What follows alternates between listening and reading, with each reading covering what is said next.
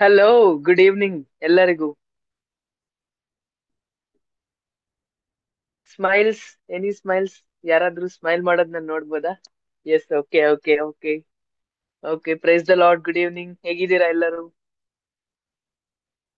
All good. Okay, start ಮಾಡೋಣ. ಇವತ್ ಹದ್ದಿನ ಬಗ್ಗೆ ಕೇಳಕ್ ಇದೀವಿ. ಹದ್ದಿನ ತರ ಇರ್ಬೇಕು ನಾವ್ ಇವತ್ತೆಲ್ಲರೂ, ತುಂಬಾ very fast, spontaneous. Right, start ಮಾಡೋಣವಾ? Yes. Praise the Lord and good evening ಎಲ್ಲರಿಗೂ ಕೂಡ. ನಾನು ಸ್ವರೂಪ್ ಮಾತಾಡ್ತಾ ಇದ್ದೀನಿ. ಸೊ ಇವತ್ತಿನ ಯೂತ್ ಫೆಲೋಶಿಪ್ಗೆ ನಿಮ್ಮೆಲ್ಲರನ್ನು ಪ್ರೀತಿಯಿಂದ ಆಹ್ವಾನ ಮಾಡ್ತಾ ಇದ್ದೀನಿ. ಸೊ ನಾವ್ ಏನಾದ್ರೂ ಸ್ಟಾರ್ಟ್ ಮಾಡಕ್ ಮುಂಚೆ ನಾವ್ ಯಾವ್ದ್ರಿಂದ ಸ್ಟಾರ್ಟ್ ಮಾಡ್ಬೇಕು? ಪ್ರಾರ್ಥನೆಯಿಂದ. ಸೊ ನಾವು ಇವತ್ತಿನ ಯೂತ್ ಫೆಲೋಶಿಪ್ ನನ್ನು ಪ್ರಾರಂಭ ಮಾಡುವುದಕ್ಕಿಂತ ಮುಂಚೆ ನಾವು ಪ್ರಾರ್ಥನೆ ಮಾಡಿಕೊಳ್ಳುತ್ತಾ ನಾವು ಪ್ರಾರಂಭ ಮಾಡ್ಕೊಳ್ಳೋಣ. ನಮ್ಮಲ್ಲಿ ಜಾಯ್ನ್ ಆಗಿರುವಂತ ಪಾಸ್ಟರ್ ಮಧುಸೂದನ್ ಅವರು ನಮ್ಮನ್ನು ಪ್ರಾರಂಭದ ಪ್ರಾರ್ಥನೆಯನ್ನು ನಡೆಸ್ಕೊಡ್ತಾರೆ. ನಾವೆಲ್ಲರೂ ನಮ್ಮ ತಲೆಗಳನ್ನು ಬಾಗಿಸಿ ನಮ್ಮ ಕಣ್ಣುಗಳನ್ನು ಮುಚ್ಚಿ ಪ್ರಾರ್ಥನೆಯಲ್ಲಿ ಭಾಗವಹಿಸೋಣ. S pastor. ಸರಿ, ನಾವೆಲ್ಲರೂ ಕೂಡ ಈ ಸಮಯದಲ್ಲಿ ಪ್ರಾರ್ಥನೆ ಮಾಡಿಕೊಳ್ಳೋಣ. ಕರ್ತನ ಸಮ್ಮುಖದಲ್ಲಿ ನಾವು ಕಣ್ಣುಗಳನ್ನು ಮುಚ್ಚಿಕೊಂಡವರಾಗಿ ನಾವು ಪ್ರಾರ್ಥನೆ ಮಾಡಿಕೊಳ್ಳೋಣ. ಪ್ರೀತಿಸುವ ಪರಲೋಕ ತಂದೆಯಾದ ದೇವರೇ, ಯೇಸು ಕ್ರಿಸ್ತನ ನಾಮದಲ್ಲಿ ಈ ರಾತ್ರಿಯ ಸಮಯದಲ್ಲಿ ನಿಮ್ಮ ಪಾದ ಸಮ್ಮುಖದಲ್ಲಿ ನಾವೆಲ್ಲರೂ ಕೂಡಿ ಬರುವ ಹಾಗೆ ನಮಗೆ ಸಹಾಯ ಮಾಡಿದ್ರಿ ದೇವರೇ. ಬಹು ದಿವಸಗಳಾದ ನಂತರ ತಿರುಗಿ ಕರ್ತನಪ್ಪ ನಾವು ಯೂತ್ ಫೆಲೋಶಿಪ್ ಅಲ್ಲಿ ಕೂಡಿ ಬರೋಕೆ ಸಹಾಯ ಮಾಡಿದ್ಯಾ. ನೀನ್ ಮಾಡಿದ ಎಲ್ಲ ಮೇಲುಗಳಿಗಾಗಿ ನಾವು ನಿನಗೆ ಈ ದಿನದಲ್ಲಿ ಸ್ವಾಮಿ, ಈ ಯೂತ್ ಫೆಲೋಶಿಪ್ ಸ್ವಾಮಿ, ನಾವ್ ಏನೆಲ್ಲ ಕಲಿಬೇಕೆಂಬುದಾಗಿ ನಿನ್ನ ಚಿತ್ತ ಉದ್ದೇಶವಿದೆಯಲ್ಲ, ಬಹು ಜಾಗರೂಕತೆಯಿಂದ ಕರ್ತನಪ್ಪ ದೇವರೇ, ನಮ್ಮ ಪ್ರಾಣ ಆತ್ಮ ಶರೀರವನ್ನು ಒಪ್ಪಿಸಿಕೊಟ್ಟು ತೆರೆದ ಹೃದಯವುಳ್ಳವರಾಗಿ ಕರ್ತನಪ್ಪ ನಾವು ಕೂತುಕೊಳ್ಳಿಕ್ಕೆ ನಮ್ಗೆ ಸಹಾಯ ಮಾಡು. ಇದರಲ್ಲಿ ಇನ್ನು ಯಾರ್ಯಾರು ಜಾಯಿನ್ ಆಗಲಿಲ್ಲ ಅವರೆಲ್ಲರೂ ಕರ್ತನಪ್ಪ ಇದರಲ್ಲಿ ಭಾಗವಹಿಸ್ಲಿಕ್ಕೆ ಬಂದು ಸೇರುವುದಕ್ಕೆ ಸಹಾಯ ಮಾಡಿ ಎಂಬುದಾಗಿ ನಾವು ಪ್ರಾರ್ಥಿಸ್ತೀವಿ. ವಿಶೇಷವಾಗಿ ಇದು ನಡೆಸಿಕೊಡುವಂತ ಬ್ರದರ್ ಮುತ್ತು ಬ್ರದರ್ಗಾಗಿ, ಸ್ವರೂಪ್ಗಾಗಿ, ಕರ್ತನೆ ತಂಡದವರಿಗೆ ನಾವು ಪ್ರಾರ್ಥಿಸ್ತೀವಿ. ಯೇಸು ಕ್ರಿಸ್ತ ನಾಮದಲ್ಲಿ ನೆಟ್ವರ್ಕ್ಗಳು ಕರ್ತನೆ ಎಲ್ಲ ವಾತಾವರಣಗಳನ್ನ ಹತೋಟಿಗೆ ತೆಗೆದುಕೊಂಡು ಸ್ವಾಮಿ, ಯೇಸುವಿನ ನಾಮದಲ್ಲಿ ಪ್ರಾರಂಭ ಮೊದಲುಗೊಂಡು ಅಂತ್ಯದವರೆಗೂ ಮಧ್ಯಸ್ಥನು ಯಜಮಾನನು ಒಡೆಯನಾಗಿದ್ದು ಸ್ವಾಮಿ ಇದು ನಡೆಸಿಕೊಟ್ಟದಕ್ಕಾಗಿ ನಮಗೆ ಅದ್ಭುತವಾಗಿ ನಾವು ನಿಮಗೆ ಸ್ತೋತ್ರ ಮಾಡ್ತೇವೆ. ತಂದೆ ಮಗ ಪರಿಶುದ್ಧಾತ್ಮ ಏಕ ದೇವ ನಾಮದಲ್ಲಿ ಇದನ್ನದ ಪ್ರಾರ್ಥನೆ ನಿಮ್ಮ ಕರದಲ್ಲಿ ಒಪ್ಪಿಸಿಕೊಟ್ಟು ಬೇಡಿ ಹೊಂದಿಕೊಂಡಿದ್ದೇವೆ ಪರಲೋಕ ದೇವರೇ. Amen. Thank you pastor.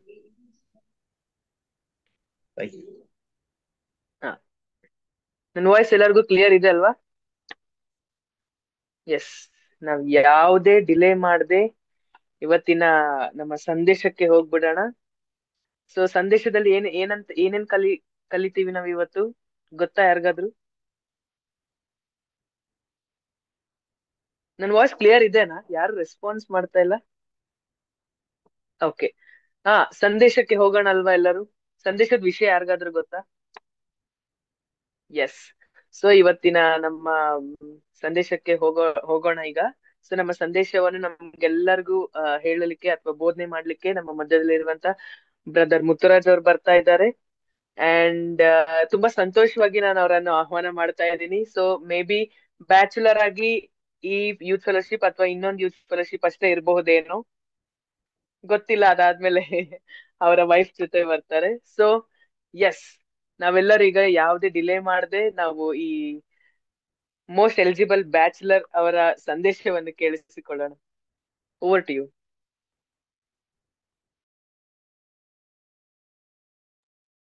Thank you Swaroop. Okay, ಇವತ್ತಿನ ಟಾಪಿಕ್ ನಿಮ್ಮೆಲ್ಲರಿಗೂ ನಾನು ಗ್ರೂಪ್ಗಳಲ್ಲಿ ಮತ್ತೆ ಹಲವಾರು ದಿನಗಳಿಂದ ನಾನು ಈ ಟಾಪಿಕ್ಗೋಸ್ಕರ ನಾನು ಯೋಚನೆ ಮಾಡ್ತಾ ಇದ್ದೆ, ಯಾವ ಟಾಪಿಕ್ನ ನಾವು ಮಾತಾಡೋಣ ಯೂತ್ ಫೆಲೋಶಿಪ್ ಅಲ್ಲಿ ಅಂತ. ಆಲ್ಮೋಸ್ಟ್ ಒಂದು ಒನ್ ಮಂತ್ ಇಂದನೂ ನಾನು ಯೋಚನೆ ಮಾಡ್ತಾ ಇದ್ದೆ. ಈಗ ಭಾಳ ದಿನ ಆಯಿತು ಯಾವುದ್ರ ಬಗ್ಗೆ ಮಾತಾಡೋಣ ಅಂತ ಅನ್ನುವಾಗ ನನಗೆ ಮೈಂಡಲ್ಲಿ ಭಾಳ ಟಾಪಿಕ್ಸ್ಗಳು ಓಡ್ತಾ ಇದ್ವು. ಏನೋ ಒಂದು ಫುಡ್ ಬಗ್ಗೆ ನಾನು ಲಾಸ್ಟ್ ಟೈಮ್ ಹೇಳಿದ್ದೆ ಅನ್ಸುತ್ತೆ. ಫುಡ್ ಬಗ್ಗೆ ನಾವು ಮಾತಾಡಬೇಕು, ಫುಡ್ ಯಾವ ಥರ ತಿನ್ನಬೇಕು ಅಥವಾ ನಾವು ಯಾವ ಥರ ಫಿಟ್ ಆಗಿ ಇರಬೇಕು ಅಥವಾ ಫುಡ್ ಎಷ್ಟು ಇಂಪಾರ್ಟೆಂಟ್ ನಮ್ಮ ಬಾಡಿಗೆ ಅನ್ನೋದ್ರ ಬಗ್ಗೆ ಮಾತಾಡೋಣ ಅನ್ನೋದು ಒಂದಿತ್ತು. ಆಮೇಲೆ ಇನ್ನೊಂದು ದಾನಿಯೇಲನ ಜೀವನದ ಬಗ್ಗೆ ಆ ಮಾತಾಡಬೇಕು ಅನ್ನೋದು ಕೂಡ ಒಂದು ಕಡೆ ಇತ್ತು. ಯಾಕಂದ್ರೆ ದಾನಿಯೇಲನ ಲೈಫ್ ಸ್ಟೋರಿ ನಿಮ್ಮೆಲ್ಲರಿಗೂ ಗೊತ್ತಿದೆ. ಆತನು ಎಷ್ಟು ಸಾಕ್ಷಿಕರವಾದಂತ ಜೀವನವನ್ನು ಇಟ್ಕೊಂಡಿದ್ದ ಅಂತಂದೇಳಿ ನಿಮ್ಮೆಲ್ಲರಿಗೂ ಗೊತ್ತಿದೆ. ಸೊ ಅದ್ರ ಬಗ್ಗೆ ಮಾತಾಡೋಣ. ಈ ತರ ಹಲವಾರು ಟಾಪಿಕ್ಸ್ಗಳು ನನ್ನ ಹತ್ರ ಆ, ಇದು ಯಾವ್ದ್ರ ಬಗ್ಗೆ ಮಾತಾಡಬೇಕು, ಯಾವ್ದ್ರ ಬಗ್ಗೆ ಆ, ಇಲ್ಲ ಅನ್ನೋದ್ರ ಬಗ್ಗೆ ಯೋಚನೆ ಮಾಡ್ತಾ ನಾನು ಪ್ರಾರ್ಥನೆ ಮಾಡ್ತಾ ಇದ್ದಾಗ ಲಾಸ್ಟ್ ವಾರನೇ ನಾನು ಮಾಡೋಣ ಅನ್ಕೊಂಡೆ. ಬಟ್ ಕಾರಣಾಂತರಗಳಿಂದ ಮತ್ತೆ ನಿಮ್ಮೆಲ್ಲರಿಗೂ ಕೆಲವ್ರು ಗೊತ್ತಿರೋ ಹಾಗೆ ನಂದು ಕೆಲವೊಂದೆಲ್ಲ ಎಕ್ಸಾಮ್ಸ್ ಇದ್ದು. ಸೊ ಎಕ್ಸಾಮ್ಸ್ ದೇವ್ರ ಕೃಪೆಯಿಂದ ಕಳೆದ ತಿಂಗಳ 30ನೇ ತಾರೀಕಿಗೆ ಕೊನೆಯ ಒಂದು ಎಕ್ಸಾಮ್ ನಾನು ಬರೆದೆ. ಸೊ ಎಲ್ಲವೂ ಅದ್ಭುತವಾಗಿ ಆ ಬರೆಯುವಂತೆ ದೇವರು ಸಹಾಯ ಮಾಡಿದ್ದೇನೆ. ನಿಮ್ಮೆಲ್ಲರ ಪ್ರಾರ್ಥನೆಗಾಗಿ ನಾನು ದೇವರಿಗೆ ಸ್ತೋತ್ರ ಸಲ್ಲಿಸ್ತೇನೆ. ನೀವೆಲ್ಲರೂ ಕೂಡ ಬಹಳ ಬೈಬಲ್ ಕ್ವಿಜ್ ಅಲ್ಲಿ ಇರೋರು, ಅವರೆಲ್ಲ ಬಹಳ ಆ ಕೋಆಪರೇಟ್ ಮಾಡಿ ಚೆನ್ನಾಗಿ ಬರೆಯುವಂತೆ ಸಹಾಯ ಮಾಡಿದ್ದಾರೆ.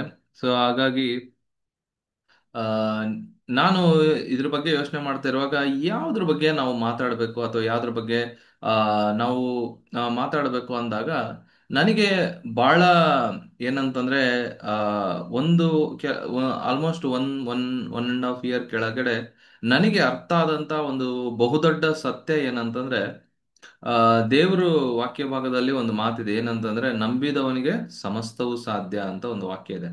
ಬಟ್ ಆದ್ರೆ ನಮಗೆ ಬರೀ ಆ ನಂಬಿಕೆ ಒಂದೇ ಇದ್ರೆ ಸಾಕಾಗಲ್ಲ. ಬಟ್ ಅದಕ್ಕೆ ತಕ್ಕಂತ ಒಂದು ಮನಸ್ಥಿತಿ ಕೂಡ ಇರಬೇಕು. ಅಂದ್ರೆ ನಮ್ಮ ಮನಸ್ಥಿತಿಯನ್ನು ಬದಲಾವಣೆ ಮಾಡ್ಕೊಳ್ಳೋದು ಹೇಗೆ? ಸೊ ಯಾಕಂದ್ರೆ ನಮ್ಮ ಮನಸ್ಥಿತಿ ಬದಲಾಗೋವರೆಗೂ ದೇವರು ಏನು ನಮಗೆ ಆ ನಮ್ಮ ಮೇಲೆ ಆತನ ಚಿತ್ತ ಆಗಿರ್ಬೋದು, ಆತನ ಕೃಪೆ ಆಗಿರ್ಬೋದು, ಆತನ ಒಂದು ದರ್ಶನ ಆಗಿರ್ಬೋದು, ಅದೆಲ್ಲ ನಡೆಯೋದಕ್ಕೆ ಬಹಳ ಇಕ್ಕಟ್ಟುಗಳಾಗ್ತವೆ. ದೇವ್ರ ಚಿತ್ತ ಕಂಪಲ್ಸರಿ ನಡೆಯುತ್ತೆ. ಬಟ್ ಆದ್ರೆ ಅಂಟಿಲ್ ಅಂಡ್ ಅನ್ಲೆಸ್ ನಾವು ನಮ್ಮ ಮೈಂಡ್ ಸೆಟ್ ಅನ್ನು ಕ್ಲಿಯರ್ ಮಾಡ್ಕೊಳ್ಳೋವರೆಗೂ ಅದು ಆಗಕ್ಕೆ ಸಾಧ್ಯ ಇಲ್ಲ. ಒಂದ್ ವೇಳೆ ನಾನು ಒಂದು ಉದಾಹರಣೆ ಕೊಡೋದಾದ್ರೆ ಈಗ ನಾನು ಒಂದು ಏನೋ ಬೈಕ್ ತಗೊಳ್ಬೇಕು ಅಂತ ನಾನು ಅನ್ಕೊಂತಾ ಇದ್ದೀನಿ ಅನ್ಕೊಳ್ಳಿ. ಆದ್ರೆ ನಾನು ಪ್ರಾರ್ಥನೆಯನ್ನು ಮಾಡ್ತಾ ಇದ್ದೀನಿ, ದೇವರೇ ನಿನ್ ಚಿತ್ತ ಆಗ್ಲಿ, ದೇವರೇ ನಿನ್ ಚಿತ್ತ ಆಗ್ಲಿ, ದೇವರೇ ನಿನ್ ಚಿತ್ತ ಆಗ್ಲಿ ಅಂತ. ಆದ್ರೆ ನನ್ನ ಮನಸ್ಸಲ್ಲಿ ಏನಿದೆ, ಓ ಇದರಲ್ಲಿ ನನಗೆ ಬ್ಯಾಂಕ್ ಅಲ್ಲಿ ಇಷ್ಟು ಅಮೌಂಟ್ ಇರಬೇಕು, ಅಥವಾ ನನಗೆ ಇಷ್ಟು ದುಡ್ಡು ಇರಬೇಕು, ಅವಾಗ ನಾನು ಈ ಬೈಕ್ ತಗೊಳಕ್ಕಾಗತ್ತೆ, ನನಗೆ ಅವಾಗ ಇದನ್ನ ಸಾಧಿಸಕ್ ಆಗತ್ತೆ ಅಂದಾಗ, ಅಂದ್ರೆ ನನ್ನ ಮೈಂಡ್ ಸೆಟ್ ಎಲ್ಲ ಏನಂತ ಯೋಚನೆ ಮಾಡ್ತಾ ಇದೆ, ನಾನು ಅಂದ್ರೆ ಇಂಡಿವಿಜುವಲ್ ಪರ್ಸನ್ ಆಗಿ ನಾನು ಯೋಚನೆ ಮಾಡ್ತಾ ಇದ್ದೀನಿ. ನಾನು ದೇವ್ರ ಮೇಲೆ ನಾನು ಆತ್ಕೊಳ್ತಾ ಇಲ್ಲ. ನಾನು ಇಂಡಿವಿಜುವಲ್ ಆಗಿ ಯೋಚನೆ ಮಾಡ್ತಾ ಇದ್ದೀನಿ ಏನಂತ, ನಾನು ಇದು ಮಾಡಿದ್ರೆ ಇದಾಗತ್ತೆ ಅಂದ್ರೆ ನಾನು ಅನ್ನೋದು ಬಂತು. ಅಲ್ಲಿ ದೇವ್ರೆಲ್ಲಿ ಬಂದ? ಆವಾಗ ನಾವು ಸುಮ್ಮನೆ ಬಾಯಿ ಮಾತಿಗೆ ಪ್ರಾರ್ಥನೆ ಮಾಡುವಾಗ ಹೇಳ್ತೀವಿ ದೇವ್ರ ಚಿತ್ತ, ದೇವ್ರ ಚಿತ್ತ ಅಂತ. ಬಟ್ ಆದ್ರೆ ನಾವು ಯೋಚನೆ ಮಾಡ್ತಾ ಇರೋದಂದ್ರೆ ನಮ್ಮ ಮನಸ್ಥಿತಿ ಏನಾಗಿದೆ, ಇಲ್ಲ ನಾನು ಇದು ಇಷ್ಟಿದ್ರೆ ಓಕೆ ಅಂತ.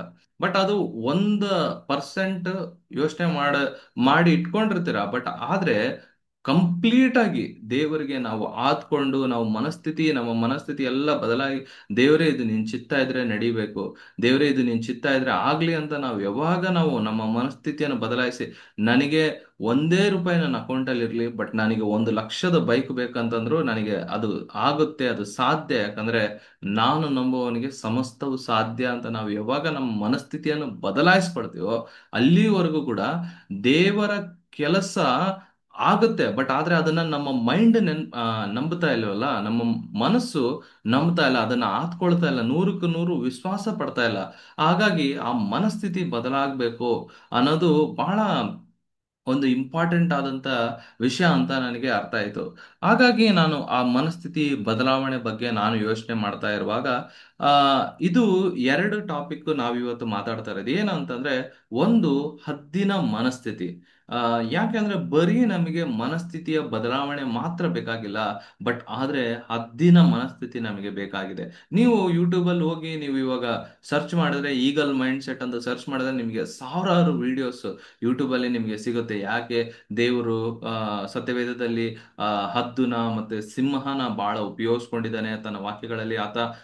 ಆತನ ಅಥವಾ ಆತನ ವಿಶ್ವಾಸಿಗಳನ್ನು ಹದ್ದಿನ ಹಾಗೆ ಆತನ ಯಾಕೆ ಪೋರ್ಟ್ರೇ ಮಾಡಿದಾನೆ ಅನ್ನೋದ್ರ ಬಗ್ಗೆ ನಿಮಗೆ ಬಹಳಷ್ಟು ವಿಡಿಯೋ ಸಿಗುತ್ತೆ.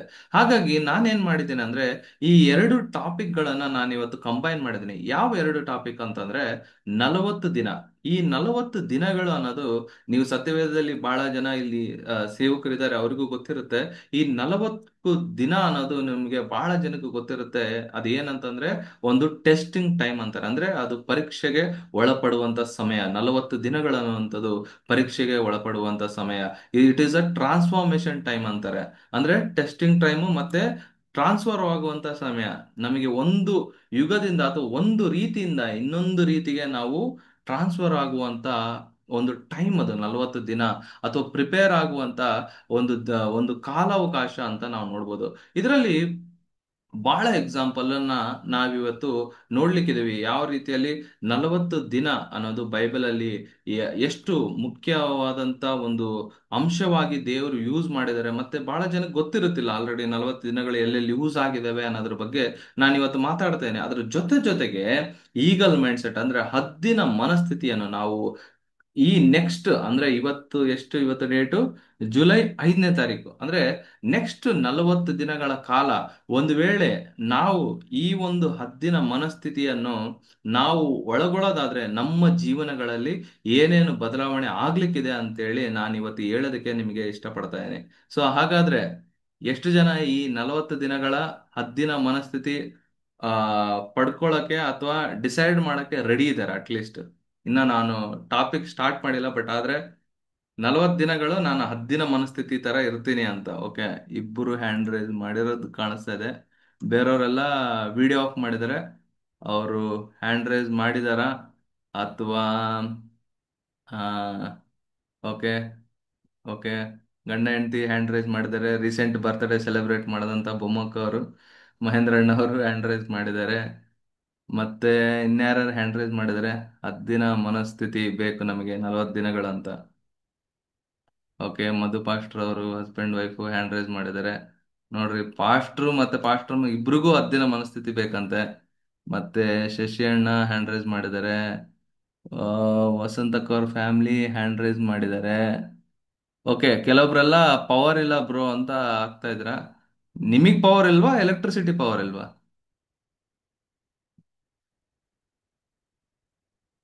ಎಲೆಕ್ಟ್ರಿಸಿಟಿ ಪವರ್ ಇಲ್ವಾ? Okay okay okay, thank you ಯಾರ್ಯಾರೆಲ್ಲ ಹ್ಯಾಂಡ್ ರೈಸ್ ಮಾಡಿದ್ರು. ಇದು ಒಂದು, ಸೊ ಇವತ್ತು ಯಾರ್ಯಾರು ಆ ಇವತ್ತು ಕೇಳ್ತಾ ಇದಾರೋ, ಇದು ನಿಜವಾಗ್ಲೂ ಆ ಏನಂತಂದ್ರೆ ಇದು ಒಂದು ನಿಮಗೆ ಒಂದು ಟ್ರಾನ್ಸ್ಫಾರ್ಮೇಶನ್ ಆಗುವಂತ, ಅಂದ್ರೆ ಒಂದು ಒಂದು ಬದಲಾವಣೆ ಆಗುವಂತ ಸೀಸನ್ ಇದು ಅಂತ ನೀವು ಆ ಕೇಳಿದ್ರೆ ನಿಮಗೆ ನಿಜವಾಗ್ಲೂ ನಿಮ್ಮ ಜೀವನದಲ್ಲಿ ಬದಲಾವಣೆ ಆಗುತ್ತೆ. ಯಾರ್ಯಾರೆಲ್ಲ ಇವತ್ತು ಹ್ಯಾಂಡ್ ರೈಸ್ ಮಾಡಿದ್ರು ನನಗೆ ಹದ್ದಿನ ಮನಸ್ಥಿತಿ ಬೇಕು ಅಂತಂದು, ಅವ್ರಿಗೆಲ್ಲ ಈ 40 ದಿನಗಳು, ನೆಕ್ಸ್ಟ್ 40 ಡೇಸ್, ಅದೇ ನಾನು ಇವತ್ತು ನನ್ನ ಟಾಪಿಕ್ ಏನಂದ್ರೆ ನೆಕ್ಸ್ಟ್ ಟಾಪಿಕ್ 40 ಡೇಸ್ ನಮ್ಗೆ ಹದ್ದಿನ ಮನಸ್ಥಿತಿ ನಮಗೆ ಇರಬೇಕು.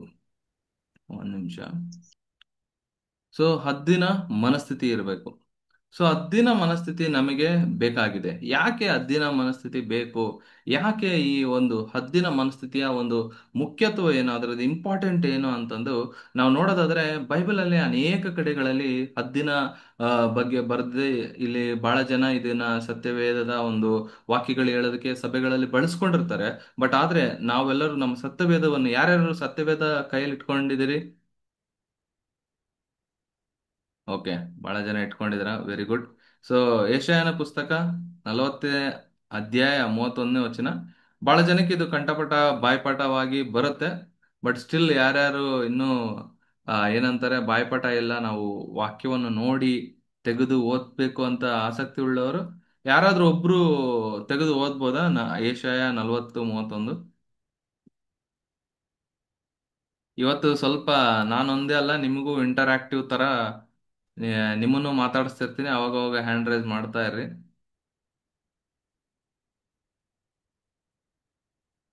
ಯಾರಾದ್ರೂ ತೆಗ್ದಿದ್ರೆ ಹ್ಯಾಂಡ್ ರೈಸ್ ಮಾಡ್ರಿ.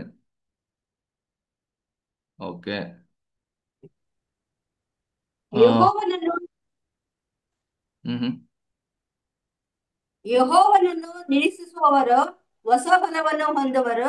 ಹದ್ದುಗಳಂತೆ ರೆಕ್ಕೆಗಳನ್ನು ಚಾಚಿಕೊಂಡು ಏರುವರು. ಓಡಿ ದಣಿಯರು, ನಡೆದು ಬಳಲರು. Okay, very good. ಸೊ ಇದು ಬಹಳ ಜನ ಗೊತ್ತಿರುತ್ತೆ ಕೆಲವರಿಗೆಲ್ಲ, ಬಟ್ ಸ್ಟಿಲ್ ನಾನು ಈ ಒಂದು ವಚನ ಇಟ್ಕೊಂಡು ಮತ್ತೆ ಇನ್ನೊಂದು ಕೆಲವೊಂದು ವಚನಗಳನ್ನು ಇಟ್ಕೊಂಡು ನಾನಿವತ್ತು ಮಾತಾಡ್ಲಿಕ್ಕಿದ್ದೇನೆ ಹದ್ದಿನ ಮನಸ್ಥಿತಿ ಬಗ್ಗೆ. ಬಟ್ ಆದ್ರೆ ನಾವು ಫಸ್ಟ್ ಹದ್ದಿನ ಮನಸ್ಸಿನ ಬಗ್ಗೆ ನಾವು ತಿಳ್ಕೊಳ್ಳೋಣ, ಅಥವಾ ಹದ್ದು ಯಾವ ತರ ಜೀವನ ಮಾಡುತ್ತೆ ಅಥವಾ ಯಾವ ತರ ಜೀವನ ಇರುತ್ತೆ ಅನ್ನೋದ್ರ ಬಗ್ಗೆ ನಾವು ತಿಳ್ಕೊಳ್ಳೋಣ. ಸೊ ಫಸ್ಟ್ ಆಫ್ ಆಲ್ ನಾನು ಯಾಕೆ ಈ ಹದ್ದಿನ ಬಗ್ಗೆ, ನಾನು ಯಾಕೆ ಈ 40 ವರ್ಷ ಹದ್ದು, ಸಾರಿ 40 ದಿನಗಳು ಮತ್ತೆ ಹದ್ದಿನ ಮನಸ್ಥಿತಿ ಅನ್ನೋದನ್ನ ಕ್ಲಬ್ ಮಾಡಿದೆ, ಅಥವಾ ಯಾಕೆ ಅಂತಂದ್ರೆ ನಮಗೆ ಒಂದು ರೀತಿಯಂತ ಬದಲಾವಣೆ ಬೇಕು, ಒಂದು ರೀತಿಯಂತ ಚಾಲೆಂಜ್ ಬೇಕು ನಮ್ಮ ಲೈಫಲ್ಲಿ. ಏನಾದ್ರೂ ಒಂದು ನಾವು ಬದಲಾವಣೆ ಆಗ್ಬೇಕು ಅಥವಾ ಏನಾದ್ರೂ ಒಂದು ನಾವು ಪರಿವರ್ತನೆ ಆಗ್ಬೇಕು, ಮಾನಸಾಂತರ ಹೊಂದ್ಬೇಕಂದ್ರೆ ನಮಗೆ ಒಂದು ರೀತಿಯಾದಂತ ಒಂದು ಚಾಲೆಂಜ್ ಬೇಕು. ಆ ಚಾಲೆಂಜ್ ಇಲ್ಲದೆ ಇದ್ರೆ ನಾವು ಪರಿವರ್ತನೆ ಆಗೋದು ಬಹಳ ಕಷ್ಟ ಆಗುತ್ತೆ. ಹಾಗಾಗಿ ನಾನು ಇವತ್ತು ನಿಮಗೆ ಕೊಡ್ತಾ ಇರುವಂತ ಚಾಲೆಂಜು ಅಥವಾ ಹೋಮ್ವರ್ಕ್ ಏನಂತಂದ್ರೆ, ನೆಕ್ಸ್ಟ್ ಫಾರ್ 40 ಡೇಸ್, ನೆಕ್ಸ್ಟ್ ಇವತ್ತಿಂದ ಜುಲೈ 5 ಇವತ್ತು, ನೆಕ್ಸ್ಟ್ 40 ದಿನಗಳ ಕಾಲ ಯಾರು ಹದ್ದಿನ ಮನಸ್ಸುಳ್ಳವರಾಗಿರ್ತಾರೆ ನಾವು ನೋಡೋಣ. ಮುಂದಿನ ಯೂತ್ ಫೆಲೋಶಿಪ್ ಅಲ್ಲಿ ನಾನು ಸಿಕ್ಕಾಗ ಮತ್ತೆ ನಿಮ್ಮನ್ನ ಕೇಳ್ತೀನಿ, ಯಾರ್ಯಾರು ಈ ಹದ್ದಿನ ಮನಸ್ಥಿತಿ ಉಳ್ಳವರಾಗಿದ್ರಿ, ಅದರಿಂದ ನಿಮ್ಗೆ ಏನು ಉಪಯೋಗ ಆಯ್ತು ಅನ್ನೋದ್ರ ಬಗ್ಗೆ ನಾನು ಕೇಳ್ತೀನಿ. ಬಟ್ ಇವಾಗ ಸದ್ಯಕ್ಕೆ ಇದು ನಿಮಗೆ ಒಂದು ಹೋಮ್ ವರ್ಕ್.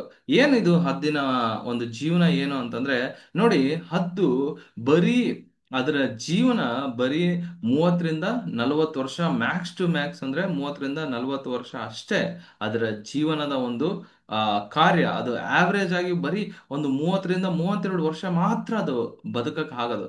ಆದ್ರೆ ಕೆಲವೊಂದು ಹದ್ದುಗಳಿಗೆ ಒಂದು ವಿಶೇಷವಾದಂತ, ಒಂದು ವಿಭಿನ್ನವಾದಂತ ಪ್ರಯತ್ನ ಮಾಡುತ್ತೆ. ಏನ ಆ ಪ್ರಯತ್ನ ಅಂತಂದ್ರೆ, ಅದು ಅದು ತನ್ನ ವಯಸ್ಸನ್ನು ಮತ್ತೆ ರಿನ್ಯೂ ಮಾಡ್ಕೊಳಕ್ಕೆ ಹೋಗುತ್ತೆ. ಏನು ಆ ರಿನ್ಯೂ ಅಂತಂದ್ರೆ, ಹೇಗೆ ಅದನ್ನ ಹೊಸ ಬಲ ಅಂತ ವಾಕ್ಯದಲ್ಲಿ ಬರೆಯಲ್ಪಟ್ಟಿದೆ. ಹೇಗೆ ದೇವರು ಯಾಕೆ ಈ ಹದ್ದನ್ನು ಅಥವಾ ಯೂಸ್ ಮಾಡ್ಕೊಂಡು ಹೊಸ ಬಲವನ್ನು ಹೊಂದುವರು ಅಂತಂದು ಯಾಕೆ ದೇವರು ಹೇಳಿದಾನೆ ಸತ್ಯಭಾಗದಲ್ಲಿ ಅಂತ ನಾವು ನೋಡ್ಕೊಳ್ಳೋದಾದ್ರೆ, ನಾನು ನಿಮಗೆ ಹೇಳ್ತಾ ಇದ್ದೀನಿ, ಹದ್ದಿನ ನಾರ್ಮಲ್ ಲೈಫ್ ಸ್ಟೈಲ್ ಬರೀ 40 ವರ್ಷ, ಅಥವಾ ಆವರೇಜ್ ನೀವು ತಗೊಂಡ್ರೆ ಹದ್ದಿನ ವಯಸ್ಸು ಬರೀ 30 ರಿಂದ 32 ವರ್ಷ. ಬಟ್ ಆದ್ರೆ ಆ ಒಂದು 30 ವರ್ಷ 32 ವರ್ಷ ಆಗೋಷ್ಟೊಳಗೆ ಹದ್ದಿನ ಒಂದು ಏನಂತಾರೆ, ಅದು ಕೊಕ್ಕರೆ ಆಗಿರ್ಬೋದು ಅಥವಾ ವಿಂಗ್ಸ್ ಆಗಿರ್ಬೋದು, ರೆಕ್ಕೆಗಳಾಗಿರ್ಬೋದು, ಅದರ ಕಾಲು ಉಗುರುಗಳಾಗಿರ್ಬೋದು, ಅಥವಾ ಅದರದ್ದು ವೇಟ್ ಏನಾಗಿರುತ್ತೆ, ಅದರ ಭಾರ ಬಹಳ ಒಂದು ಹೆವಿ ಆಗಿರುತ್ತೆ. ಅದು ಬಹಳ ಆರೋದಕ್ಕಾಗಲ್ಲ, ಬಹಳ ದೂರ ಆರೋದಕ್ಕಾಗಲ್ಲ, ಬಹಳ ಹೈಟ್ ಆರೋದಕ್ಕಾಗಲ್ಲ ಒಂದು ಏಜ್ ಆದ್ಮೇಲೆ ಅಂತಂದು. ಇದನ್ನ ಬಹಳ ಸರಿ ನಮ್ಮ ಸೇವಕರು ಕೂಡ ತಮ್ಮ ವಾಕ್ಯ ಭಾಗಗಳಲ್ಲಿ ಹೇಳಿದ್ದಾರೆ. ಬಟ್ ನಾನು ತಿರ್ಗಾ ಇದನ್ನ ರಿಪೀಟ್ ಮಾಡ್ತೇನೆ, ಏನಂತಂದ್ರೆ, ಇಷ್ಟೆಲ್ಲ ಅದು ವಯಸ್ಸು ಆಗ್ತಾ ಆಗ್ತಾ ಇಷ್ಟು ಬದಲಾವಣೆ ಆಗುವಂತ ಸಮಯದಲ್ಲಿ ಕೆಲವೊಂದು ಹದ್ದುಗಳು ಮಾತ್ರ, ಎಲ್ಲಾ ಹದ್ದುಗಳಲ್ಲ, ನಾನು ಆಗ್ಲೇ ಹೇಳಿದ್ದೀನಿ, ಆವರೇಜ್ ಹದ್ದಿನ ಜೀವನ ಎಷ್ಟು, ಬರೀ 32 ವರ್ಷ ಮಾತ್ರ, 30 ರಿಂದ 32 ವರ್ಷ ಮಾತ್ರ. ಸೊ ಆವರೇಜ್ ಅಷ್ಟೇ ಬದುಕು. ಬಟ್ ಆದ್ರೆ ಇದು ಯಾವಾಗ ತನ್ನ ಭಾರ ಜಾಸ್ತಿ ಆಗುತ್ತೋ ಅವಾಗ ಆಲ್ಮೋಸ್ಟ್ ಬಹಳಷ್ಟು ಹದ್ದುಗಳು ತಮ್ಮ ಜೀವನವನ್ನು ಎಂಡ್ ಮಾಡ್ಕೊಳ್ತೇವೆ ಅಥವಾ ಆ ಜೀವನವನ್ನು ಕಳ್ಕೊಳ್ತವೆ. ಬಟ್ ಆದ್ರೆ ಕೆಲವೊಂದು ಹದ್ದುಗಳಿದಾವೆ. ಇವು ಯಾವ ಹದ್ದುಗಳು? ಇವತ್ತು ಮೀಟಿಂಗ್ ಅಟೆಂಡ್ ಮಾಡ್ತಿರುವಂತ ಹದ್ದುಗಳು ಇವೆಲ್ಲ. ಅರ್ಥ ಆಗ್ತಿದೆಯಲ್ಲ? ಕೆಲವೊಂದು ಹದ್ದುಗಳು ಯಾರು? ಇವತ್ತು ಮೀಟಿಂಗ್ ಅಟೆಂಡ್ ಮಾಡ್ತಿರುವಂತ ಹದ್ದುಗಳಿಗೆ ಏನು ಇದು ಸ್ಪೆಷಲ್ ಆದಂತ ಒಂದು, ಅವರು ಒಂದು ರಿನ್ಯೂವಬಲ್ ಪವರ್ ಅಂತಂದ್ರೆ ಮತ್ತೆ ತಿರ್ಗಾ ತಮ್ಮ ಬಲವನ್ನು ಪುನರಾವರ್ತನೆ ಮಾಡಿಕೊಳ್ಳುವಂತ ಬಲ ಉಳ್ಳಂತ ಹದ್ದುಗಳು ಇವತ್ತು ಮೀಟಿಂಗ್ ನ ಅಟೆಂಡ್ ಮಾಡ್ತಾ ಇದ್ದಾರೆ. ಇವರು ತಮ್ಮ ಬಲವನ್ನು ಹೇಗೆ ಪಡಿತಾರೆ ಅಂತ ನಾವು ನೋಡ್ಕೊಳ್ಳೋದಾದ್ರೆ, ಹದ್ದು ಏನ್ ಮಾಡುತ್ತೆ ಅಂತಂದ್ರೆ, ಈ ಒಂದು ವಯಸ್ಸು ಅಂತಂದ್ರೆ ಈ ಒಂದು ಭಾರ ಅದು ಪಡೆದಾಗ, ಅಥವಾ ಈ ಒಂದು ಭಾರ ಆಗಿ ತನಗೆ ಇನ್ನೇನು ಹಾರಕ್ ಆಗ್ತಿಲ್ವಾ, ಅಥವಾ ಜಾಸ್ತಿ ಎಷ್ಟು ಅದರ ಹೈಟ್ ಎಷ್ಟಿತ್ತು ಅದಕ್ಕಿಂತ ಮೇಲೆ ಹಾರಕ್ ಆಗ್ತಿಲ್ಲ ಅನ್ನುವಂತ ಸಮಯದಲ್ಲಿ ಅದು ಏನ್ ಮಾಡುತ್ತೆ, ಒಂದು ಗುಡ್ಡಕ್ಕೆ ಹೋಗಿ, ಆ ಕಲ್ಲಿಗೆ ಹೋಗಿ ತನ್ನ ಕೊಕ್ಕರೆಯನ್ನು ಮತ್ತೆ ಉಗುರನ್ನು, ತನ್ನ ರೆಕ್ಕೆಗಳನ್ನು ಅದು ಏನ್ ಮಾಡುತ್ತೆ, ಅದನ್ನ ತನಗ್ ತಾನೇ ನಾಶ ಮಾಡ್ಕೊಳ್ಳುತ್ತೆ, ತನಗ್ ತಾನೇ ನೋವು ಉಂಟು ಮಾಡ್ಕೊಳ್ಳುತ್ತೆ, ತನ್ನ ರೆಕ್ಕೆಗಳನ್ನೆಲ್ಲವನ್ನು ನಾಶ ಮಾಡ್ಕೊಳ್ಳುತ್ತೆ. ಆ ನಾಶ ಮಾಡ್ಕೊಳ್ಳೋದು ಒಂದೇ ಅಲ್ಲ, ಅದು ಏನ್ ಮಾಡುತ್ತೆ, ಅಲ್ಲೇ ಆ ಒಂದು 40 ದಿನಗಳು ಮತ್ತೆ ಆ ರೆಕ್ಕೆಗಳು ಮತ್ತೆ ತಿರ್ಗಾ ಹುಟ್ಟೋವರೆಗೂ ಆ ಒಂದು ಗುಡ್ಡದಲ್ಲಿದ್ದು, ಮತ್ತೆ ಆ ರೆಕ್ಕೆಗಳು ಬಂದಾಗ ಮತ್ತೆ ತನ್ನ ಜೀವನವನ್ನು ಪುನರಾವರ್ತನೆ ಮಾಡುತ್ತೆ. ಬಟ್ ಆದ್ರೆ ಈ ಪುನರಾವರ್ತನೆ ಮಾಡಿದ್ಮೇಲೆ ಆ ಹದ್ದು ಎಷ್ಟು ವರ್ಷ ಬದುಕುತ್ತೆ ಅಂತ ಯಾರಾದ್ರೂ ಗೆಸ್ ಮಾಡಕ್ ಸಾಧ್ಯ ಇದೆಯಾ? ಈಗ ಆವರೇಜ್ 32 ವರ್ಷ ಅಂತ ಹೇಳಿದೆ ನಾನು. ಈ 32 ವರ್ಷ ಅದರ ಹದ್ದಿನ ಜೀವನ. ಓಕೆ, ಫಾರ್ ಎಕ್ಸಾಂಪಲ್ 30 ವರ್ಷಕ್ಕೆ ಆ ಅದಕ್ಕೆ ತನ್ನ ರೆಕ್ಕೆಗಳು ಭಾರ ಆಯ್ತು, ಅಥವಾ ತನ್ನ ಕೊಕ್ಕರೆಗಳು ಭಾರ ಆಯ್ತು, ಆ ಎಲ್ಲ ಭಾರ ಆಯ್ತು. ಇವಾಗ ಗುಡ್ಡಕ್ಕೆ ಹೋಗಿದೆ, ಅದರ ರೆಕ್ಕೆಗಳನ್ನೆಲ್ಲ ಆ ಏನು ಬಹಳ ಪೇನ್ಫುಲ್ ಪ್ರಾಸೆಸ್ ಅದು. ಬಹಳ ಪೇನ್ಫುಲ್ ಪ್ರಾಸೆಸ್ನ ಅದು ಆ ಎಲ್ಲ ಅದ್ರ ಏನಂತಾರೆ, ಆ ರೆಕ್ಕೆಗಳನ್ನು ಕಿತ್ಕೊಂಡು, ತನ್ನ ಕೊಕ್ಕರೆಗಳನ್ನು ಮುರ್ಕೊಂಡು, ತನ್ನ ಉಗುರುಗಳನ್ನು ಮುರ್ಕೊಂಡು, ಮತ್ತೆ ಆ 40 ದಿನಗಳ ಕಾಲ ಮತ್ತೆ ಆ ಒಂದು ಗುಡ್ಡದಲ್ಲಿದ್ದು, ಮತ್ತೆ ಆ ಒಂದು ಶಕ್ತಿಯನ್ನು ಪುನರಾವರ್ತನೆ ಬಂದ ಮೇಲೆ ಅದರ ಏಜ್ 1 to 2 ಮಾಡ್ಕೊಳ್ಳುತ್ತದೆ.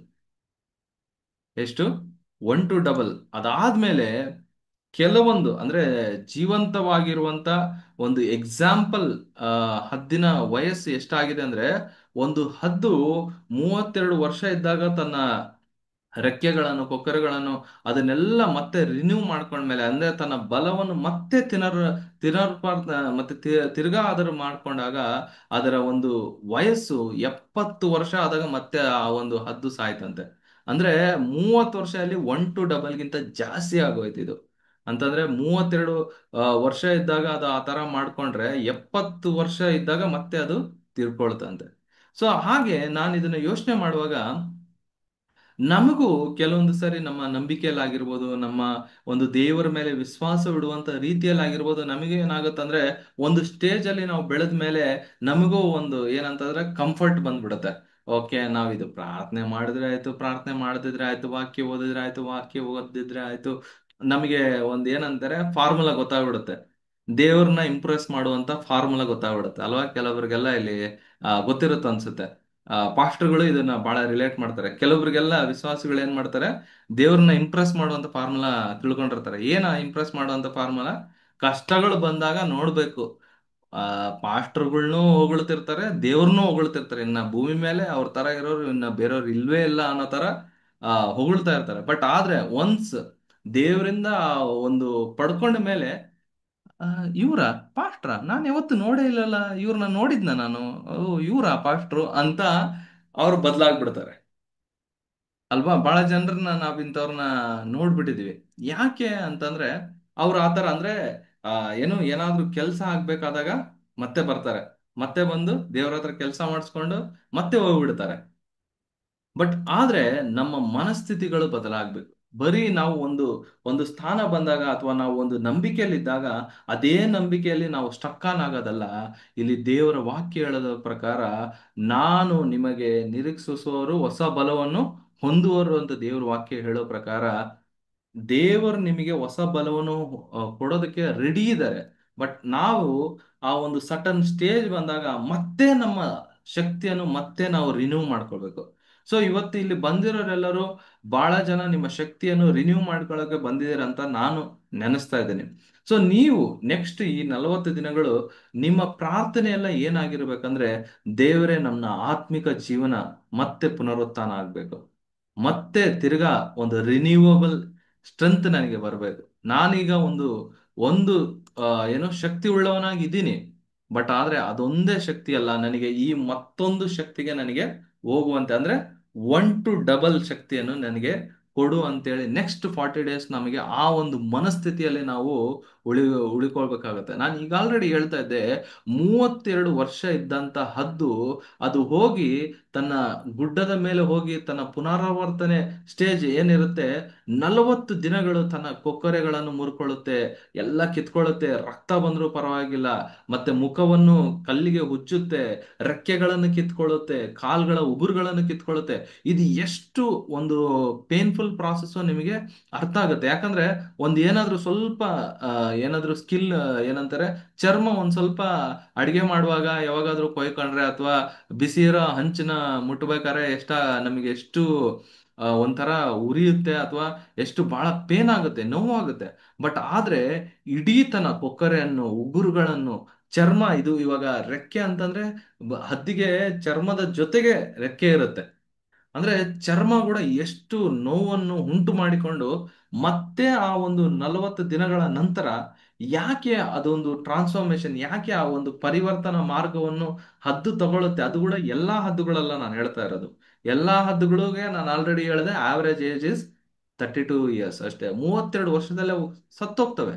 ಬಟ್ ಆದ್ರೆ ಕೆಲವೊಂದು ಹದ್ದುಗಳು ಈಗ್ಲೂ ಲೈವ್ ಆಗಿ ಇದಾವೆ. ಏನಂತಂದ್ರೆ 70 ವರ್ಷ, ಅಂದ್ರೆ ಅದು ಹೋಗಿ ತನ್ನ ಜೀವನ ಮತ್ತೆ ತಾನು ಪುನರಾವರ್ತನೆ ಮಾಡಿಕೊಂಡು ಬಂದ ಮೇಲೆ 70 ವರ್ಷದವರೆಗೂ ಜೀವಂತವಾಗಿರೋದು ಇವತ್ತಿಗೂ ಭೂಮಿ ಮೇಲೆ ಅಂತ ಒಂದು ಹದ್ದುಗಳ ಒಂದು ಜೀವನದ ಸ್ಟೋರಿಯನ್ನ ನಾವು ನೋಡ್ಬೋದು. ಯಾಕೆ ನಾನು ಈ ಹದ್ದಿನ ಬಗ್ಗೆ, ಅಥವಾ ದೇವರು ಕೂಡ ಬಹಳ ಕಡೆಗಳಲ್ಲಿ ವಾಕ್ಯಗಳಲ್ಲಿ ಯಾಕೆ ಹದ್ದಿನ ಬಗ್ಗೆ ಅಷ್ಟು ದೇವರು ಮಾತಾಡಿದ್ದಾರೆ ಅಂತಂದ್ರೆ, ಹದ್ದುಗಳು ಬಹಳಷ್ಟು ಎತ್ತರದ ಒಂದು ಪ್ಲೇಸ್ ಅಲ್ಲಿ ಹಾರ್ತವೆ ಅಂತಂದು ನಾವು ಗೊತ್ತಿದೆ, ಎಲ್ಲರಿಗೂ ಗೊತ್ತಿದೆ. ಯಾಕಂದ್ರೆ ಎಲ್ಲಾ ಪಕ್ಷಿಗಳಿಗಿಂತ ಹದ್ದು ಏನ್ ಮಾಡುತ್ತೆ, ಬಹಳ ಎತ್ತರವಾಗಿ ಏರುತ್ತೆ, ಬಹಳ ಎತ್ತರವಾಗಿ ಹಾರಿ ಅದು ಬಹಳ ಅಂದ್ರೆ ಅದು ಒಂಟಿಯಾಗಿ ಹಾರೋದನ್ನ ಇಷ್ಟಪಡುತ್ತದೆ, ಬಹಳ ಎತ್ತರವಾಗಿ ಒಂಟಿಯಾಗಿ ಹಾರೋದನ್ನ ಇಷ್ಟಪಡುತ್ತದೆ. ಅದು ಬೇರೆಯವ್ರ ಜೊತೆ ಮಿಂಗಲ್ ಆಗಕ್ಕೆ ಇಷ್ಟಪಡಲ್ಲ.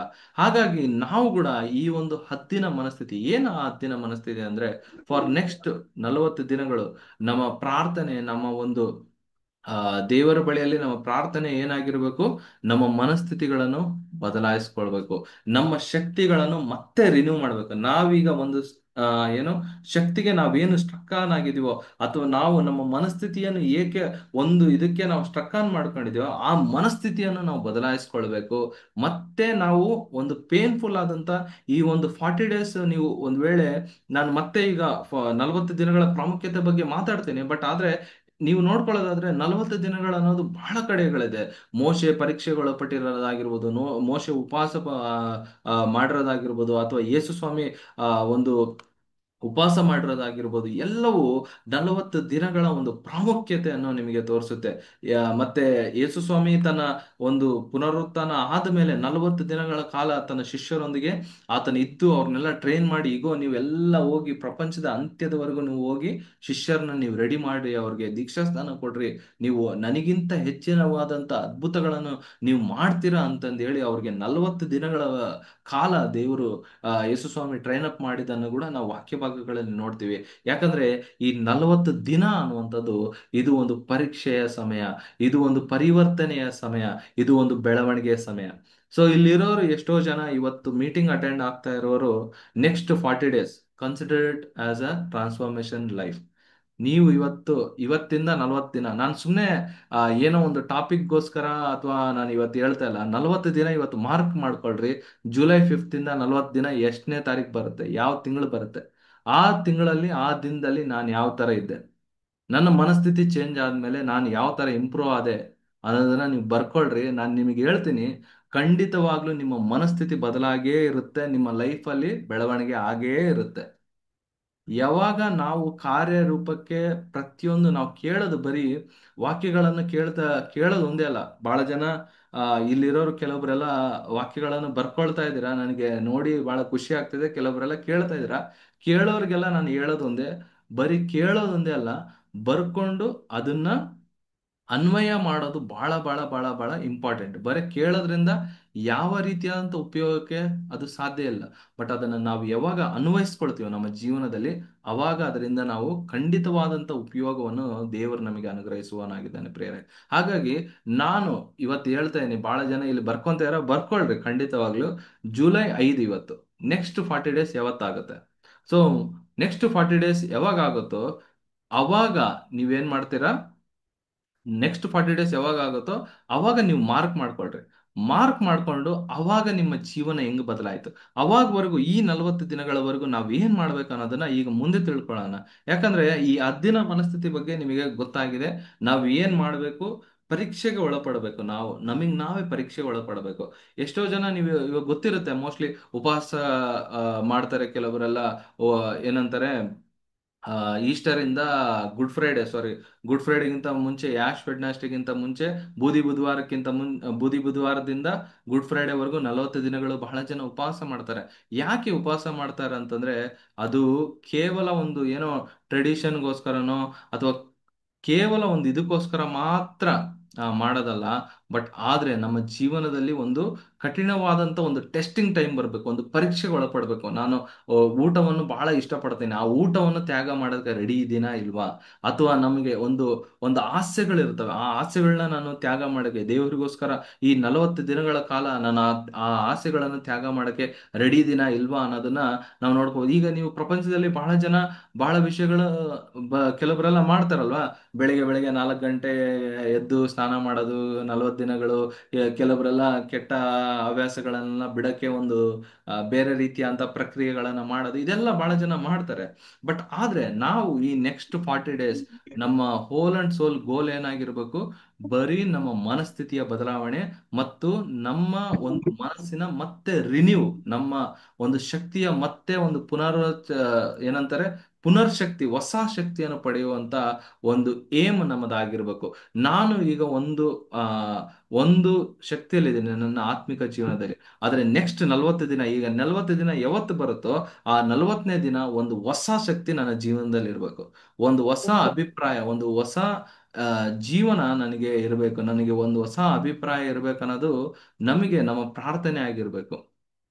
ಈ 40 ದಿನಗಳ ಕಾಲ ನನಗೆ ಹದ್ದಿನ ಮನಸ್ಥಿತಿ ತರ ಬೇರೆಯವರ ಜೊತೆ ನಾವು ಒಂದುಗೂಡೋದಲ್ಲ, ನಾವು ಬೇರೆಯವ್ರಿಗಿಂತ ಎತ್ತರವಾಗಿ ನಾವು ಒಬ್ಬಂಟಿಗರಾಗಿ ನಾವು ಹಾರೋದನ್ನ, ಅದರ ಫೋಕಸ್ ಏನಿದೆ, ಹದ್ದಿನ ಫೋಕಸ್ ನೋಡ್ರಿ, ಅಷ್ಟು ಎತ್ತರದಲ್ಲಿ ಹಾರಿದ್ರು ಕೂಡ ಅದರ ಫೋಕಸ್ನ ಮರೆಯಲ್ಲ.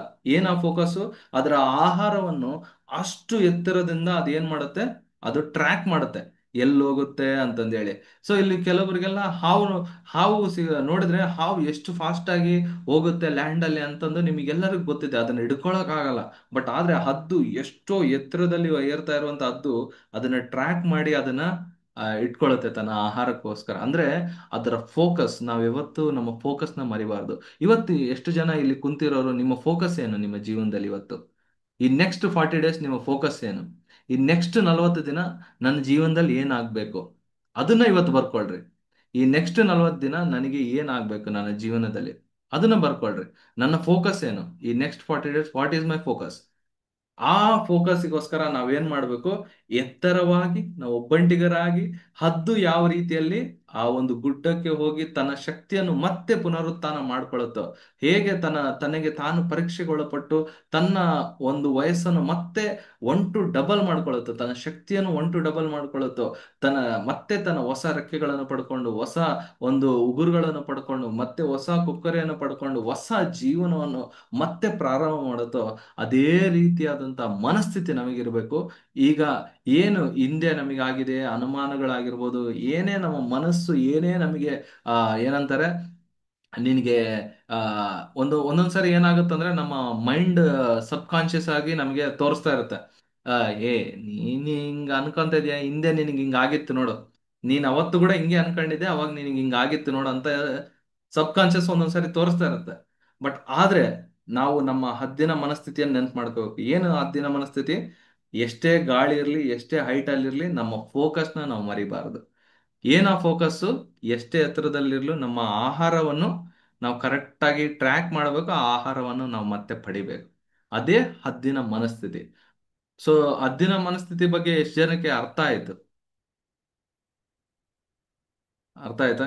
ಸೊ ಓಕೆ, ಬಹಳ ಜನ ಹ್ಯಾಂಡ್ ರೈಸ್ ಮಾಡ್ತಾ ಇರ, ವೆರಿ ಗುಡ್. ಸೊ ಇದು ಹದ್ದಿನ ಮನಸ್ಥಿತಿ. ಈ ನೆಕ್ಸ್ಟ್ 40 ಡೇಸ್ ನಾವು ನಮ್ಮ ಗೋಲ್ ಏನು, ನಮ್ಮ ಮೋಟಿವ್ ಏನು, ನಮ್ಮ ಒಂದು ಯೋಚನೆ ಏನು? ನನಗೆ ಇವಾಗ ಬಹಳ ಜನ ಏನಂದ್ರೆ ವಿಶ್ವಾಸದಲ್ಲಿ ಆಗಿರ್ಬೋದು, ನಂಬಿಕೆಯಲ್ಲಿ ಆಗಿರ್ಬೋದು, ನಂಬಿಕೆ ಮಾಡಿ ಏನಾಗುತ್ತೆ ಅಂತಂದ್ರೆ ಆ ನಂಬಿಕೆಯ ಒಂದು ಹಂತದಲ್ಲಿ ಇದೀವಿ ಅಂದ್ರೆ ನೆಕ್ಸ್ಟ್ ಹಂತಕ್ಕೆ ನಾವು ಹೋಗ್ಬೇಕು ಅಂತಂದ್ರೆ ಅದಕ್ಕೂ ಒಂದು ವಿಧವಾದಂತ ಒಂದು ನಂಬಿಕೆ ಬೇಕಾಗುತ್ತೆ. ಅದಕ್ಕೆ ನಮಗೆ ಒಂದು ಮನಸ್ಥಿತಿಯ ಬದಲಾವಣೆ ಬೇಕಾಗುತ್ತೆ. ಅದಕ್ಕೆ ಒಂದು ವಿಧವಾದಂತ ಬೇರೆ ರೀತಿಯಂತ ನಂಬಿಕೆ ಬೇಕಾಗುತ್ತೆ. ಆ ನಂಬಿಕೆ ನಾವು ಹೊಂದ್ಕೊಳ್ಬೇಕು ಅಂತಂದ್ರೆ ನಮ್ಮ ಒಂದು ಮನಸ್ಥಿತಿ ಬದಲಾಗಬೇಕು ಮೊದಲು. ಮತ್ತೆ ಎರಡನೇದು, ನಾವು ಖಂಡಿತವಾಗ್ಲೂ ನಮಗೆ ಬಹಳ ಎತ್ತರವಾಗಿ ನಾವು ಹೋದ್ರು ಕೂಡ, ಬಹಳ ಎಷ್ಟೇ ಎತ್ತರಕ್ಕೆ ಹೋದ್ರು ಕೂಡ ನಮ್ಮ ಫೋಕಸ್ನ ನಾವು ಮರಿಬಾರ್ದು. ಇವತ್ತು ನಾವು ಏನ್ ಫೋಕಸ್ ಆಗಿ ನಾವು ಇವತ್ತು ಬರಿತಾ ಇದೀವಿ, ಯಾವ ಫೋಕಸ್ಸಿಗೋಸ್ಕರ ನಾವು ಇವತ್ತು ಈ ಒಂದು 40 ದಿನಗಳ ಒಂದು ಪರೀಕ್ಷೆ ಸಮಯಕ್ಕೆ ನಾವು ಡಿಸೈಡ್ ಮಾಡ್ತಾ ಇದೀವಿ. ಈ 40 ದಿನಗಳು ನಾನು ಪರೀಕ್ಷೆಗೆ ಒಳಪಡ್ತೇನೆ ಅಂತ ನಾನು ಡಿಸೈಡ್ ಮಾಡ್ತೇನೆ ಅಂದ್ರೆ ಯಾವ್ದಕ್ಕೋಸ್ಕರ ಡಿಸೈಡ್ ಮಾಡ್ತೇನೆ? What is my goal? ನನ್ನ ಏಮ್ ಆಗಿ ಏನಾಗಿರುತ್ತೆ? ದುಡ್ಡಾಗಿರುತ್ತಾ, ಅಥವಾ ನಂಬಿಕೆ ಹೆಚ್ಚಾಗ್ಬೇಕಂತ ಮಾಡ್ತಾ ಇದೀವಾ, ಅಥವಾ ಬೇರೆ ಬೇರೆ ಏನಾದ್ರೂ ರಿಕ್ವೈರ್ಮೆಂಟ್ ಆಗಿರ್ಬೋದು, ಅಥವಾ ನನಗೆ ಬಹಳ ಏನಂತಾರೆ ಬಹಳ ವರ್ಷಗಳಿಂದ ಇಂಥ ಒಂದು ಪ್ರಾರ್ಥನೆಗೆ ನನಗೆ ಉತ್ತರ ಸಿಗ್ತಾ ಇಲ್ಲ ಅನ್ನುವಂಥದ್ದಾಗಿರ್ಬೋದು, ಅಥವಾ ಬೇರೆ ಏನೇ ಆಗಿರ್ಬೋದು. ಆ ಒಂದು ಗೋಲಿಗೋಸ್ಕರ ನಾವು ಇವತ್ತು ಹದ್ದಿನ ಮನಸ್ಥಿತಿ ಉಳ್ಳವರಾಗಿ ಇರಬೇಕು. ಆ ಹದ್ದಿನ ಮನಸ್ಥಿತಿಯನ್ನ ನಾವು ಇಟ್ಕೊಂಡು, ಆ ಫೋಕಸ್ ಅನ್ನು ಇಟ್ಕೊಂಡು, ಹದ್ದಿನ ತರ ಒಂದು 40 ದಿನಗಳ ಕಾಲ ನಮ್ಮ ರೆಕ್ಕೆಗಳನ್ನು ಮತ್ತೆ ಬಿಚ್ಚಿ, ಮತ್ತೆ ಆ ಒಂದು ಪೇನಿಗೆ, ಮತ್ತೆ ಆ ಒಂದು ಪರೀಕ್ಷೆಗೆ, ಮತ್ತೆ ಆ ಒಂದು ಶಕ್ತಿಯ ಒಂದು ರಿನ್ಯೂಗೋಸ್ಕರ ನಾವು ಒಂದು ವೇಳೆ ಕಷ್ಟಪಟ್ರೆ, ಖಂಡಿತವಾಗ್ಲೂ ಹದ್ದು ಹೇಗೆ ಮತ್ತೆ ಪುನರುತ್ಥಾನ ಆಗಿ 1 to 2 ಆಗಿ ಬರುತ್ತೋ, ಅದೇ ರೀತಿಯಲ್ಲಿ ನಾವು ಕೂಡ 1 to 2 ಆಗಿ ಮತ್ತೆ ನಾವು 40 ದಿನಗಳ ಆದ ನಂತರ ಮತ್ತೆ ನಾವು ಬರ್ತೀವಿ. ಯಾಕಂದ್ರೆ ಇದು ಎಲ್ಲಾ ಹದ್ದುಗಳಿಗೆ ಸಾಧ್ಯ ಇಲ್ಲ. ನಾನು ಆಗ್ಲೇ ಹೇಳಿದೆ, ಆವರೇಜ್ 80% ಆಫ್ ದ ಹದ್ದುಗಳ ಜೀವನ ಏನು, ಬರೀ ಲೈಫ್ ಸ್ಪ್ಯಾನ್ ಬರೀ 32 ವರ್ಷ. ಬಟ್ ಆದ್ರೆ ಇವತ್ತು ನೀವು ಎಲ್ಲ ಯಾರ್ಯಾರು ಮೀಟಿಂಗ್ ಅಟೆಂಡ್ ಮಾಡ್ತಾರೋ ಅವ್ರಿಗೆಲ್ಲ ನಾನು ಹೇಳೋದು ಏನಂತಂದ್ರೆ, ನೀವು ಆವರೇಜ್ ಆಗಿರೋ 32 ವರ್ಷದ ಹದ್ದಾಗಿರ್ತಿರೋ, ಅಥವಾ ಮತ್ತೆ ರಿನ್ಯೂ ಆಗಿ 70 ವರ್ಷದ ಹದ್ದಾಗಿರ್ತಿರೋ, ಅದು ನಿಮಗೆ ಇವತ್ತು ನೀವು ಬರ್ಕೊಳ್ಳೋ ಪಾಯಿಂಟ್ಸ್ ಮೇಲೆ ನೀವು ಡಿಸೈಡ್ ಮಾಡ್ರಿ. 70 ವರ್ಷ ನಾನು 70 ವರ್ಷದ ಹದ್ದಾಗ್ಬೇಕಾ, ಅಥವಾ ಆವರೇಜ್ 32 ವರ್ಷದ ಹದ್ದಾಗ್ಬೇಕಾ? ನಾನು ಗೋಲ್ ಇಟ್ಕೊಳ್ಬೇಕಾ? ನನ್ನ ಫೋಕಸ್ ಏನು, ನನ್ನ ಎತ್ತರ ಏನು, ನಾನು ಯಾವ ರೀತಿಯಲ್ಲಿ ನನ್ನ ಒಂದು ಪರೀಕ್ಷೆಯಲ್ಲಿ ನಾನು ಆ ಒಂದು ಪರೀಕ್ಷೆ, ಈ 40 ದಿನದ ಪರೀಕ್ಷೆಯಲ್ಲಿ ನಾನು ವಿನ್ ಆಗ್ತೀನ ಅಥವಾ ಸೋಲ್ತೀನ, ಅಥವಾ ನನ್ನ ಮನಸ್ಥಿತಿ ಯಾವ ರೀತಿಯಲ್ಲಿ ಬದಲಾಗುತ್ತೆ, ನನ್ನ ಆಸೆಗಳನ್ನ ನಾನು ತ್ಯಾಗ ಮಾಡಕ್ಕೆ ಸಿದ್ಧವಿದ್ದೀನ, ಈ 40 ದಿನಗಳ ಪರೀಕ್ಷೆಗೆ ನಾನು ಒಳಪಡೋದಕ್ಕೆ ಸಿದ್ಧವಾಗಿದ್ದೀನ ಅನ್ನೋದನ್ನ ನೀವು ಇವತ್ತು ಡಿಸೈಡ್ ಮಾಡ್ರಿ.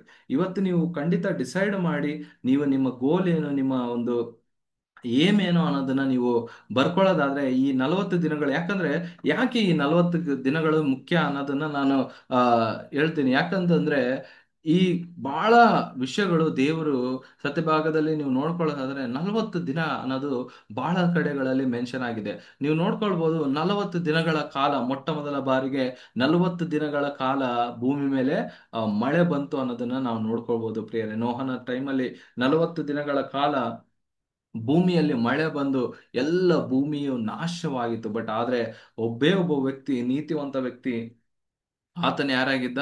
ನೋಹನಾಗಿದ್ದ. ಆ ನೋಹನಿಂದ ಮತ್ತೆ ತಿರ್ಗಾ ಒಂದು ಮತ್ತೆ ಒಂದು ಹೊಸ ಮನಸ್ಸು, ಮತ್ತೆ ಒಂದು ಹೊಸ ಮಾನವ ಒಂದು ಯುಗ ಮತ್ತೆ ಸ್ಟಾರ್ಟ್ ಆಯಿತು. ಹಾಗಾಗಿ ನಾವು ನೋಹನ ಟೈಮಲ್ಲಿ ನಾವು ನೋಡೋದಾದ್ರೆ, ಆ ಒಂದು ಸಮಯದಲ್ಲಿ 40 ದಿನಗಳ ಮಳೆ ಬಂದು ಎಲ್ಲ ಭೂಮಿಯೆಲ್ಲ ನಾಶವಾದ್ರೆ, ಅವರ ಕುಟುಂಬ, ಆತನೊಬ್ಬನೇ ನೀತಿವಂತನಾಗಿದ್ರಿಂದ ಅವರ ಕುಟುಂಬ ಬದುಕ್ತು. ಅವರ ಕುಟುಂಬದಿಂದ ಮತ್ತೆ ತಿರ್ಗಾ ಮನುಷ್ಯ ಒಂದು ಕುಲವು ಮತ್ತೆ ಮುಂದೆ ಬದುಕ್ತು ಅಂತ ನಾವು ನೋಡ್ಬೋದು ಪ್ರೇರೆ. ಅದೇ ರೀತಿಯಲ್ಲಿ ನಾವು ಮುಂದೆ ಸತ್ಯಭಾಗದಲ್ಲಿ ಹೋಗೋದಾದ್ರೆ, ನಮಗೆ ಮೋಶೆ 40 ದಿನಗಳ ಕಾಲ, ನಾನು ಆಲ್ರೆಡಿ ಹೇಳಿದೆ, 40 ದಿನಗಳ ಕಾಲ ಆತನು ದೇವರ ಬಳಿಯಲ್ಲಿ ಉಪವಾಸ ಇದ್ದು ಆತನು ಇರುವಾಗ ಆತನಿಗೆ 10 ಆಜ್ಞೆಗಳನ್ನು ದೇವರು ಕೊಡೋದನ್ನ ನಾವು ನೋಡ್ಬೋದು.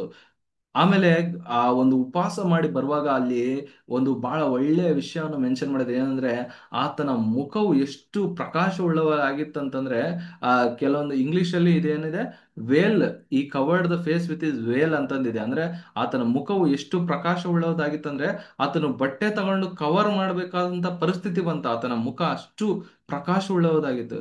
ಯಾಕೆ ಪ್ರಕಾಶವುಳ್ಳದಾಗಿತ್ತು? ಯಾಕೆ? ಮೋಶೆ ಫೆರನ್ ಓಲೆ ಹಚ್ಕೊಂಡ್ರ ಅಥವಾ ವಿಕೋಟರ್ಮರಿಕ್ ಹಚ್ಕೊಂಡ್ರ? ಏನ್ ಹಚ್ಕೊಂಡ್ರು ಪ್ರಕಾಶ ಆಗೋದಕ್ಕೆ?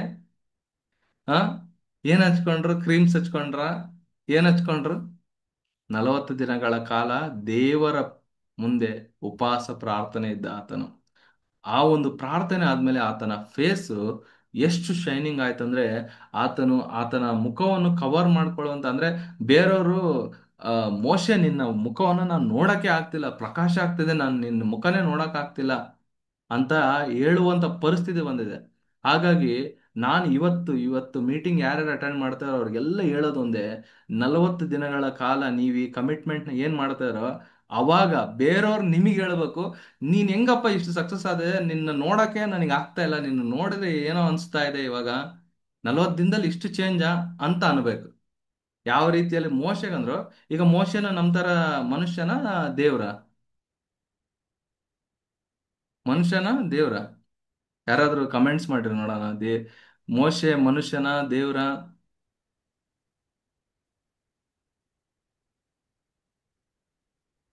ಓಕೆ, ಮನುಷ್ಯ. ಓಕೆ. ಮನುಷ್ಯ ಮನುಷ್ಯ ಮನುಷ್ಯ ಈಸ್ ಮ್ಯಾನ್. ಓಕೆ. ಸೊ ಮೋಶೆ ಮನುಷ್ಯ ಪಕ್ಕ ನೀವೆಲ್ಲ ಒಪ್ತಿರಲ್ಲ? ಶೋರ್. ಓಕೆ. ಮನುಷ್ಯ. ಓಕೆ. ಸೊ ಬಹಳ ಜನ ಮನುಷ್ಯ ಮನುಷ್ಯ ಅಂತ ಒಪ್ಪಿದ್ದೀರಾ. ನಾನಲ್ಲ, ನೀವು ಒಪ್ಪಿದ್ದೀರಾ. ಮತ್ತೆ ನಾನು ಹೇಳ್ತಾ ಇಲ್ಲ, ಕರೆಕ್ಟಾ? ಸೊ ಮೋಶೆ ಮನುಷ್ಯ ಅಂತ ನೀವು ಒಪ್ಪೋದಾದ್ರೆ ನಾವು ಮನುಷ್ಯರಲ್ವಾ? ಓಕೆ. ಸೊ ಮೋಶೆ ಮಾಡಿದ್ದನ್ನ ನಾವು ಮಾಡ್ಬೋದಲ್ವಾ? ಮಾಡ್ಬೋದಾ? ಓಕೆ. Very good. ಸೊ ಹಾಗಾಗಿ ನಾನು ಯಾಕೆ ಇಷ್ಟು ಒಂದು ಪಾಸ್ ತಗೊಂಡು ಹೇಳ್ತೇನೆ ಅಂದ್ರೆ, ನಾನು ಸ್ವಲ್ಪ ಇವತ್ತು ಇಂಟರಾಕ್ಟಿವ್ ಆಗಿ ನಿಮ್ಮ ಹತ್ರನೂ ಸ್ವಲ್ಪ ಏನು ಮಾತಾಡೋಣ ಅಂತ. ಬಟ್ ಮೋಶೆ ನೋಡಿ, ಆತನ ಮುಖವು ಎಷ್ಟು ಪ್ರಕಾಶವುಳ್ಳದಾಗಿತ್ತಂದ್ರೆ ಆತನ ಮುಖವನ್ನು ಆತನು ಬಟ್ಟೆಯಿಂದ ಕವರ್ ಮಾಡುವಂತ ಪರಿಸ್ಥಿತಿ ಬಂದದ್ದು. ಹಂಗೆ ನಾವು ಈ 40 ದಿನದ ಕಾಲ, ನೀವು ಇವತ್ತು ಏನ್ ಬರ್ಕೊಂಡಿದ್ದೀರಾ, ನೀವೇನು ಇವತ್ತು ಗೋಲ್ ಬರ್ಕೊಂಡಿದ್ದೀರೋ ನನಗೆ ಗೊತ್ತಿಲ್ಲ. ಬಟ್ ಆದ್ರೆ 40 ದಿನಗಳ ನಂತರ ನಿಮ್ಮ ಸುತ್ತಮುತ್ತ ಇರುವಂತ ಜನ ನಿಮಗೆ ಹೇಳ್ಬೇಕು, ನೀನ್ ಏನ್ ಮಾರಾಯ 40 ದಿನಗಳು ಏನೋ ಚೇಂಜ್ ಆಗಿದೆಯಲ್ಲ, ಇವತ್ತೇನೋ ಚೇಂಜ್ ಆಗಿದೆಯಲ್ಲ ಅಂತ ಅವ್ರು ಅನ್ಬೇಕು. ಆ ರೀತಿಯಾದಂತ ಬದಲಾವಣೆ ನಮ್ಮ ಜೀವನಗಳಲ್ಲಿ ಬರ್ಬೇಕು. ಆ ರೀತಿಯಾದಂತ ಬದಲಾವಣೆ ನಮ್ಮ ಜೀವನದಲ್ಲಿ ಬರ್ಬೇಕು ಅಂದ್ರೆ ನಮ್ಮ ಮನಸ್ಥಿತಿ ಬದಲಾಗಬೇಕು. ನಮ್ಮ ಮನಸ್ಥಿತಿ ಯಾವ ರೀತಿಯಲ್ಲಿ ಬದಲಾಗಬೇಕು? ನಾರ್ಮಲ್ ಮನಸ್ಥಿತಿಯಿಂದ ಹಿಡಿದು ಹದ್ದಿನ ಮನಸ್ಥಿತಿಗೆ ಬರಬೇಕು. ಹದ್ದಿನ ಮನಸ್ಥಿತಿ ಎತ್ತರಕ್ಕೆ ಆರುವಂತ ಮನಸ್ಥಿತಿ, ತನ್ನ ಫೋಕಸ್ ಅನ್ನು ಮರಿದೇ ಇರುವಂತ ಮನಸ್ಥಿತಿ, ಆ ಒಂದು ಆಹಾರಕ್ಕೋಸ್ಕರ ಅಷ್ಟು ಎತ್ತರದಿಂದ ಫೋಕಸ್ ಮಾಡಿ ಬರುವಂತ ಮನಸ್ಥಿತಿ ನಮಗೆ ಬೇಕು. ಮತ್ತೆ ಒಂದು ಟೈಮಿಗೆ ಬಂದು ಸ್ಟಾಗ್ನೇಷನ್ ಆಗುವಾಗ, ಒಂದು ಟೈಮಿಗೆ ಬಂದು ನಮಗೆ ನಮ್ಮ ಏನಂತಾರೆ ನಂಬಿಕೆ ಅಥವಾ ನಮ್ಮ ದೇಹದ ಭಾರ ನಮಗೆ ಜಾಸ್ತಿ ಆದಾಗ ಮತ್ತೆ ಶಕ್ತಿ ಪಡೆಯುವಂತ ಒಂದು ಆಲೋಚನೆ ಏನಿದೆ ನಮಗೂ ಬರ್ಬೇಕಿಲ್ಲ. ನಾನು ಎಷ್ಟೋ ದಿನಗಳಾಯ್ತು, ಎಷ್ಟೋ ತಿಂಗಳುಗಳಾಯ್ತು, ನನ್ನ ಜೀವನದಲ್ಲಿ ಏನೋ ಒಂದು ಬದಲಾವಣೆ ಇಲ್ಲ, ನನ್ನ ಜೀವನದಲ್ಲಿ ಏನೋ ಒಂದು ಪರಿವರ್ತನೆ ಇಲ್ಲ, ಏನೋ ಮಾಡ್ಬೇಕಲ್ಲ ಅನ್ನುವಂತ ಒಂದು ಯೋಚನೆ ಏನ್ ಬರುತ್ತಲ್ಲ, ಅವಾಗ ಏನೋ ಮಾಡ್ಬೇಕಲ್ಲ ಅಂತ ಯೋಚನೆ ಮಾಡೋರು ನಾನು ಇವತ್ತು ಹೇಳ್ತೇನೆ, ಏನ್ ಮಾಡ್ಬೇಕು ಅಂತಂದ್ರೆ ಈ 40 ದಿನಗಳ ಕಾಲ ಹದ್ದಿನ ಮನಸ್ಸುಳ್ಳವರಾಗಿರ್ರಿ. ಅವಾಗ ನಿಮ್ಗೆ ಅರ್ಥ ಆಗುತ್ತೆ ಏನು ಈ ಪರಿವರ್ತನೆ, ಯಾಕೆ ದೇವರು ಹದ್ದಿನ ಬಗ್ಗೆ ಮಾತಾಡಿದ್ರೆ ಅಥವಾ ಯಾಕೆ ದೇವರು ಹದ್ದಿನ ಬಗ್ಗೆ ಆ ಮೆನ್ಷನ್ ಮಾಡಿದ್ರೆ ಬೈಬಲ್ ಅಲ್ಲಿ ಅನ್ನುವಂಥದ್ದನ್ನ ನಿಮ್ಗೆ ಗೊತ್ತಾಗುತ್ತೆ. ಹಾಗೆ ನಾವು ಮುಂದೆ ಹೋಗೋದಾದ್ರೆ ನಾವು ನೋಡ್ಬೋದು, ಯೇಸು ಸ್ವಾಮಿ ಕೂಡ ನಾನು ಆಲ್ರೆಡಿ ಹೇಳಿದೆ, 40 ದಿನಗಳ ಕಾಲ ಆತನು ಕೂಡ ಉಪವಾಸ ಮಾಡ್ತಾನೆ. ಆತನು ಕೂಡ ಆ 40 ದಿನಗಳ ಕಾಲ ಉಪವಾಸ ಮಾಡಿದ್ಮೇಲೆ ಆತನ ಎಂತ ಟ್ರಾನ್ಸ್ಫಾರ್ಮೇಶನ್ ಆಗ್ತಾನೆ ಅಂತ ನಮಗೆಲ್ಲರಿಗೂ ಗೊತ್ತಿರೋದು. ಆಮೇಲೆ ಆತನ ಎಷ್ಟು ಸೇವೆಯಲ್ಲಿ ಎಷ್ಟು ಸಕ್ಸಸ್ ಆಗ್ತಾನೆ, ಮತ್ತೆ ಆತನು ಅದುವರೆಗೂ ಮಾಡದೇ ಇರುವಂತ ಏನಂತಾರೆ ಅದ್ಭುತಗಳನ್ನೆಲ್ಲ ಆತನು ಆ ಒಂದು ಸೇವೆಗೆ ಡೆಡಿಕೇಟೆಡ್ ಆಗಿ ಬಂದಿದ ತಕ್ಷಣನೇ, ಆ ಒಂದು 40 ದಿನಗಳ ಒಂದು ಉಪವಾಸ ಮಾಡಿ ಬಂದಿದ ತಕ್ಷಣ ಆತನು ಎಷ್ಟು ಸೇವೆ ಮಾಡ್ತಾನೆ, ಎಷ್ಟು ಜನರಿಗೆ ಅನಾರೋಗ್ಯಗಳನ್ನು ಹೀಲ್ ಮಾಡ್ತಾನೆ, ಎಷ್ಟು ಜನರ ಒಂದು ದೆವ್ವಗಳನ್ನು ಬಿಡಿಸ್ತಾನೆ, ಎಷ್ಟು ಕುಟುಂಬಗಳನ್ನು ನಿಲ್ಲಿಸ್ತಾನೆ ಅನ್ನೋದನ್ನ ನಾವು ನೋಡ್ಕೊಳ್ಬಹುದು ಪ್ರಿಯರೇ. ಹಾಗಾಗಿ ಈ 40 ದಿನ ಅನ್ನುವಂಥದ್ದು ವಾಕ್ಯ ಭಾಗದಲ್ಲಿ ಬಹಳ ಕಡೆಗಳಲ್ಲಿ ಬರೆದಿದೆ. ಆಲ್ರೆಡಿ ನಾನು ಹೇಳಿದೆ, ಯೇಸು ಸ್ವಾಮಿ ಶಿಷ್ಯರಿಗೂ ಕೂಡ 40 ದಿನಗಳ ಕಾಲ ಅವ್ರ ಜೊತೆ ಇದ್ದು ಆತನು ಮತ್ತೆ ಆ ಆತನು ಸತ್ತು ಪುನರುತ್ಥಾನ ಆದ ಮೇಲೆ ಮತ್ತೆ 40 ದಿನಗಳ ಇದ್ದು ಶಿಷ್ಯರನ್ನ ಮತ್ತೆ ಟ್ರೈನ್ ಮಾಡ್ತಾನೆ. ಈ ತರ ನೀವು ಹೋಗಿ ಸುವಾರ್ತೆಗಳನ್ನು ಹೇಳಬೇಕು, ಈ ತರ ಪ್ರಾರ್ಥನೆ ಮಾಡಬೇಕು ಅಂತಂದು ಹೇಳಿ ಆತನ ಆರೋಹಣ ಅದನ್ನು ಕೂಡ ನಾವು ನೋಡ್ಬೋದು ಪ್ರಿಯರೇ. ಹಾಗಾಗಿ ಈ 40 ದಿನಗಳು ಅನ್ನುವಂಥದ್ದು ಬಹಳ ಕಡೆಗಳಲ್ಲಿ ನಾವು ನೋಡ್ಕೋಬಹುದು. ಈವನ್ ನನಗೆ ಲಾಸ್ಟ್ ವಾರ ನೆನಪಿದೆ, ಪಾಸ್ಟರ್ ಅವರು ವಾಕ್ಯ ಹೇಳ್ತಿದ್ರು ಏನಂದ್ರೆ, ಗೊಲಿಯಾತನು ಕೂಡ ಬಂದು 40 ದಿನಗಳ ಕಾಲ ಆತನ ಇಸ್ರಾಯೇಲರ ಮೇಲೆ ಇಲ್ಲ ಸಲ್ಲದ ಮಾತುಗಳನ್ನು ಅಪವಾದಗಳನ್ನು ಮಾತಾಡ್ತಾನೆ. ಮತ್ತೆ ದಾವಿದನ ಅದನ್ನೆಲ್ಲ ಕೇಳಿಸ್ಕೊಳ್ಳೋದು ಸುಮ್ಮನೆ ಇರಕ್ಕಾಗದೆ ಏನ್ ಮಾಡ್ತಾನೆ, ದಾವಿದನ ಆತನ ವಿರುದ್ಧವಾಗಿ ಹೋರಾಟ ಮಾಡಕ್ಕೆ ದಾವಿದನು ಹೋಗೋದನ್ನ ನಾವು ನೋಡ್ಬೋದು ಪ್ರಿಯರೇ. ಹಾಗಾಗಿ ನಾವು ಈ 40 ದಿನಗಳ ಕಾಲ ನಮ್ಮಲ್ಲಿ ಒಂದು ಏನಂತಂದ್ರೆ ವಿಶೇಷವಾದಂತ ಒಂದು ಶಕ್ತಿ ನಮಗೆ ಬೇಕು, ಒಂದು ವಿಶೇಷವಾದಂತ ಒಂದು ಪರೀಕ್ಷೆಗೆ ನಾವು ಒಳಪಡಿಬೇಕು. ಏನ್ ಆ ಪರೀಕ್ಷೆ ಅಂತಂದ್ರೆ, ನೀವು ಇವತ್ತು ಏನ್ ಡಿಸೈಡ್ ಮಾಡಿದ್ರೋ ಅದೇ ನಿಮ್ಮ ಪರೀಕ್ಷೆ. ನಾನು ಇವತ್ತು ಏನಾಗ್ಬೇಕಂತ ನಾನು ಇವತ್ತು ಬರ್ಕೊಂತ ಇದ್ದೀನೋ ಅದೇ ನಿಮ್ಮ ಪರೀಕ್ಷೆ. ಅದು ಒಂದು ವೇಳೆ ನಿಮಗೆ ಸಕ್ಸಸ್ ಆದ್ರೆ ನೀವು ಆ ಪರೀಕ್ಷೆಯಲ್ಲಿ ಗೆದ್ದಂಗೆ. ಒಂದ್ ವೇಳೆ ಸಕ್ಸಸ್ ಆಗಿಲ್ಲ ಅಂತಂದ್ರೆ ಮತ್ತೆ ತಿರ್ಗಾ ನಾವು ಪ್ರಯತ್ನ ಮಾಡ್ಬೇಕು. ಅದು ಒಂದು ಫೇಲ್ಯೂರ್ ಅಲ್ಲ, ಯಾಕಂತಂದ್ರೆ ಬಹಳ ಕೆಲ್ಸಗಳು ನಾವು ಒಂದೇ ಅಟೆಂಪ್ಟ್ ಅಲ್ಲಿ ಏನೋ ಸಕ್ಸಸ್ ಆಗ್ಬೇಕು ಅಂತ ಏನಿಲ್ಲ. ಸೊ ನನಗೆ ಆ ಇದ್ರ ಬಗ್ಗೆ ನೆನ್ಸ್ಕೊಳ್ಳುವಾಗ ಏನಾಗುತ್ತಂದ್ರೆ ಒಂದು ಕತೆ ನೆನಪಾಗತ್ತೆ, ಒಂದು ಫನಿ ಸ್ಟೋರಿ. ಏನಂತಂದ್ರೆ ನಿಮ್ಗೆಲ್ಲರೂ ಚಿಕ್ಕವರಿದ್ದಾಗ ಆಮೆ ಮತ್ತೆ ಮೊಲದ ಕತೆ ಗೊತ್ತಾಯ್ತಲ್ಲ? ಎಷ್ಟು ಜನ ಗೊತ್ತಾ ಆಮೆ ಮತ್ತೆ ಮೊಲದ ಕತೆ? ಆಮೆ ಮತ್ತೆ ಮೊಲ ರೇಸಿಗೆ ಹೋಗುತ್ತೆ. ಅದ್ರಲ್ಲಿ ಯಾರು ಗೆಲ್ಲಿತಾರೆ? ಯಾರು ಗೆಲ್ಲಿತಾರೆ? ನೋಡೋಣ ಯಾರು ಹೇಳ್ತಾರೆ, ಯಾರು ಗೆಲ್ಲಿತಾರೆ, ಯಾರು ಗೆಲ್ಲಿತಾರೆ ಆಮೆ ಮತ್ತೆ ಮೊಲದಲ್ಲಿ? ಗೊತ್ತಲ್ಲ ಎಲ್ಲರಿಗೂ ಕತೆ ಆಮೆ ಮತ್ತೆ ಮೊಲ. ಓಕೆ, ಕೆಲವೊಬ್ರು ಟೈಪ್ ಮಾಡ್ತಾ ಇದಾರೆ. ಓಕೆ, ಯಾರು ಗೆಲ್ಲಿತಾರೆ ಆಮೆ ಮತ್ತೆ ಮೊಲ? ಓಕೆ, ಆಮೆ ಗೆಲ್ಲಿಯುತ್ತೆ. ಓಕೆ, ಒಬ್ರು ಆಮೆ ಅಂತ ಹಾಕಿದ್ದಾರೆ, ಆಮೆ. ನೆಕ್ಸ್ಟ್.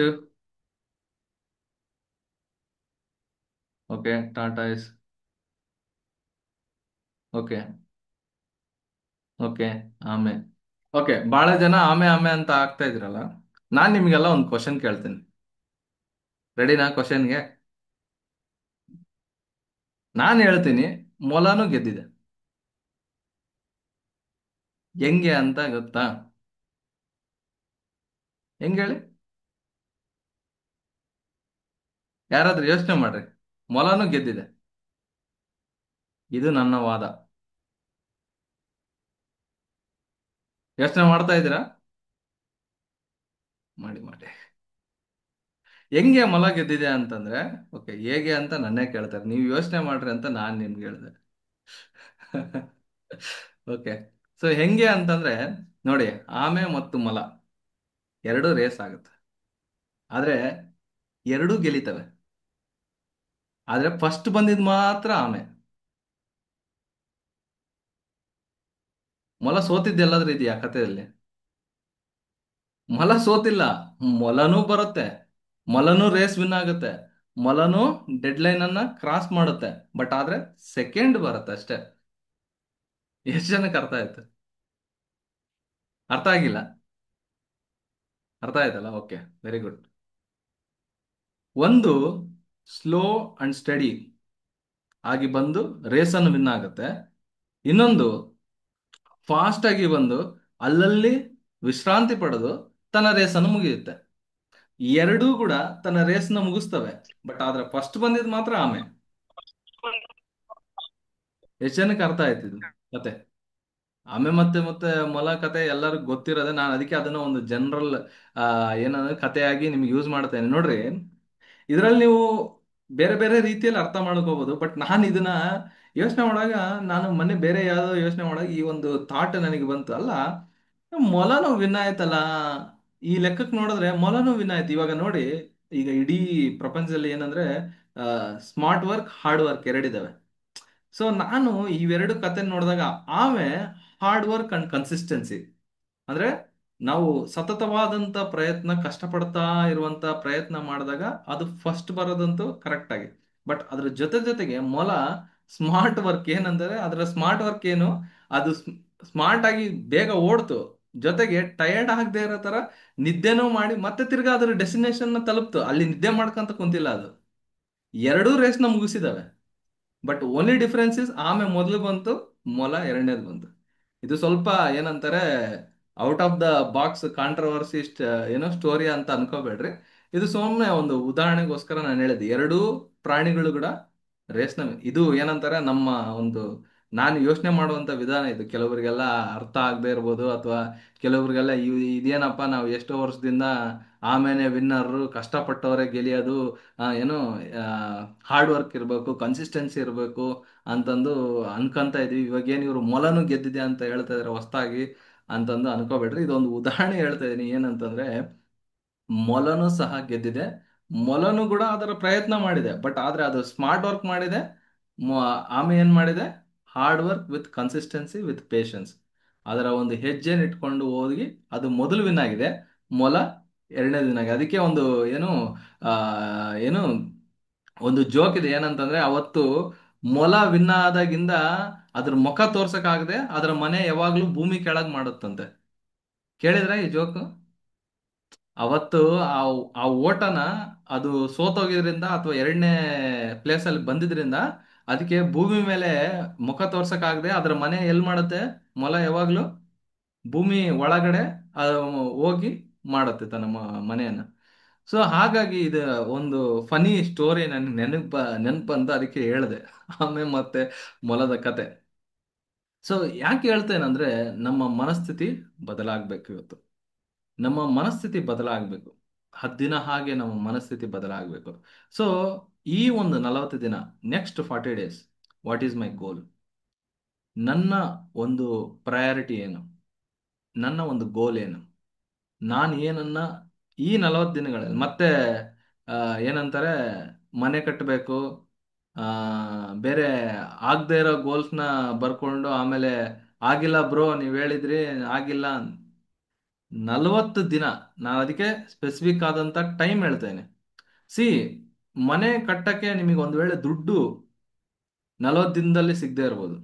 ಬಟ್ ಆದ್ರೆ ಆ ದುಡ್ಡನ್ನ ಹೇಗೆ ಪಡಿಬೇಕನ್ನೋಂತ ಐಡಿಯಾ ಸಿಗ್ಬೋದಲ್ಲ, ಆ ದುಡ್ಡನ್ನ ಹೆಂಗ್ ಗಳಿಸ್ಬೇಕನ್ನೋಂತ ಐಡಿಯಾ ಸಿಗ್ಬೋದಲ್ಲ 40 ದಿನದಲ್ಲಿ.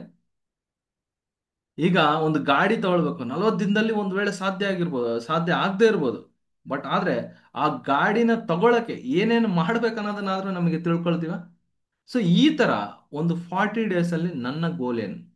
ಒಂದು ವೇಳೆ ನಂಬಿಕೆ ಹೆಚ್ಚಿಸಬೇಕಾ, ಅಥವಾ ನನ್ನ ಲೈಫಲ್ಲಿ ನನ್ನ ಶಕ್ತಿ ಮತ್ತೆ ಪುನರುತ್ಥಾನವಾಗಬೇಕಾ, ಅಥವಾ ಹೊಸ ಶಕ್ತಿಯನ್ನು ನಾವು ಪಡಿಬೇಕಾ, ಅಥವಾ ಹೊಸ ನಂಬಿಕೆನ ನಾನು ಪಡಿಬೇಕಾ, ಅಥವಾ ದೇವರಿಂದ, ಈಗ ಫಾರ್ ಎಕ್ಸಾಂಪಲ್ ಕೆಲವರಿಗೆ ಒಂದೊಂದು ವರಗಳಿರ್ತವೆ, ಕೆಲವರಿಗೆ ಒಂದೊಂದು ವರಗಳಿಲ್ಲ.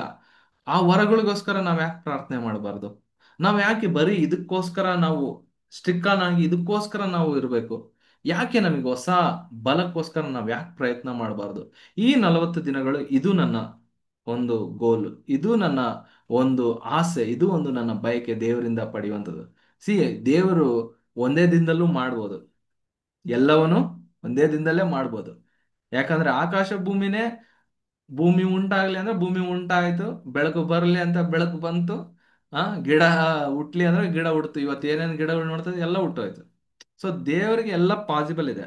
ನಾನು ಅದಕ್ಕೆ ಮೊದಲೇ ಹೇಳಿದೆ ಏನಂತಂದ್ರೆ, ನಮ್ಮ ಮನಸ್ಥಿತಿ ಬದಲಾಗೋವರೆಗೂ ನಮ್ಮ ಜೀವನದಲ್ಲಿ ಆಗೋದು ಬಹಳ ಕಷ್ಟ ಆಗುತ್ತೆ. ಹಾಗಾಗಿ ನಮ್ಮ ಮನಸ್ಥಿತಿಯನ್ನು ನಾವು ಬದಲಾಯಿಸ್ಕೊಳ್ಬೇಕು. ನಮ್ಮ ಮನಸ್ಥಿತಿಯನ್ನು ಬದಲಾಯಿಸ್ಕೊಂಡ್ರೆ ಅವಾಗ ಮಾತ್ರ ನಾವು ಜೀವನದಲ್ಲಿ ನಮ್ಮ ಒಂದು ಬೇರೆ ರೀತಿಯಾದಂಥ ಬದಲಾವಣೆಗಳನ್ನು ನಾವು ನೋಡೋದಕ್ಕೆ ಇಷ್ಟಪಡ್ತೀವಿ. ಹಾಗಾಗಿ ಈ 40 ದಿನಗಳ, ಇವತ್ತು ಜುಲೈ 5ರಿಂದ ನೆಕ್ಸ್ಟ್ 40 ಡೇಸ್, ನಮ್ಮ ಜೀವನದ ಉದ್ದೇಶ ಏನು, ನಾನು ಅಚೀವ್ ಮಾಡ್ಬೇಕಾಗಿರೋದೇನು, ಈ 40 ದಿನಗಳ ಆದ್ಮೇಲೆ ಒಂದು ವೇಳೆ ಅದನ್ನ ಅಚೀವ್ ಮಾಡಕ್ಕಾದ್ರೆ ಖಂಡಿತವಾಗ್ಲೂ ನೀವು ನೆಕ್ಸ್ಟ್ ಏನ್ ಮಾಡ್ತೀರ ಗೊತ್ತಾ?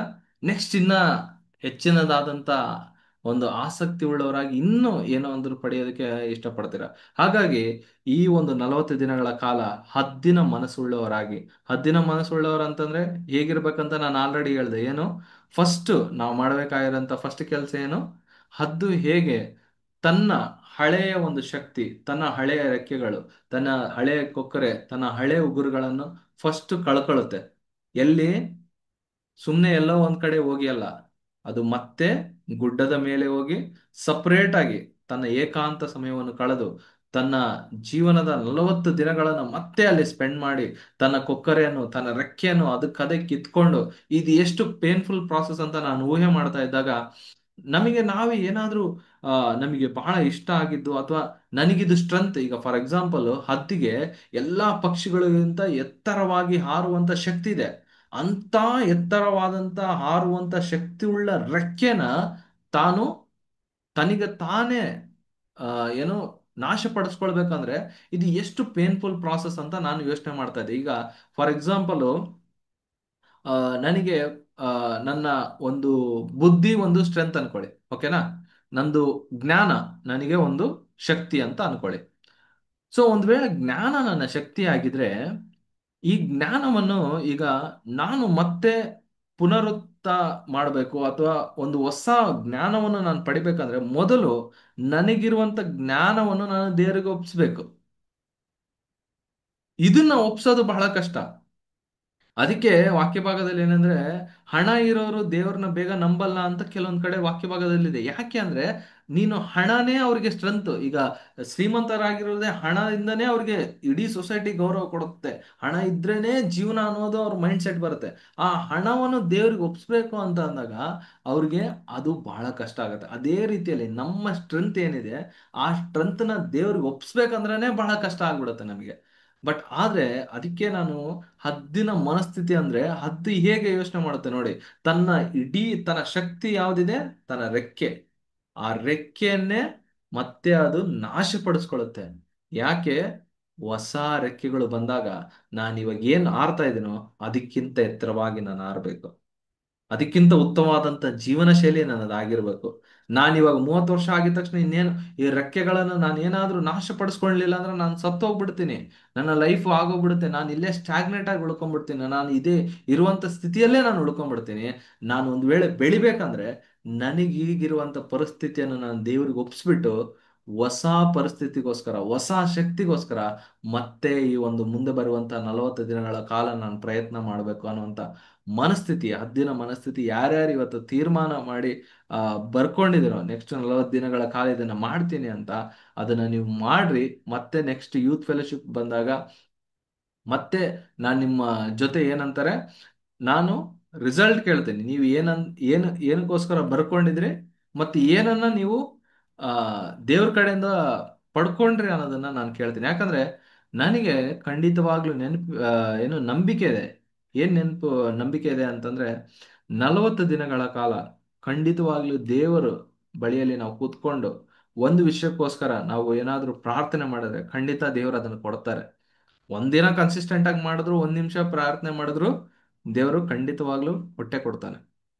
ಹಾಗಾಗಿ ನಮಗೆ ಏನು ಬೇಕು ಅನ್ನೋದನ್ನ ಇವತ್ತು ಬರ್ಕೊಂಡು ನೆಕ್ಸ್ಟ್ 40 ದಿನಗಳ ಕಾಲ ಹದ್ದಿನ ಮನಸ್ಸುಳ್ಳವರಾಗಿ ನೀವು ಪ್ರಯತ್ನ ಮಾಡಿದ್ರೆ ಖಂಡಿತವಾಗ್ಲೂ ನಿಮ್ಮ ಜೀವನಗಳಲ್ಲಿ ಹೊಸ ಬದಲಾವಣೆ, ಹೊಸ ಬೆಳವಣಿಗೆ, ಹೊಸ ರೀತಿಯಾದಂತ ಮನಸ್ಥಿತಿಯನ್ನು ನೀವು ಪಡ್ಕೊಂತೀರ. ಬಟ್ ಅದನ್ನ ಮಾಡ್ಬೇಕಂದ್ರೆ ಮೊದಲು ನಾವು ಏಕಾಂತವಾಗಿ, ಹದ್ದು ಹೇಗೆ ಗುಡ್ಡಕ್ಕೆ ಹೋಗ್ತದೆ ಅದೇ ರೀತಿಯಲ್ಲಿ ನಾವು ಏಕಾಂತಕ್ಕೆ ಹೋಗಿ ನಮಗಿರುವಂತ ರೆಕ್ಕೆಗಳು, ನಮಗಿರುವಂತ ಕುಕ್ಕರೆ, ನಮಗಿರುವಂತ ಏನು ನಮ್ಮ ಸ್ಟ್ರೆಂತ್ ಇದೆ ಅದನ್ನ ದೇವರಿಗೆ ಒಪ್ಸಿ, ನನಗೆ ಈ ಸ್ಟ್ರೆಂತ್ ನಾನು ಒಪ್ಪಿಸ್ತಾ ಇದ್ದೀನಿ, ಬಟ್ ಆದ್ರೆ ನನಗೀಗ ಹೊಸ ಶಕ್ತಿ, ಹೊಸ ಸ್ಟ್ರೆಂತ್, ಹೊಸ ಜ್ಞಾನ ನನಗೆ ಬೇಕು, ಅಥವಾ ನಾವೇನ್ ಇವತ್ತು ಬರ್ಕೊಂಡಿವಿ ಅದು ನನಗೆ ಬೇಕು ಅನ್ನುವಂಥದ್ದು ಪ್ರಯತ್ನ ನಮಗೆ ಹದ್ದಿನ ಮನಸ್ಸುಳ್ಳವರಾಗಿ ನಾವು ಪ್ರಯತ್ನ ಮಾಡಿದ್ರೆ ಖಂಡಿತವಾಗ್ಲಿ ನಮ್ಮ ಜೀವನಗಳಲ್ಲಿ ನಾವು ಅದನ್ನು ಹೊಂದ್ಕೊಳ್ತೀವಿ ಅಂತ ಹೇಳ್ತಾ, ದೇವ್ರ ನಾಮಕ್ಕೆ ಸ್ತೋತ್ರವಾಗ್ಲಿ. ಇಷ್ಟೊತ್ತು ವಾಕ್ಯಗಳಿಂದ ದೇವರು ಸಹಾಯ ಮಾಡಿದ್ರೆ, ಹಾಗಾಗಿ ಈ ವಾಕ್ಯಗಳಿಗೋಸ್ಕರ ನಾವು ಪ್ರಾರ್ಥನೆ ಮಾಡಿಕೊಳ್ಳೋಣ.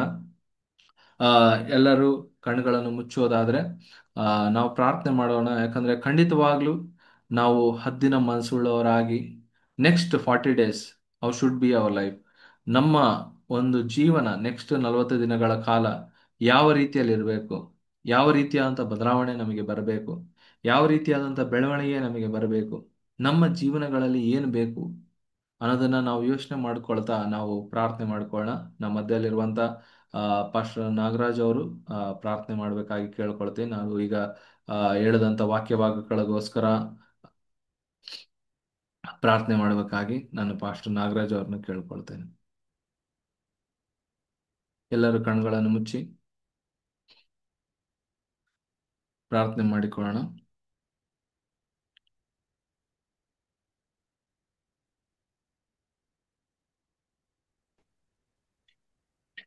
ಮ್ಯೂಟ್ ನನಗೆ ಕೊಟ್ಟಿದ್ದಾರೆ.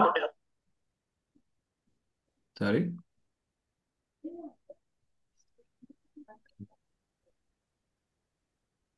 ಮ್ಯೂಟ್ ಆನ್ ಆಗಿದೆ. ನಾಗರಾಜ್ ಪಾಸ್ಟ್ ಕೇಳಿಸ್ತಾ ಸರ್? ಕೇಳಿಸುತ್ತೆ. ಅಲ್ಲ,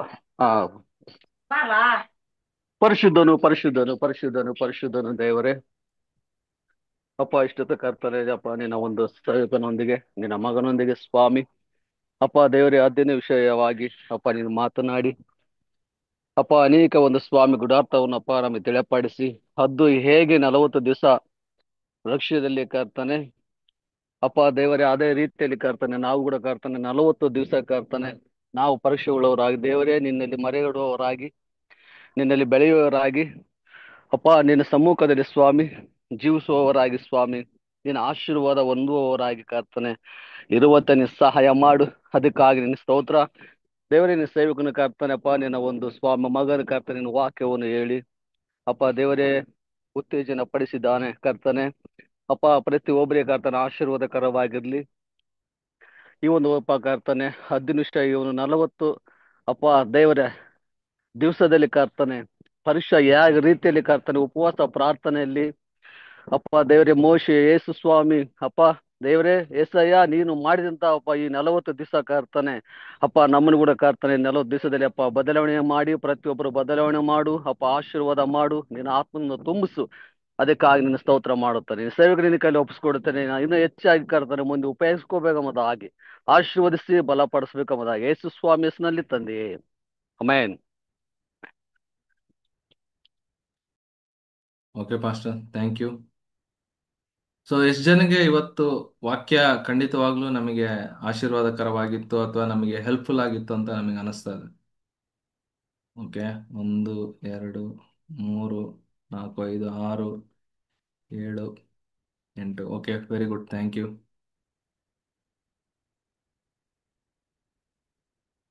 ಓಕೆ, ನಾವು ನೆಕ್ಸ್ಟ್ ಡಿಸ್ಕಷನ್ಗೆ ಹೋಗೋಣ.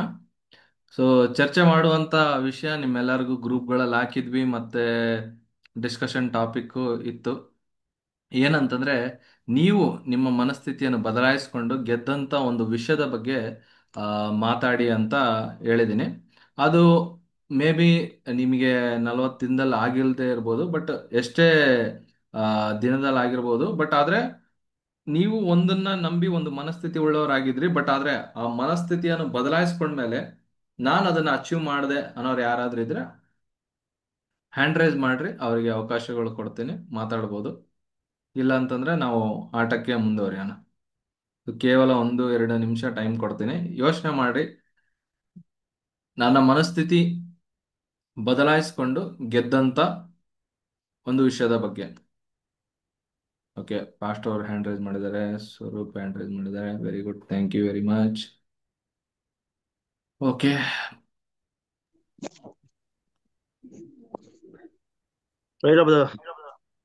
ಪಾಸ್ಟರ್ ಪ್ರೈಸ್ ವಾಯ್ಸ್ ಕಡಿಮೆ ಸಣ್ಣ ಕೇಳಿಸ್ತಾ ಇದೆ. ನನ್ನ ವಾಯ್ಸ್ ಕೇಳಿಸ್ತಾ ಇದೆಯಾ? ಕೇಳಿಸ್ತದೆ. ಸೊ ನಮ್ಮ ಜೀವನದಲ್ಲಿ ನಮ್ಮ ಮನಸ್ಥಿತಿ ಬದಲಾದಂತ ದಿನಗಳ ಬಗ್ಗೆ ನಾನು ಹೇಳಕ್ ಇಷ್ಟಪಡ್ತೀನಿ. ಸೊ ಜೂಮ್ ಅಲ್ಲಿರುವಂತ ಎಲ್ಲರೂ ಕೂಡ ಯೇಸು ಕ್ರಿಸ್ತ ನಾಮದಲ್ಲಿ ನಾನು ವಂದನೆ ತಿಳಿಸ್ತೀನಿ. ಎಲ್ಲರೂ ಕೂಡ ಪ್ರೈಸ್ ಲಾರ್ಡ್.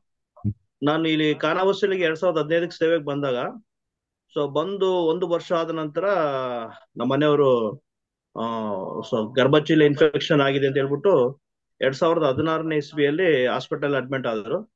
ಸೊ ಅವಾಗ ಒಂದು 15 ದಿವಸಗಳ ಕಾಲ ಹಾಸ್ಪಿಟಲ್ ಅವ್ರಿಗೆ ಟ್ರೀಟ್ಮೆಂಟ್ ಕೊಡಿಸ್ತಾ ಇದ್ವಿ.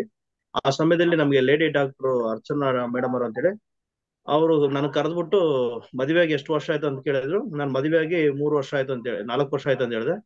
ಸೊ ಮಕ್ಕಳಾಗಿದೆ ಅಂತ ಕೇಳುವಾಗ ಅವ್ರು ಹೌದು ಮೇಡಮ್ ನನ್ಗೊಂದು ಮಗು ಗಂಡು ಮಗಿದೆ ಅಂತ ಹೇಳಿದೆ.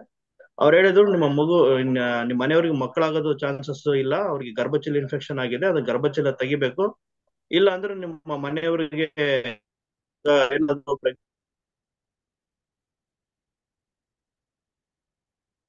ಟೆನ್ಷನ್ ಬಹಳ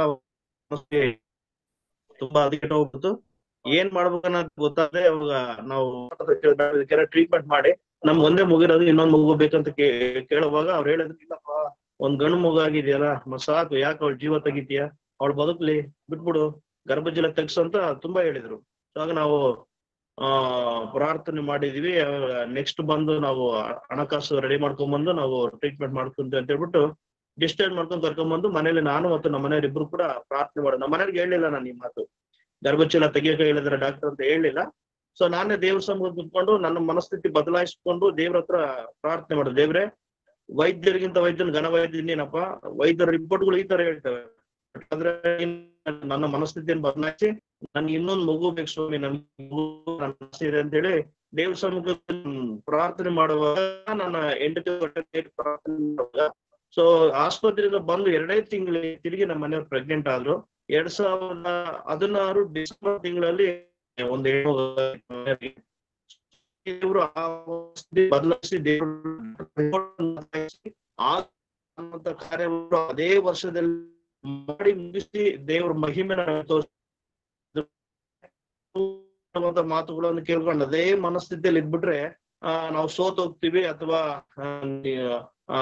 ಬಿದ್ದೋಗ್ಬಿಡ್ತೀವಿ. ಬಟ್ ಆದ್ರೆ ಯಾವಾಗ ದೇವ್ರ ವಾಕ್ಯಗಳನ್ನ ಕೇಳಿ ದೇವ್ರ ವಾಕ್ಯಗಳನ್ನ ನಾವು ಅದನ್ನ ಸ್ವೀಕಾರ ಮಾಡಿ ಅದ್ರ ಪ್ರಕಾರವಾಗಿ ನಾವು ಒಪ್ಪಿಸ್ಕೊಟ್ಟು ನಮ್ಮ ಬಲ ಅಲ್ಲ, ನಮ್ಮ ಸಾಮರ್ಥ್ಯ ಇಲ್ಲ, ನಮ್ಮ ಜ್ಞಾನ ಅಲ್ಲ ಅಂತೇಳಿ ದೇವ್ರಿಗೆ ಒಪ್ಪಿಸ್ಕೊಡ್ತೀವೋ ಆಗ ದೇವ್ರು ಖಂಡಿತವಾಗ್ಲೂ ಅದ್ಭುತ ಮಾಡ್ತಾರೆ ಅಂತ ಹೇಳಿ ನೆನೆಸಿ ನಾನು ದೇವ್ರ ನಾವು ಚೆನ್ನಾಗಿ ಅರ್ಥ ಮಾಡ್ಕೊಳ್ಳಿಕ್ಕೆ ದೇವ್ರ ಸಮ್ಮುಖದಲ್ಲಿ ದೇವರು ಸ್ತೋತ್ರ ಮಾಡ್ಲಿಕ್ಕೆ ಬಹಳ ಅವಕಾಶ ನಮ್ಗೆ ದೇವರು ಅದ್ಭುತವಾಗಿ ಕಲ್ಪಿಸ್ಕೊಟ್ರು. ಹಾಗಾಗಿ 2016ನೇ ಇಸ್ವಿಯಲ್ಲಿ ನನ್ನ ಜೀವನದಲ್ಲಿ ನಡೆದಂತ ಇದೊಂದು ದೊಡ್ಡ ಕಾರ್ಯ ದೇವ್ರು ಮಾಡೋದು ನನ್ನ ಜೀವನದಲ್ಲಿ ದೊಡ್ಡ ಅದ್ಭುತ ಕಾರ್ಯ. ಅದು ಯಾವಾಗಲೂ ಕೂಡ ನಾನು ದೇವರಿಗೆ ಸ್ತುತಿ ಮಾಡ್ತೀನಿ. ದೇವ್ರು ಮಾಡೋ ಕಾರ್ಯಕ್ಕಾಗಿ ದೇವರಿಗೆ ವಂದನೆ. ಆಮೇಲೆ okay, thank you pastor. Doctor ನಿಮಗೆ ಎಷ್ಟು ತಿಂಗಳು ಮುಂಚೆ ಹೇಳಿದ್ರು ಆ ಥರ ಆಗಲ್ಲ ಅಂತೇಳಿ? ಜನವರಿ ತಿಂಗಳಲ್ಲಿ. ಜನವರಿ ತಿಂಗಳಲ್ಲಿ. ಬಟ್ ನಿಮಗೆ ಯಾವಾಗ ಗೊತ್ತಾಯ್ತು ನಿಮ್ಮ ವೈಫ್ ಪ್ರೆಗ್ನೆಂಟ್ ಆಗಿದಾರೆ ಅಂತ? ವಾಯ್ಸ್ ಸಣ್ಣ. ನಿಮ್ಮ ವೈಫು ಪ್ರೆಗ್ನೆಂಟ್ ಆಗಿದಾರಂತ ಎಷ್ಟು ದಿನ ಆದ್ಮೇಲೆ ಗೊತ್ತಾಯ್ತು ಅಂತ ಕೇಳಿದೆ.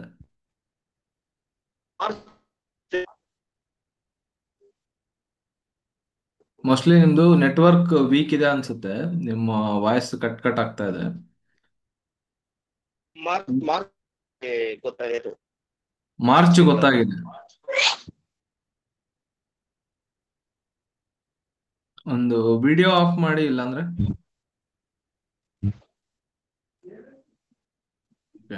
ಸೊ ಮಾರ್ಚ್ ಅಲ್ಲಿ ಗೊತ್ತಾಗಿದೆ ಪಾಸ್ಟರ್ ನಿಮಗೆ? ಈ ಇನ್ನೊಂದು ಮೊಬೈಲ್ ಅಲ್ಲಿ ಸರಿ ಕೇಳಿಸ್ತಿಲ್ಲ, ಇದರಲ್ಲಿ ಮ್ಯೂಟ್ ಮಾಡಿ ಅದ್ರಲ್ಲಿ ಬರ್ತಿದ್ದಾರೆ. Very interesting. ಅದೇ ನಾನು ಅಂದ್ರೆ ಇವಾಗ ನಿಮಗೆ ಜನವರಿಯಲ್ಲಿ ಇದು ಈ ತರ ಆಗಿದೆ ಅಂತ ಗೊತ್ತಾಯ್ತು. ಬಟ್ ನಿಮಗೆ ನಿಮ್ಮ ವೈಫ್ ಮತ್ತೆ ಪ್ರೆಗ್ನೆಂಟ್ ಆಗಿದಾರೆ ಅಂತ ಮತ್ತೆ ಯಾವ ತಿಂಗಳಲ್ಲಿ ಗೊತ್ತಾಯ್ತು ಅಂತ ಕೇಳಿದೆ ನಾನು. ಮಾರ್ಚ್ ತಿಂಗಳಲ್ಲಿ ಗೊತ್ತಾಯ್ತು. ಓ, ಇದು ಕ್ಲೋಸ್ ಟು 40 days ಅಂದ್ರೆ. ಬಟ್ ಮಾರ್ಚ್ ತಿಂಗಳಲ್ಲಿ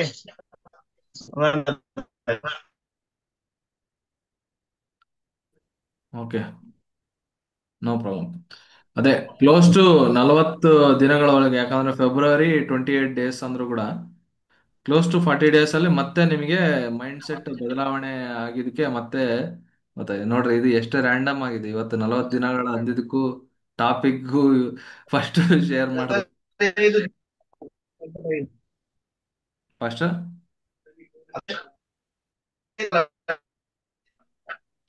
ಜನವರಿ 15 ಜನವರಿ 15. ಡಿಸ್ಚಾರ್ಜ್ ಮಾಡ್ಕೊಂಡ್ ಬಂದ್ಮೇಲೆ ಮಾರ್ಚ್ ತಿಂಗಳಲ್ಲಿ ನಮ್ಗೆ ರಿಸಲ್ಟ್ ಬಂತು. ಓಕೆ ಓಕೆ ಆಲ್ಮೋಸ್ಟ್ 40 days ಆಗಿದೆ. Okay, thank you pastor. ದೇವರ ಸ್ತೋತ್ರ.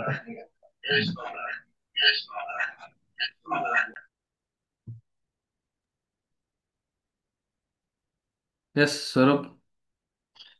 ಸ್ವರೂಪ್ ಹೇಳೋಷ್ಟ್ರೊಳಗೆ ಒಂದ್ ವೇಳೆ ಬೇರೆಯವ್ರು ಯಾರಾದ್ರೂ ಹೇಳಬೇಕು ಅಂತ ಅನ್ಕೊಂಡ್ರೆ ಹ್ಯಾಂಡ್ ರೈಸ್ ಮಾಡಿ, ಇಲ್ಲಾಂದ್ರೆ ನಾವು ಆಟಕ್ಕೆ ಹೋಗಕ್ಕೆ ಸಿದ್ಧವನ್ನು ಮಾಡಿಕೊಳ್ಳೋಣ. Yes Swaroop, go ahead. ನನ್ನ ವಾಯ್ಸ್ ಕೇಳಿಸ್ತಿದೆಲ್ಲ? ಓಕೆ. ಕೇಳಿಸ್ತಾ. ಸೊ ನನ್ ಮೈಂಡ್ ಸೆಟ್ ಚೇಂಜ್ ಆಗಿದ್ದ ಟೈಮ್ ಯಾವಾಗ ಅಂದ್ರೆ ಲಾಕ್ಡೌನ್ 2021 ಆ ಟೈಮಲ್ಲಿ. ಬಿಕಾಸ್ ಅಲ್ಲಿವರೆಗೂ ನನ್ ಲೈಫ್ ಹೆಂಗಿತ್ತು ಅಂದ್ರೆ ವೆರಿ ಕಾಮನ್, ವೆರಿ ನಾರ್ಮಲ್ ಆಗಿತ್ತು. ಜಸ್ಟ್ ನನ್ ವರ್ಕ್ ಏನು, ಸ್ಕೂಲಿಗೆ ಹೋಗು ಬಾ, ವರ್ಕ್ ಮಾಡ್ಕೋ ಅಷ್ಟೇ, ಅಲ್ಲಿವರೆಗೆ ಇದ್ದಿದ್ದು. ಸೊ ಲಾಕ್ಡೌನ್ ಅಲ್ಲಿ ನನಗೆ ಆ ಖಾಲಿ time, very free time, very leisure time, ಆ ಟೈಮ್ ಅಲ್ಲಿ ನನಗೆ ನನಗೆ ಒಂದ್ ಯೋಚನೆ ಬರಕ್ ಸ್ಟಾರ್ಟ್ ಆಯ್ತು. ಏನ್ ನಡೀತಿದೆ ನನ್ನ ಲೈಫ್ ಅಲ್ಲಿ, ಏನ್ ಮಾಡ್ತಿದೀನಿ. ನಾನೀಗ ಎಲ್ಲರೂ ಹೇಳ್ತಾ ಇದ್ರು ಆ ಟೈಮಲ್ಲಿ, ನೋ ನಿನ್ ಕರೆಕ್ಟ್ ಯಂಗ್ ಏಜ್, ಇವಾಗ ಕರೆಕ್ಟ್ ಯೂತ್ ನಿನೀಗ. ಲೈಕ್ ನಾನು ಅವಾಗ ಮೇ ಬಿ 17-18 ಇಯರ್ಸ್ ನನ್ನ ಏಜ್. ಅವಾಗ 17 ವರ್ಷ 18 ವರ್ಷ ಇತ್ತು. ಸೊ ಅವಾಗ ಎಲ್ಲರೂ ಹೇಳ್ತಾ ಇದ್ರು, ಅಂದ್ರೆ ನಮ್ ಮನೇಲಿ ಪೇರೆಂಟ್ಸೇ, ನೋ ತುಂಬಾ ವೆರಿ ಇಂಪಾರ್ಟೆಂಟ್ ಏಜ್ ಅಲ್ಲಿ ಇದ್ದೀರಾ ನೀವು, ಅದು ಇದು ಅದೆಲ್ಲ. ಸೊ ಅವಾಗ ನನ್ಗೂ ಯೋಚನೆ ಬರಕ್ ಸ್ಟಾರ್ಟ್ ಆಯ್ತು, ನಾನು ಏನ್ ಮಾಡ್ತಿದ್ದೀನಿ, what is happening in my life, ಏನ್ ನಡೀತಿದೆ, ಏನಾದ್ರೂ ಒಂದು ಮಾಡ್ಬೇಕಲ್ವಾ ನನ್ ಕಡೆಯಿಂದ ಅಂತೆಲ್ಲ. ಐ ಮೀನ್ ನನ್ಗೋಸ್ಕರ, ಬಿಕಾಸ್ ಅದು ಮತ್ತೆ ನಾನು ನನ್ಗೋಸ್ಕರ, ಪ್ಲಸ್ ನಾನೊಬ್ಬ ಸೇವಕರ ಮಗ. ಇವೆಲ್ಲ ದೃಷ್ಟಿಯಲ್ಲಿ ಇಟ್ಕೊಂಡು ನನಗೆ ಇದೆಲ್ಲ ಯೋಚನೆ ಬರ್ತೈತಿ, ಏನೋ ಮಾಡ್ಬೇಕಲ್ಲ ವಾಟ್ ಅಂತ. ಬಿಕಾಸ್ ನನ್ ಬ್ಯಾಕ್ ಗ್ರೌಂಡ್ ಲೈಫ್ ಅಲ್ಲಿ ಹಿಂದೆ ನನ್ ಚಿಕ್ಕವರಿದ್ದಾಗಿಂದನು ನಮ್ಮ ಮನೇಲಿ ಯಾವ ತರ ಬೆಳೆಸಿದ್ದು ಅಂದ್ರೆ, ಸ್ಕೂಲಿಂದ ಬಂದ್ಮೇಲೆ ನಾನ್ maybe 4th standard 5th standard ಆ ಟೈಮ್ ಅಲ್ಲಿ ಇದ್ದಾಗ ನನ್ ಹೆಂಗ್ ಬೆಳೆಸಿದ್ರು ಅಂದ್ರೆ, ನಮ್ಮ ಮನೇಲಿ ಈವ್ನಿಂಗ್ ನಮ್ಮ ಅಮ್ಮ ನಾವು ಎಲ್ಲ ಪ್ರೇರಿ ಕೊಡ್ತಾ ಇದ್ವಿ. ಸೊ ಅವಾಗ ಹೇಳ್ತಾ ಇದ್ರು ಬೈಬಲ್ ಅಲ್ಲಿ ಯಾವ್ದಾದ್ರು ಒಂದ್ ಕೀರ್ತನೆ ತೆಗ್ದುಕೊಟ್ಟು ಈ ಕೀರ್ತನೆಯಲ್ಲಿ ಏನ್ ಅರ್ಥ ಆಗುತ್ತೆ ನಿಮ್ಗೆ ಅದು ಹೇಳ್ಬೇಕು ನೀವು. ಬಿಕಾಸ್ ನನಗೆ ಅವಾಗಿಂದನೇ ಇದೆಲ್ಲ ನನಗೆ ಮಾಡಿಸ್ತಾ ಇದ್ರು. ಈ ಕೀರ್ತನೆ ಫಾರ್ ಎಕ್ಸಾಂಪಲ್ ಕೀರ್ತನೆ 23, ಕೀರ್ತನೆ 1ನೇ ಅಧ್ಯಾಯ. ಆ ಏಜ್ ಅಲ್ಲಿ ನಮಗೆ ಪಾಪಾತ್ಮರಂದ್ರೆ ಗೊತ್ತಿರ್ಲಿಲ್ಲ, ಧರ್ಮ ನಿಂದಕರು, ಅಷ್ಟು ದೊಡ್ಡ ದೊಡ್ಡ ಪದಗಳೇ ಗೊತ್ತಿರ್ಲಿಲ್ಲ. ಬಟ್ ಸ್ಟಿಲ್ ಅವಾಗೇ ಹೇಳ್ತಾ ಇದ್ರು, ಓಕೆ ನೀನ್ ಇದೇನ್ ಅರ್ಥ ಆಯ್ತು ನೀನ್ ಹೇಳ್ಬೇಕು, ಇದನ್ ಇವಾಗಿಂದ ನೀನ್ ಕಲಿಬೇಕಿದೆಲ್ಲ ಅಂತೆಲ್ಲ. ಸೊ ಆ ತರ ಬೆಳೆಸಿದ್ದು. ಇನ್ನೂ ಚಿಕ್ಕವರಿದ್ದಾಗ may be UKG first standard ಆ ಟೈಮಲ್ಲೆಲ್ಲ ಮಲಗುವಾಗ ಕತೆ ಹೇಳಿ ಮಲಗಿಸ್ತಾ ಇದ್ರು. ಪೇಟ್ರನ್ ಕತೆ, ದಾನಿಯೇಲನ ಕತೆ, ಮೋಶೆ ಕತೆ, ಈ ತರ ಎಲ್ಲ ಪೌಲನ ಕತೆಗಳು. ಆಮೇಲೆ ಈ ಪ್ಯಾರಬಲ್ಸ್ ಅಂತ ಕರಿತೀವಲ್ಲ, ಪ್ಯಾರಬಲ್ಸ್ನೆಲ್ಲ ಹೇಳಿ ಮಲಗುವಾಗ ಲೈಟ್ ಎಲ್ಲ ಆಫ್ ಮಾಡಿ ಮಲಗುವಾಗ ಓಕೆ ಕತೆ ಹೇಳ್ತಾ ಇರ್ಬೇಕು. ಅವ್ರ ಕತೆ ಹೇಳ್ತಾ ಇದ್ರು, ನಾವ್ ಹ್ಮ್ ಹ್ಮ್ ಮಾಡ್ತಾ ಇರ್ಬೇಕು. ಒಂದ್ ವೇಳೆ ನಾವ್ ಏನಾದ್ರು ಅನ್ನೋದ್ ಸ್ಟಾಪ್ ಆಗ್ಬಿಟ್ರೆ ಓಕೆ ಇವ್ ನಿದ್ದೆ ಹೋಗಿದ್ದಾನೆ ಅಂತ ಹೇಳಿ ಕತೆ ಅವರು ಅಲ್ಲಿಗೆ ಸ್ಟಾಪ್ ಮಾಡ್ತಿದ್ರು. ಸೊ ನನ್ನನ್ನ ಚಿಕ್ಕವರಿದ್ದಾಗಿಂದ ಈ ತರ ಎಲ್ಲ ಬೆಳೆಸಿದ್ದವ್ರು. ಸೊ ನನ್ ಲಾಕ್ಡೌನ್ ಬಂದಾಗ ಆ ಲಾಕ್ಡೌನ್ ಅಲ್ಲಿ ನನ್ಗೆ ಯೋಚನೆ ಬಂತು, ಏನ್ ಮಾಡ್ತಿದೀನಿ ನಾನು, ಏನೋ ಅಂದ್ರೂ ಒಂದ್ ಮಾಡ್ಬೇಕಲ್ಲ ಅಂತ. ಅವಾಗ ನನ್ ಮೈಂಡ್ ಸೆಟ್ ಚೇಂಜ್ ಮಾಡ್ಕೊಂಡಿದ್ ನಾನು. ನೋ, ನಾನು ಈ ತರ ಲೇಸಿ ಆಗಿದ್ರೆ ಆ ನಾ ಸರಿ ಇರಲ್ಲ. ಸೊ ನಾನು ಏನೋ ಒಂದು ಮಾಡ್ಬೇಕು ಅಂತೇಳಿ ಅವಾಗಿಂದ ನನ್ನನ್ನು ನಾನು ಆತ್ಮಿಕವಾಗಿ ಬೆಳವಣಿಗೆ ಆತ್ಮಿಕವಾಗಿ ಬಹಳ ಟೈಮ್ ಕೊಟ್ಟೆ ನಾನು. ಮತ್ತು ಮೇ ಬಿ ನನ್ನ ಸ್ಟಡೀಸ್ ವಿಷಯದಲ್ಲಿ ಕೂಡ ನಾನು ತುಂಬಾ ಟೈಮ್ ಕೊಟ್ಟು ನಾನು ಅವಾಗಿಂದ ನನ್ಗೆ ಯಾವುದೇ ಒಂದು ಫ್ರೀ ಟೈಮ್ ಇಲ್ದೇ ಇರೋ ತರ ನೋಡ್ಕೊಳ್ತಿದ್ದೆ. ನನಗೆ ಫ್ರೀ ಟೈಮೇ ಇರಬಾರ್ದು. ಯಾವ್ದು ಒಂದು ಫ್ರೀ ಇದ್ರೆ ಏನೋ ಒಂದ್ ಮಾಡ್ತಾ ಇರ್ಬೇಕು. ನಾನು ಯಾವ್ದೋ ಒಂದ್ರಲ್ಲಿ ತೊಡಗಿಸ್ಕೊಳ್ಬೇಕು, ನಾನು ಯಾವ್ದೋ ಒಂದ್ರಲ್ಲಿ ಇನ್ವಾಲ್ವ್ ಆಗಿರ್ಬೇಕು. ಸೊ ಆ ತರ ಅವಾಗಿಂದ ಸ್ಟಾರ್ಟ್ ಮಾಡಿದೆ. ಅಂದ್ರೆ ಅವಾಗ ನನ್ ಮೈಂಡ್ ಸೆಟ್ ಚೇಂಜ್ ಮಾಡ್ಕೊಂಡಿದ್ದು. ಸೊ ಅದು ಇವಾಗ್ವರೆಗೂ ನನಗೆ ತುಂಬಾ ತುಂಬಾ ಬೆನಿಫಿಟ್ಸ್ ಕೊಟ್ಟಿದೆ. ಮೇ ಬಿ ಅವಾಗೆಲ್ಲ ನಾನು ಫಸ್ಟ್ ನನ್ ಚರ್ಚ್ ಅಲ್ಲಿ ಪ್ರೀಚಿಂಗ್ ಸ್ಟಾರ್ಟ್ ಮಾಡಿದ್ದೆ ಗುಡ್ ಫ್ರೈಡೆ ಟೈಮ್ ಅಲ್ಲಿ. ಗುಡ್ ಫ್ರೈಡೆ ಅಲ್ಲಿ 5ನೇ ಮಾತು ಹೇಳಿದೀನಿ, 7ನೇ ಮಾತು ಹೇಳಿದೀನಿ, 2ನೇ ಮಾತು ಹೇಳಿದೀನಿ, 1ನೇ ಮಾತು ಹೇಳಿದೀನಿ. ಸೊ ಅಲ್ಲಿಂದ ಪ್ರಾಕ್ಟೀಸ್ ಅದು ಸ್ಟಾರ್ಟ್ ಆಗಿ ಕೀರ್ತನೆ ವಿವರಣೆವರೆಗೂ ಅದಕ್ಕೆ ಒಂದೊಂದು ಕೀರ್ತನೆಯಲ್ಲಿ ನಾನು ಅದಕ್ಕೆ ಪ್ರಿಪೇರ್ ಆಗುವಾಗ ನಾನು ಎಷ್ಟು ಟೈಮ್ ಕೊಡ್ತಾ ಇದ್ದೀನಿ, ಅದರಿಂದ ನಾನು ಎಷ್ಟು ಕಲ್ತಿದ್ದೀನಿ. ಆಮೇಲೆ ನನ್ನ ಕಾಲೇಜಸ್ಗೆ ನಾನು ಟೀಚಿಂಗ್ ಮಾಡಕ್ಕೂ ಹೋಗಿದ್ದೀನಿ. ಸೊ ಈ ತರ ಮೈಂಡ್ ಸೆಟ್ ಚೇಂಜ್ ಮಾಡ್ಕೊಳ್ಳೋದ್ರಿಂದ ನನಗೂ ನಾನು ಆ ತುಂಬಾ ವಿಷಯಗಳನ್ನ ಕಲ್ತಿದ್ದೀನಿ. ಅದೇ ರೀತಿಯಾಗಿ ಇನ್ನೊಬ್ರಿಗೂ ನನ್ನಿಂದ ಕಲ್ಸಕ್ಕೆ ನನಗೆ ತುಂಬಾ ಹೆಲ್ಪ್ ಆಗಿದೆ. ಸೊ ಈ ತರ ಮೈಂಡ್ ಸೆಟ್ ಚೇಂಜ್ ಆಗಿದ್ದು ನನಗೆ ಇಷ್ಟು ಬೆನಿಫಿಟ್ ಆಗಿದೆ. ದಟ್ ನನ್ ಒಂದು ಮೈಂಡ್ ಸೆಟ್ ಒಂದು ಆ ಟೈಮ್ ಅಲ್ಲಿ, ಅಂದ್ರೆ 40 ದಿನದಲ್ಲೇ ಆಗಿಲ್ಲ, ತುಂಬಾ ದಿನ ಬೇಕಾಯ್ತು ಮೈಂಡ್ ಸೆಟ್ ಚೇಂಜ್ ಆಗಕ್ಕೆ. ಬಟ್ ಸ್ಟಿಲ್ ಆ ಮೈಂಡ್ ಸೆಟ್ ಚೇಂಜ್ ಆಗಿದ್ದು ಈ ಹದ್ದುವಿನ ತರ. ಅಲ್ಲಿಂದ ನಾನು ತಿರುಗಿ ನೋಡ್ಲಿಲ್ಲ. ನಾನು ಅಲ್ಲಿಂದ ಡಿಗ್ರಿಗೆ ಬಂದ್ಮೇಲಿಂದ ನಾನು degree first year distinction, second year distinction. So ಈ ತರ ಎಲ್ಲಾ ಒಂದೊಂದ್ ಮೆಟ್ಲು ಮೇಲೆ ಮೇಲೆ ಹೋಗ್ತಾ ಇದೀನಿ ವಿನಃ ನನ್ ಕಡಿಮೆ ಆಗಿಲ್ಲ ಯಾವತ್ತು. ಇದೆಲ್ಲ ಆಗಿರೋದು ಯಾಕೆ ಅಂದ್ರೆ ನನ್ನ ಮೈಂಡ್ ಸೆಟ್ ಚೇಂಜ್ ಆಗಿರೋದ್ರಿಂದ. ಅದಾದ್ಮೇಲಿಂದ ಮನೆಯಲ್ಲಿ ಕೂಡ ಅಷ್ಟೇ, ನನ್ ಯಾವ ಟೈಮಲ್ಲಿ ಕೂಡ ನನ್ ಫ್ರೀ ಟೈಮ್ ಅಂತ ಯಾವ್ದು ನನಗೆ ಇರಲ್ಲ. ಇವಾಗ ಮನೆಗೆ ಹೋದ್ರು ಕೂಡ, ನಾನು ಇವಾಗ ಹಾಸ್ಟೆಲ್ ಅಲ್ಲಿ ಇದ್ರು ಕೂಡ ನನಗೆ ಫ್ರೀ ಟೈಮ್ ಯಾವಾಗೂ ಇರಲ್ಲ. ಮನೇಲಿ ಇದ್ರು ಕೂಡ ನನ್ ಫ್ರೀ ಟೈಮ್ ಯಾವಾಗ್ಲೂ ಇರೋ ತರ ನನಗೊಂದ್ ಬೋರ್ ಆಗ್ತಿದೆ ಅನ್ನೋ ನನಗ್ ಬರ್ಲೇಬಾರ್ದು. ಆ ತರ ನನ್ನನ್ನು ನಾನು ಇನ್ವಾಲ್ವ್ ಆಗ್ತಾ ಇದ್ದೀನಿ. ಮನೇಲಿ ಇದ್ರು ಕೂಡ ಮನೆ ಕೆಲ್ಸ, ಮನೇಲಿ ಯಾರಿಗೂ ಮಾಡಕ್ ಬಿಡಲ್ಲ, ನಾನೇ ಮಾಡ್ಬೇಕು. ನಾನ್ ಮಾಡಿದ್ದೆ ನನಗೆ ಸ್ಯಾಟಿಸ್ಫ್ಯಾಕ್ಷನ್ ಇರ್ಬೇಕು. ಸೊ ಈ ತರ ಎಲ್ಲ ನನ್ನನ್ನು ನಾನು ಈ ತರ ಮಾಡ್ಕೊಳ್ತಾ ಇದ್ದೀನಿ, ಜಸ್ಟ್ ಬಿಕಾಸ್ ನಾನು ನನ್ನ ಮೈಂಡ್ ಸೆಟ್ ಚೇಂಜ್ ಮಾಡ್ಕೊಂಡಿದ್ದಕ್ಕೆ ಇದೆಲ್ಲ ಆಯ್ತು. So thank you. Okay Swaroop, thank you. ನನಗೆ ಟ್ರಾನ್ಸ್ಲೇಷನ್ ಮಾಡಿದ್ ಮರ್ತೋಗ್ಬಿಟ್ಟಿದೆ ಅನ್ಸುತ್ತೆ, ಅದನ್ನ ಹೇಳಿಲ್ಲ. ನಾನು ಟ್ರಾನ್ಸ್ಲೇಷನ್ ಮಾಡಿದ್ದೀನಿ, ನನಗೂ ಇನ್ನೊಬ್ರು ಟ್ರಾನ್ಸ್ಲೇಟ್ ಮಾಡಿದ್ದಾರೆ. ಸಿ ಅದೇ ಒಂದು ಮನಸ್ಥಿತಿ ಬದಲಾಯಿಸ್ಕೊಳ್ಳೋದ್ರಿಂದ ಆ ಎಷ್ಟು ನಮ್ಮ ಜೀವನದಲ್ಲಿ ಎಷ್ಟು ಬದಲಾವಣೆ ಆಗುತ್ತೆ ಅನ್ನೋದನ್ನ ನಾವು ಕೇಳಿಸ್ಕೊಂಡ್ವಿ. ನಾವು ಯೋಚನೆ ಮಾಡಿ ಒಂದು ಬದಲಾವಣೆ ಮಾಡಿಸ್ಕೊಳ್ಳೋದ್ರಿಂದ ನಮ್ಮ ಜೀವನದಲ್ಲಿ ಗ್ರೋತ್ ಆಗುತ್ತೆ, ಮತ್ತೆ ಆಕ್ಟಿವ್ ಆಗ್ತೀವಿ, ಮತ್ತೆ ನಮಗೆ ನಾವು ಚೇಂಜ್ ಆಗ್ತೀವಿ, ಮತ್ತೆ ಬೇರೆಯವರು ನಮ್ಮ ರೆಕಗ್ನೈಸ್ ಮಾಡೋದಕ್ಕೆ ಸ್ಟಾರ್ಟ್ ಆಗ್ತಾರೆ. ಇಲ್ಲ, ಇವರೇನೋ ಇಷ್ಟು ಆಕ್ಟಿವ್ ಆಗಿದಾರಲ್ಲ, ಏನ್ ಇಷ್ಟು ಕೆಲಸ ಮಾಡ್ತಾರೆ, ಏನ್ ಟಯರ್ಡ್ ಆಗಲ್ವಾ, ಇಷ್ಟೆಂಗ್ ಕೆಲಸ ಮಾಡ್ತಾರೆ ಅನ್ನುವಂತ ಬೇರೆಯವ್ರು ನಮ್ಮನ್ನ ನೋಡಿ ಹೇಳ್ತಾರೆ. ನಾನು ಅದಕ್ಕೆ ಹೇಳಿದ್ದು, ಮೋಶನ ನೋಡಿ ಬೇರೆಯವ್ರು ಹೇಳ್ತಾ ಇದ್ರು. ಹಂಗೆ ನಾವ್ ಇವಾಗ ನೆಕ್ಸ್ಟ್ 40 ಡೇಸ್ ನಾವ್ ಏನ್ ಮಾಡ್ತೀವೋ ಬೇರೆಯವ್ರನ್ನ ನೋಡಿ ನಮ್ಮನ್ನ ಹೇಳ್ಬೇಕು, ನಾವ್ ಹೇಳ್ಬಾರ್ದು 40 ದಿನ ಹಣ ಏನ್ ಗೊತ್ತಾ, 40 ದಿನ ನಾನು ಉಪವಾಸ ಮಾಡ್ತೇನೆ ಗೊತ್ತಾ ಅಂತ ಬೇರೆಯವ್ರಿಗೆ ಹೇಳ್ಬಾರ್ದು. ಬೇರೆಯವ್ರು ನಮ್ಮನ್ನ ನೋಡಿ ಹೇಳ್ಬೇಕು, ನೀವ್ ಏನ್ ಮಾಡಿದ್ರಿ, ನೀವು ಈ ರೇಂಜಿಗೆ ಏನೋ ನಡೀತಾ ಇದೆ, ನೀವೇನು ಹೇಳ್ತಾ ಇಲ್ಲ ಆ ಥರ ಆ, ಹೇಳ್ಬೇಕು. ಸೊ ಅದು ನನ್ನ ಇವತ್ತಿನ ಒಂದು ಏನೋ ನಿಮಗೆ ಹೇಳುವಂತ ವಿಷಯ. ಇದನ್ನ ಎಷ್ಟು ಜನ ಸೀರಿಯಸ್ ಆಗಿ ತಗೊಂಡ್ರೋ, ಎಷ್ಟು ಜನ ಸುಮ್ಮನೆ ಕೇಳಿಸ್ಕೊಂಡ್ರೋ ಗೊತ್ತಿಲ್ಲ, ಬಟ್ ಇದು reality. This is the reality. ನೀವು ಮೈಂಡ್ ಅಲ್ಲಿ ಫಿಕ್ಸ್ ಆಗ್ರಿ, ನೆಕ್ಸ್ಟ್ 40 ಡೇಸ್ ನನಗೆ ಇದು ಮಾಡಬೇಕು, ಇದು ಆಗ್ಬೇಕು ಅಂತ. ಇವಾಗ ಸ್ವರೂಪ್ ಹೇಳಿದ್ರು ಅವ್ರ ಮೈಂಡ್ ಸೆಟ್ ಹೆಂಗ್ ಚೇಂಜ್ ಆಯ್ತು, ಅಥವಾ ಪಾಸ್ಟ್ ಹೇಳಿದ್ರು ನೋಡಿ, ಪಾಸ್ಟ್ ಇನ್ನೂ ರಿಲೆವೆಂಟ್ ಎಕ್ಸಾಂಪಲ್ ಏನು, 40 ಡೇಸ್ ಅಲ್ಲಿ ಒಂದು ಮೆಡಿಕಲ್ ರಿಪೋರ್ಟ್ ಚೇಂಜ್ ಆಗೋದು ಅನ್ನೋದು, ಅದು ಎಷ್ಟು ಏನಂತಾರೆ, ಅವರು ಒಂದು ರ್ಯಾಂಡಮ್ ಆಗಿ ಅವ್ರು ಒಂದು ಸಾಕ್ಷಿ ಹೇಳ್ಬೇಕು, ಅಥವಾ ಒಂದು ಮನಸ್ಥಿತಿ ಹೆಂಗ್ ಬದಲಾಯಿಸ್ಕೊಂಡ್ರು ಅಂತ ಹೇಳ್ಬೇಕಂತ ಹೇಳಿದ್ರು, ನಮ್ಮ ಒಂದು ಟಾಪಿಕ್ಗೆ ಎಷ್ಟು ಸೂಟಬಲ್ ಆಗಿ ಆ ಟೈಮ್ ಲೈನು ಎಷ್ಟು ಕರೆಕ್ಟ್ ಆಗಿ ಮ್ಯಾಚ್ ಆಯ್ತು ಅಂತಂದ್ರೆ, ಸೊ ಅದೇ ನಮ್ಮ ಮನಸ್ಥಿತಿ. ಯಾರು ಏನ್ ಹೇಳ್ತಾರೋ ಅದು ಅಲ್ಲ, ಹದ್ದು ಯಾವಾಗ್ಲೂ ಎತ್ತರದಲ್ಲಿರುತ್ತೆ. ಕಾಗೆ, ಆ ಗುಬ್ಬಿ, ಪಾರಿವಾಳ ಎಲ್ಲೆಲ್ಲ ಆರುತ್ತೋ ಅವ್ರ ಜೊತೆ ಎಲ್ಲ ಇರಲ್ಲ. ಅದೇ ಒಂದು ಸಪ್ರೇಟ್ ಲೀಗಲ್ ಆರ್ತಾ ಇರುತ್ತೆ. ಅದನ್ನೇ ನಾವೀಗ ಮಾಡ್ಬೇಕಾಗಿರೋ ಹದ್ದಿನ ಮನಸ್ಸುಳ್ಳವರಾಗಿ. ಸೊ ನೆಕ್ಸ್ಟ್ ರಾಬರ್ಟ್ ಅಣ್ಣವ್ರು ಹ್ಯಾಂಡ್ ರೈಸ್ ಮಾಡಿದ್ದಾರೆ, ಬಟ್ ವಸಂತ್ ಅಕ್ಕವ್ರು ಕುತ್ಕೊಂಡಿದ್ದಾರೆ.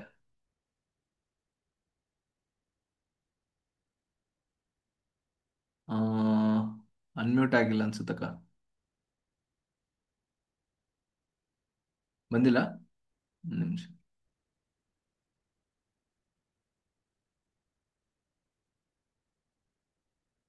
ಬರ್ತಾ ಇಲ್ಲ, ಒಂದೇ ನಿಮಿಷ.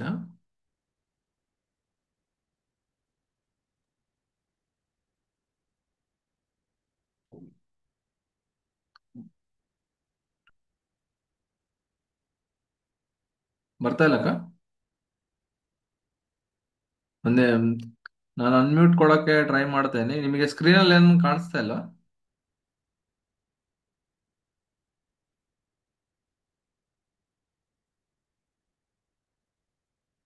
ನೋಡಿ, ಈಗ ಸ್ಕ್ರೀನಲ್ಲಿ ಏನೋ ಬಂದಿದೆಯೇನೋ.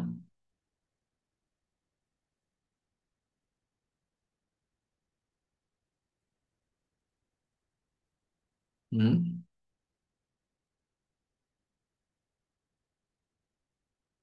ಇಲ್ಲ. ಸ್ವರೂಪ್, ನಾವು ಅನ್ಮ್ಯೂಟ್ ಮಾಡಕ್ಕಾಗಲ್ಲ ಇವ್ರನ್ನ. ಸ್ವರೂಪ್, ಇಲ್ಲ ಅನ್ಸುತ್ತೆ. ನಾನು ಆಸ್ಕ್ ಟು ಅನ್ಮ್ಯೂಟ್ ಅಂತ ಕೊಡ್ತಾ ಇದ್ದೀನಿ, ಬಟ್ ಆಗ್ತಾ ಇಲ್ಲ ಅದು. ಅದೇ ಅವ್ರು ಅವ್ರಿಗೆ ಅಲ್ಲಿ ಅವರು ಅನ್ಮ್ಯೂಟ್ ಪರ್ಮಿಟ್ ಓಪನ್ ಮಾಡ್ಬೇಕು. ಅದೇ. ಅಕ್ಕ, ಸ್ಕ್ರೀನ್ ಮೇಲೆ ಏನು ಕಾಣಿಸ್ತಾ ಇಲ್ಲ, ನಾನು ಕಾಣಿಸ್ತಾ ಇಲ್ವಾ?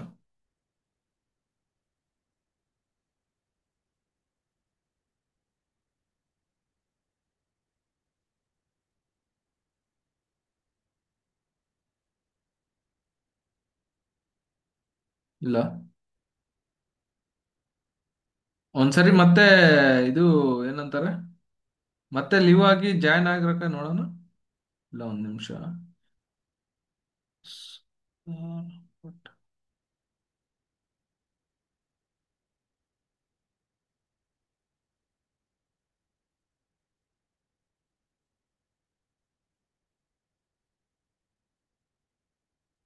ಹ್ಮ್ ಬರ್ತಾ ಇಲ್ಲ,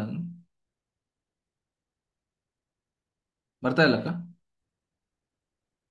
ಓಕೆ ಅಕ್ಕ, ಲೀವ್ ಆಗಿ ಮತ್ತೆ ಜಾಯ್ನ್ ಆಗ್ರಿ ನೋಡೋಣ.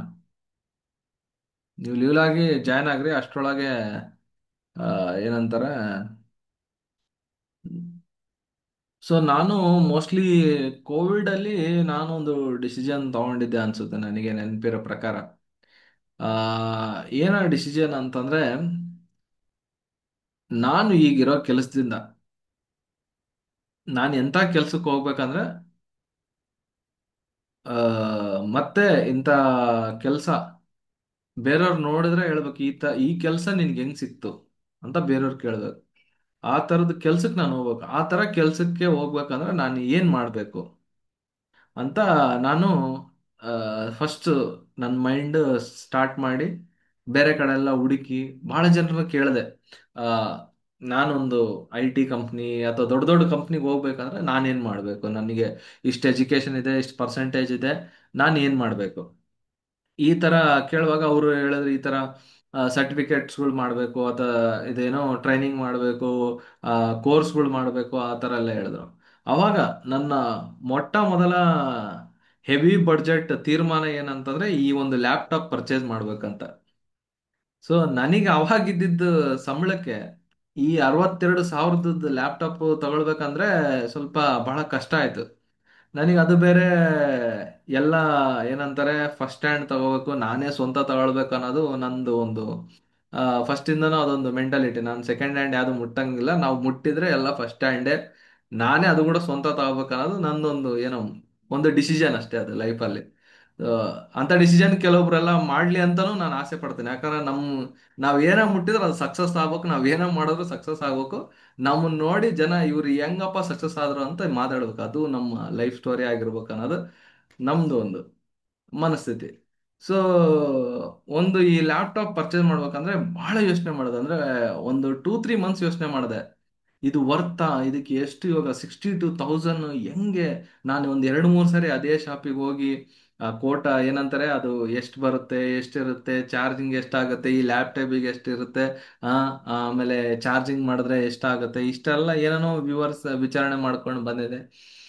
ಬಟ್ ಆಮೇಲೆ ಕೆಲವೊಬ್ರಿಗೆಲ್ಲ ನಾನು ಫೋನ್ ಮಾಡಿದ್ದೆ ಅಂತ ನನಗೆ ನೆನಪಿದೆ. ಕೆಲವರಿಗೆಲ್ಲ ಅಂದ್ರೆ ದುಡ್ಡು ಕೊಡಕ್ ಆಗುತ್ತಾ, ಅಥವಾ ನಿಮ್ಮ ಹತ್ರ ಯಾವ್ದಾದ್ರು ಲ್ಯಾಪ್ಟಾಪ್ ಇದೆಯಾ ಯೂಸ್ ಮಾಡದೇ ಇರೋದು, ಆ ಥರ ಎಲ್ಲ ಅದನ್ನು ಆಲ್ಟರ್ನೇಟ್ ನೋಡ್ತಾ ಇದ್ದೆ. ಬಟ್ ನನಗೆ ಅನಿಸ್ತಿಲ್ಲ, ನಾನು ಸ್ವಂತನೇ ತಗೋಬೇಕು, ಅದು ಕೂಡ ಓನ್ ಆಗೇ ತಗೋಬೇಕು, ದುಡ್ಡು ಹೆಂಗಾದ್ರೂ ಮಾಡಿ EMI ಮಾಡಿ ಏನೋ ಒಂದು ಮಾಡಿ ತಗೊಂಬಿಡೋಣ ಅಂತ ಆ ಥರ ಡಿಸಿಷನ್ ಮಾಡಿ ತಗೊಂಡಿದ ತಕ್ಷಣನೇ ನಾನು ಆ, ಈ ಲ್ಯಾಪ್ಟಾಪ್ ತಗೊಂಡು ಈಗ ಒಂದು 4 ಇಯರ್ಸ್ ಆಯ್ತು ಅನ್ಸುತ್ತೆ. ಅದು ತಗೊಂಡಿದ್ದು ನೆಕ್ಸ್ಟ್ ಮಂತೆ ನಾನು ಡೈರೆಕ್ಟ್ ಒಂದು ಕೋರ್ಸಿಗೆ ಜಾಯ್ನ್ ಆಗಿದ್ದು, ಒಂದು ಸರ್ಟಿಫೈಡ್ ಕೋರ್ಸ್. ಆ ಕೋರ್ಸ್ ಮಾಡಿದ್ದು ಅಲ್ಲಿಂದ ನಾನು ಮಾಡಿದಂಥ ಆ ಒಂದು ಡಿಸಿಷನ್, ನಾನು ಮಾಡಿದಂಥ ಕೋರ್ಸ್ ಎಷ್ಟು ಬದಲಾವಣೆ ಆಯ್ತಂದ್ರೆ ಇವತ್ತು ಒಂದು ರೆಪ್ಯೂಟೆಡ್ ಆದಂಥ ಒಂದು IT ಕಂಪ್ನಿಯಲ್ಲಿ ನಾನು ವರ್ಕ್ ಮಾಡೋಕ್ಕೆ ಅದೇ ಸಹಾಯ ಆಯ್ತು ಇವತ್ತು. ಸೊ ಒಂದು ಡಿಸಿಷನ್, ನಮ್ಮ ಒಂದು ಮನಸ್ಥಿತಿ ಎಷ್ಟು ಆ, ಬದಲಾಗ್ಬೋದು ಅಥವಾ ಎಷ್ಟು ಬದಲಾಯಿಸುತ್ತೆ ನಮ್ಮ ಜೀವನವನ್ನ ಅನ್ನೋದನ್ನ ಆ, ನಾನು ಹೇಳೋದಕ್ಕೆ ಇಷ್ಟಪಡ್ತೇನೆ. ಆ, ಮತ್ತೆ ಬಂದ ಜಾಯ್ನ್ ಆಯ್ದ್ರ ರಾಬರ್ಟ್ ಸಂದಕ್ಕ ಮತ್ತೆ ಜಾಯ್ನ್ ಆಗಿದಾರ? ಇಲ್ಲ, ಇಲ್ಲಿ ಕಾಣಿಸ್ತಾ ಇಲ್ಲ. ಓಕೆ, ನಾ ಜಾಯ್ನ್ ಆಗಿಲ್ಲ ಅಂತ ಅನ್ಸುತ್ತೆ, ಇಲ್ಲಿ ಕಾಣಿಸ್ತಾ ಇಲ್ಲ. ಸೊ ನಾನ್ ಸುಮ್ನೆ ಒಂದು ಏನಂತಾರೆ ಫಿಲ್ಲರ್ ತರ ಹೇಳ್ದೆ, ಇದು ಬಹಳ ಇದಾವ ಆ ತರ. ಓಕೆ, ಜಾಯ್ನ್ ಆಗ್ತಾ ಇದ್ರ, ಜಸ್ಟ್ 1 ಮಿನಿಟ್. ಓಕೆ, ಗೇಮಿಗೆ ಎಷ್ಟು ಜನ ರೆಡಿ ಇದ್ದೀರಾ? ಗೇಮ್ ಏನು ಅಂತಂದು ನಿಮಗೆ ಬಹಳ ಕ್ಯೂರಿಯಸ್ ಆಗಿ ಕುತ್ಕೊಂಡಿದ್ದೀರಾ. ಆಕ್ಚುಲಿ ಹೇಳ್ಬೇಕಂದ್ರೆ ಇವತ್ತು ಸಂಜೆ 6 ಗಂಟೆವರೆಗೂ ನಾನು ನಿಮ್ಮಷ್ಟೇ ಕ್ಯೂರಿಯಸ್ ಅಲ್ಲಿ ಗೇಮ್ ಏನ್ ಆಡಿಸ್ಬೇಕು ಅಂತ ಯೋಚನೆ ಮಾಡ್ತಾ ಇದ್ದೆ ನಾನು ಕೂಡ. ಅಯ್ಯೋ, ಟಾಪಿಕ್ ಹುಡ್ಕೋದು ಒಂದು ತಲೆನೋವಾದ್ರೆ, ಆ ಟಾಪಿಕ್ ತಕ್ಕಂತ ಒಂದು ಡಿಸ್ಕಷನ್, ಆ ಟಾಪಿಕ್ ತಕ್ಕಂತ ಗೇಮ್ ಹುಡ್ಕೋದು ಇನ್ನೊಂದು ತಲೆನೋವು. ಸೊ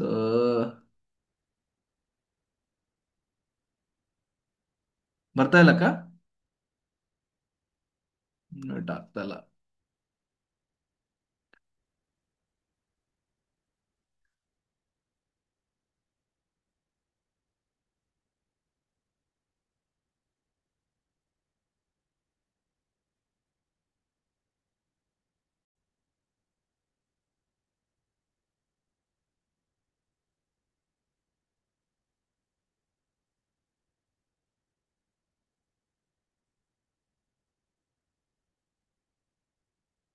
ಅಕ್ಕ, ಇದು ಇದು ಇದೇ ತರ ನೀವು ಮಾಡ್ತಾ ಇದ್ದೀರಾ ತಾನೇ?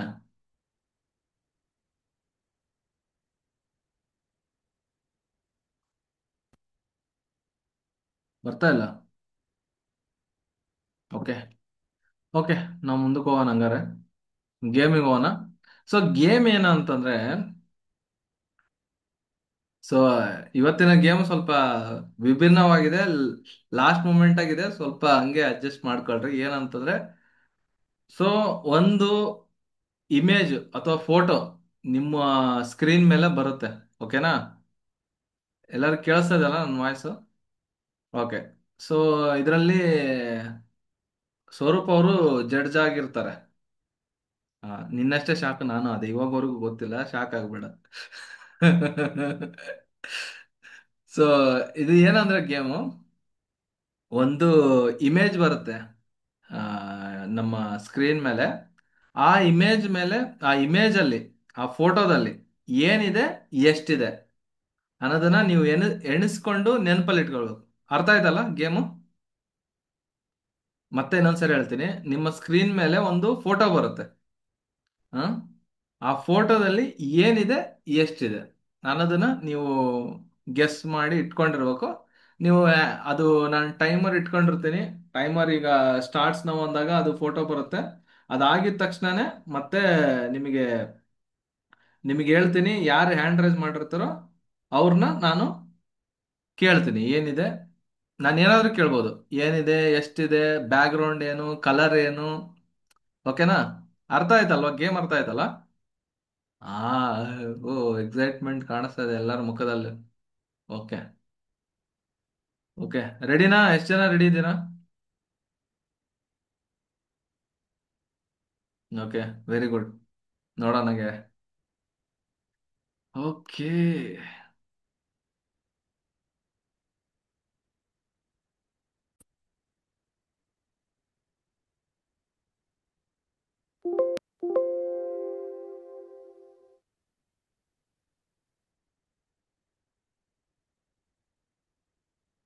Time starts now. ಸೊ ನಿಮಗೆ 30 ಸೆಕೆಂಡ್ಸ್ ಇದೆ. 30 ಸೆಕೆಂಡು ನೀವು ಆ ಫೋಟೋನ ನೋಡಿ, ಇಮೇಜ್ ನೋಡಿ, ಏನೇನಿದೆ, ಏನೇನಿಲ್ಲ.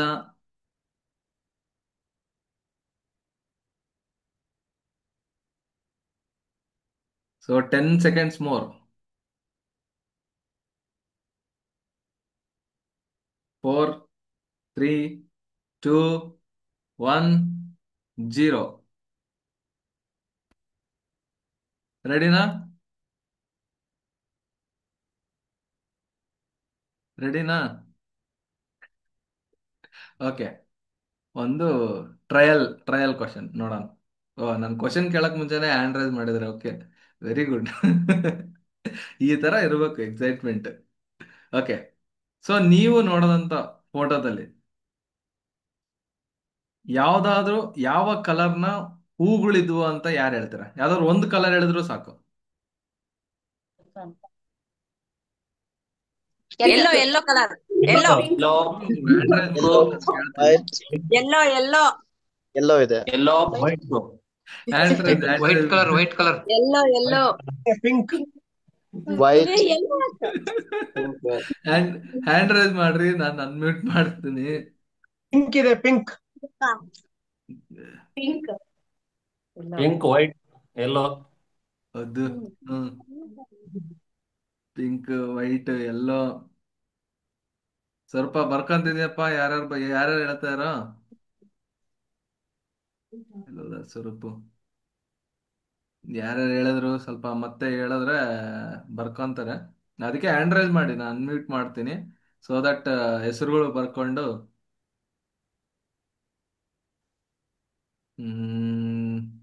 ಗಣೇಶ್ ವೈಟ್ ಅಂತಾನೆ.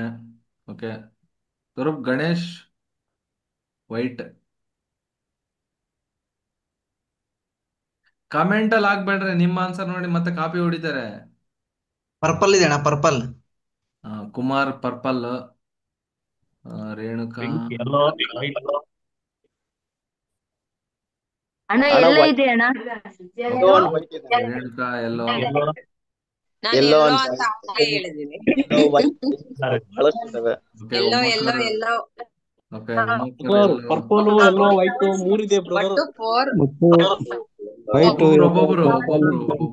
ಎಲ್ಲೋ, white, ಎಲ್ಲರೂ ಹೇಳ್ತಾರೆ. Yellow purple white pink yellow, white ಬಹಳಷ್ಟು ಇದೆ ಅಣ್ಣ. ಪರ್ಪಲ್ ಎಲ್ಲೋ ವೈಟ್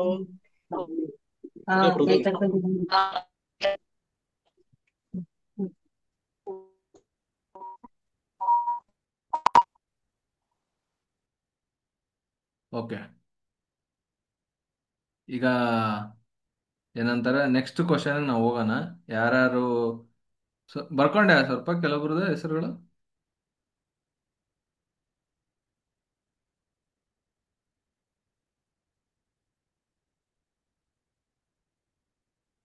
ಓಕೆ, ಯಾರು ಅದರಲ್ಲಿ ಏನಂತಾರೆ ಹುಳ ಇತ್ತ ಇಲ್ವಾ? ಓಕೆ, ಸ್ವರೂಪ್ ಉಮಾಕ್ಕ ಅವ್ರದ್ದು ಬರ್ಕೋ ಇತ್ತು ಅಂತ ಹೇಳ್ತಾ ಇದಾರೆ. ಓಕೆ, ರೇಣುಕಾ ಹ್ಯಾಂಡ್ ರೈಸ್ ಮಾಡಿದ್ದಾರೆ. ಗಣೇಶ್ ಹಿಂಗ್ ತೋರಿಸ್ತಾ ಇದಾರೆ, ಏನ್ ಇತ್ತು ಅಂತ ಅನ್ಕೋಬೇಕಪ್ಪ. Okay, Ganesh. Okay, next Madhusudan pastor hand raise ಮಾಡಿದ್ದಾರೆ. ಇತ್ತು ಬ್ರದರ್. ಇತ್ತು. Okay, very good. Next okay, ಇತ್ತು ಅಂತ ಹೇಳ್ತಾರೆ. ಶಶಿಯಣ್ಣ ಹ್ಯಾಂಡ್ ರೈಸ್ ಮಾಡಿದ್ದಾರೆ.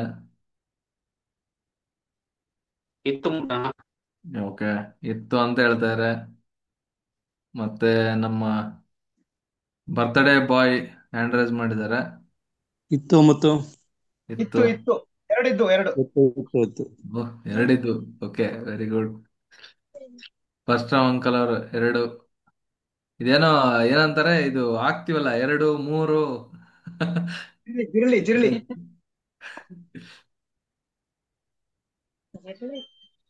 ಓಕೆ, ಸೊ ಈಗ ಅದರಲ್ಲಿ ಓಕೆ, ಈಗ ಆಲ್ರೆಡಿ ಬಹಳ ಜನ ಹೇಳಿದ್ರೆ ನಾನು ಅದಕ್ಕೆ ಆ ಕ್ವಶನ್ ಸ್ಕಿಪ್ ಮಾಡ್ತಾ ಇದ್ದೀನಿ. ಓಕೆ, ಅದರಲ್ಲಿ ಎಷ್ಟು ಗ್ಲಾಸ್ಗಳಿದಾವ ಅಂತ ಯಾರು ಹೇಳ್ತೀರಾ? ಬಹಳ ಕಷ್ಟ. 32. 14. ರೇಣುಕಾ 14, ಪರಶುರಾಮ್ ಅಂಕಲ್ 32. ಒಂದು ರ್ಯಾಂಡಮ್ ನಂಬರ್ ಹೇಳ್ತಾ ಇದ್ದೀರಾ. Okay, Uma SU. ಓಕೆ, ಬಹಳ ಜನ ಕಮೆಂಟ್ಸ್ ಅಲ್ಲಿ ಟೈಪ್ ಮಾಡ್ತಾ ಇದ್ದಾರೆ. ಸ್ವರೂಪ್ 4 ಅಂತ ಕನ್ಫರ್ಮ್ ಹೇಳ್ತಾ ಇದ್ದಾರೆ.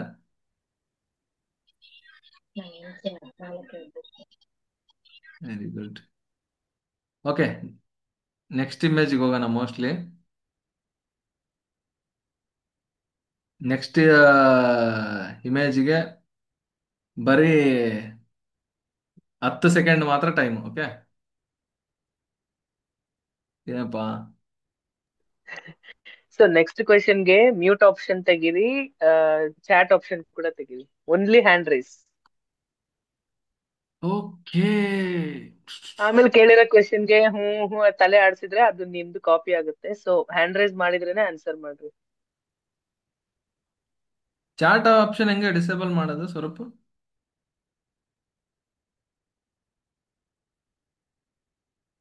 ಮಾಡ್ಬೋದಾ?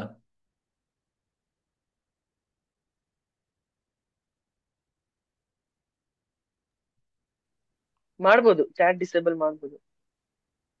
ಹೆಂಗೆ? ಸೇಮ್ ಆಸ್ ಯೂಶುವಲ್ ಸೆಟ್ಟಿಂಗ್ಸ್ ಅಲ್ಲಿ, ಚಾಟ್ ಸೆಟ್ಟಿಂಗ್ಸ್. ಸೆಟ್ಟಿಂಗ್ಸ್ ಇಲ್ಲಿ ಯಾವುದು ಓಪನ್ ಆಗ್ತಿಲ್ಲ. ಓನ್ಲಿ ಟು ಹೋಸ್ಟ್ ಆರ್ ಆ ತರ ಮಾಡ್ಬೋದು. ಓಕೆ, ನಾ ಇದು ನೋಡ್ಕೊಂತಿದ್ರೆ ಟೈಮ್ ಇದಾಗುತ್ತೆ. ಓಕೆ, ನೆಕ್ಸ್ಟ್ ಇದಕ್ಕೆ ಹೋಗ್ತೀನಿ. ಏನಂದ್ರೆ ಹ್ಯಾಂಡ್ ರೈಸ್ ಮಾಡಿ ಅಷ್ಟೇ. ನಿಮ್ಮ ಹೆಸರು ಬರ್ಕೋಬೇಕಂದ್ರೆ ಹ್ಯಾಂಡ್ ರೈಸ್ ಮಾಡಿ, ಇಲ್ಲಾಂದ್ರೆ ನೀವು ರ್ಯಾಂಡಮ್ ಆಗಿ ಹೇಳಿದ್ರೆ ನಮಗೇನು ತೊಂದರೆ ಇಲ್ಲ. ಆಮೇಲೆ ಮತ್ತೆ ನನ್ನ ಹೆಸರು ಹೇಳಿಲ್ಲ ಅಂತ ಬೇಜಾರಾಗ್ಬಿಡ್ರಿ ಅಷ್ಟೇ. ಅದು ನನ್ನ ತಪ್ಪಲ್ಲ, ಮತ್ ಸ್ವರೂಪ ತಪ್ಪು ಅಲ್ಲ. ಪಾಪ ಸ್ವರೂಪ ಗೊತ್ತೇ ಇಲ್ಲ ಅವ್ನ್ ಜಡ್ಜ್ ಆಗ್ತಾರೆ ಅಂತ. ಗೊತ್ತಿದೆ. ಓಕೆ, ಹ್ಯಾಂಡ್ ರೈಸ್ ಮಾಡ್ರಿ, ನಾನು ಅನ್ಮ್ಯೂಟ್ ಕೊಡ್ತೀನಿ. ಓಕೆ, ನೆಕ್ಸ್ಟ್ ಫೋಟೋಗೆ ರೆಡಿ ಇದೀರಲ್ಲ? ಗೊತ್ತಾಯ್ತಲ್ಲ ಗೇಮ್ ಈಗ ಒಂದು ಸ್ವಲ್ಪ 80% ಗೊತ್ತಾಯ್ತು. Okay, very good. So next ಫೋಟೋಗೆ ಹೋಗೋಣ. ರೆಡಿ?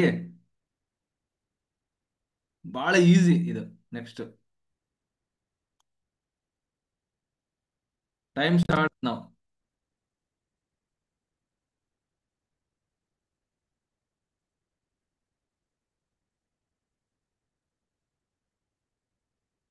ಹತ್ತು ಸೆಕೆಂಡ್ ಆಗಿದೆ.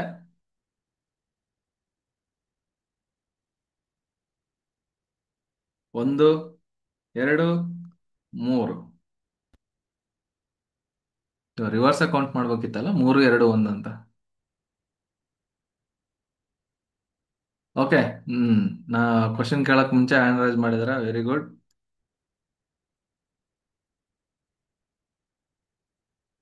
ಎಷ್ಟು ಜನ ಹುಡುಗಿರ್ ಕೈ ಇತ್ತು ಅದ್ರಲ್ಲಿ?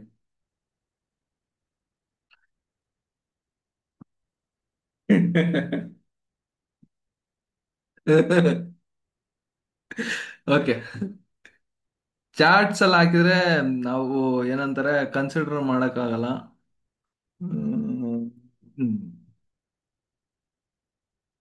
ಓಕೆ, ಫಾಸ್ಟರ್ ಅವರು ಮಾಡಿದ್ದಾರೆ. 4 ಜನ ಹುಡುಗಿರು ಬ್ರದರ್. 4 ಜನ ಹುಡುಗಿರು. Okay, Ganesh 2 bro, 2. 2. ರೇಣುಕಾ ಒಬ್ಬೇ ಹುಡುಗಿ ಅಣ್ಣ, 2 ಕೈ. ಒಬ್ಬೇ ಹುಡುಗಿ 2 ಕೈ. ಓ, 2 ಕೈ. ಇನ್ನೊಂದು ಯಾರು? ಗಣೇಶ್ ಗಣಿ 3 numbers bro. 3 numbers. Yes, birthday boy ಅವ್ರೆ.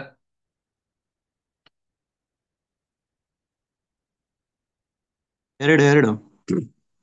2. ಓಕೆ ಓಕೆ, ಬರ್ಕಂಡ.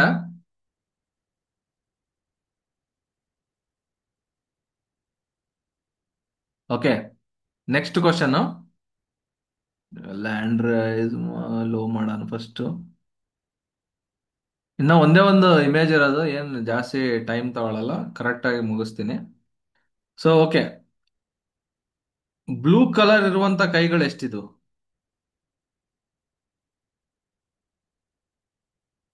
ಓಕೆ, ರೇಣುಕಾ ಹ್ಯಾಂಡ್ ರೈಸ್ ಮಾಡಿದೆ. ಓಕೆ, ಅಣ್ಣ 3 ಕೈ blue. 3. Okay,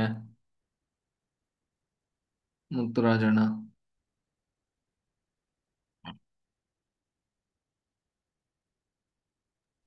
3. 3. Okay, pastor hand raise ಮಾಡಿದ್ದಾರೆ. 3 brother. 3. Okay, Ganesh 2 bro. 2. Okay, ಯಾರು ಡಿಫ್ರೆಂಟ್ ಆನ್ಸರ್ ಕೊಡ್ತಾರಾ ಅಂತ ಯೋಚನೆ ಮಾಡ್ತಿದ್ದೆ. ಓಕೆ, ಮೇರಂಟಿ ಹ್ಯಾಂಡ್ ರೈಸ್ ಮಾಡಿದ್ದಾನೆ.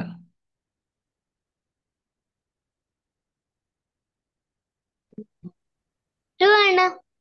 2. ಕೈ ಜಸ್ಟಿನಾ? ಓಕೆ, ಗಣೇಶ್ ಗಣಿ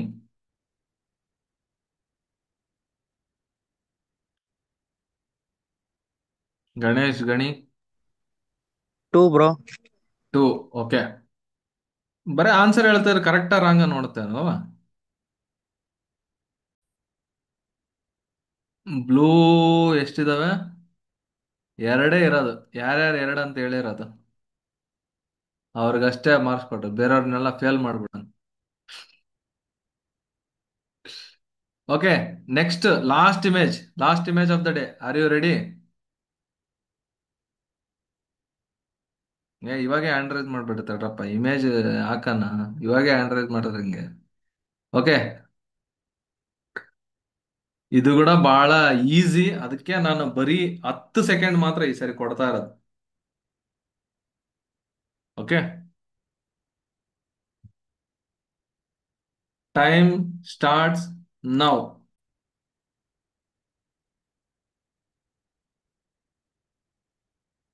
5 ಸೆಕೆಂಡ್ಗಳಿದೆ ಇನ್ನ.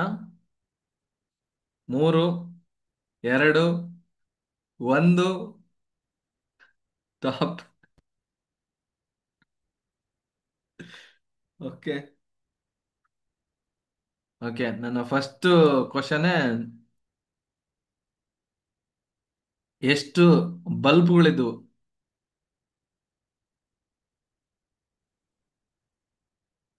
ಓಕೆ, ಹ್ಯಾಂಡ್ ರೈಸ್ ಮಾಡಿದಾರೆ.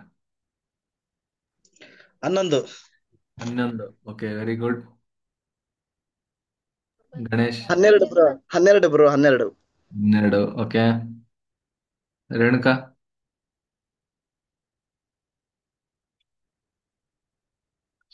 ಇದೆ. ರೇಣುಕಾ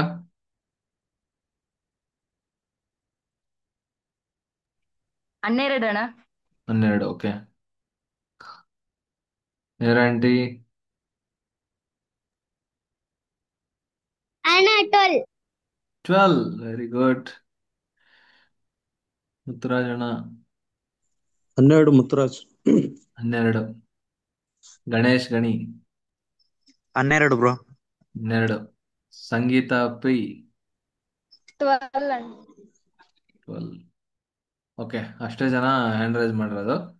ಬಟ್ ಇವ್ರದ್ದು ಆನ್ಸರ್ ಕರೆಕ್ಟ್ ಆಗಿದೆ, ರಾಂಗ್ ಇದೆ, ಪಾಸ್ ಆಫ್ ಎಲ್ಲ ನೋಡ್ಬೇಕಲ್ಲ. ಹ್ಮ್ ಎಷ್ಟಿದೆ? 1 2 3 4 5 6 7 8 9 10 11 12. ಯಾರ್ಯಾರು 12 ಅಂತ ಹೇಳಿದಾರ ಅವರೆಲ್ಲ ಪಾಸ್.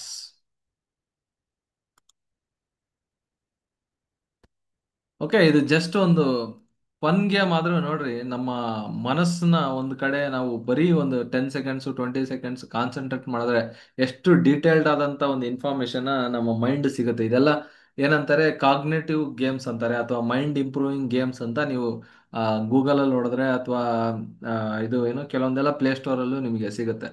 ಸೊ ಅದರಿಂದ ನಿಮ್ಮ ಬ್ರೈನ್ ಡೆವಲಪ್ ಆಗುತ್ತೆ.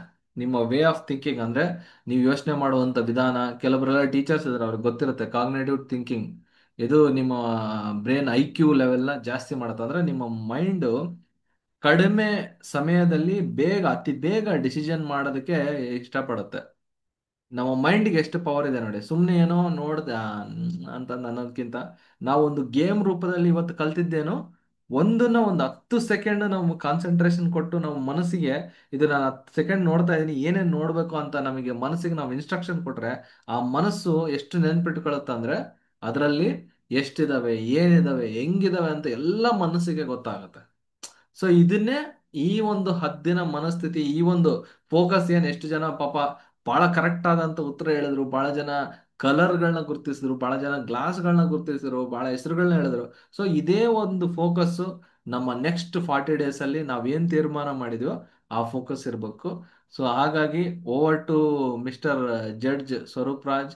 ಯಾರು ಎಷ್ಟು ಹೇಳಿದಾರೆ, ಏನ್ ಹೇಳಿದಾರೆ, ಏನ್ ಬರ್ಕೊಂಡ್ರು, ಏನ್ ಕತೆ ಅಂತ ಕೇಳೋಣ.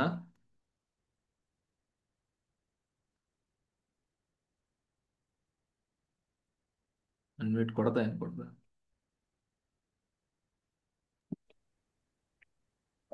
ಫಸ್ಟ್ ಕ್ವೆಶನ್ ಫಸ್ಟ್ ಪಿಕ್ಚರ್ ಅಲ್ಲಿ ಎಲ್ಲರೂ ಆನ್ಸರ್ ಮಾಡಿದ್ರು, ಯಾರಂತ ಗೊತ್ತಾಗಿಲ್ಲ. ಅದ್ರಲ್ಲಿ ಉಮ್ಮಕ್ಕ, ಸೋಮಣ್ಣ, ಎಸ್ ಗಣೇಶಣ್ಣ, ರೇಣುಕಾ ಪಿ, ಕುಮಾರಣ್ಣ, ಫಸ್ಟ್ ಮಧು, ಮತ್ತೆ ಪರಶುರಾಮ್ ಅಂಕಲ್, ಇವರೆಲ್ಲ ಇಷ್ಟ ಜನ ಗೊತ್ತಿಲ್ಲ ಅದ್ರಲ್ಲಿ ಯಾರ್ಯಾರು ಕರೆಕ್ಟ್ ಆನ್ಸರ್ ಹೇಳಿದ್ದು. ಆಮೇಲೆ ಸೆಕೆಂಡ್ ಕ್ವೆಶನ್ ಅಲ್ಲಿ ಅದೇ ಫಸ್ಟ್ ಪಿಕ್ಚರ್ ಅಲ್ಲಿ ಎಷ್ಟು ಗ್ಲಾಸಸ್ ಇದ್ದಿದ್ದು. ರೇಣುಕಾ ಪಿ 14 ಅಂತ ಹೇಳಿದ್ದಾರೆ, ಅದೇ ಕರೆಕ್ಟ್ ಆನ್ಸರ್ ಗೊತ್ತಿಲ್ಲ. ರೇಣುಕಾ ಪಿ 14 ಅಂತ ಹೇಳಿದ್ದಾರೆ. ಜಿ ಪರಶುರಾಮ್ 32 ಅಂತ ಹೇಳಿದ್ದಾರೆ. ಆಮ್, ಉಮಾ SU 17 ಅಂತ ಹೇಳಿದ್ದಾರೆ.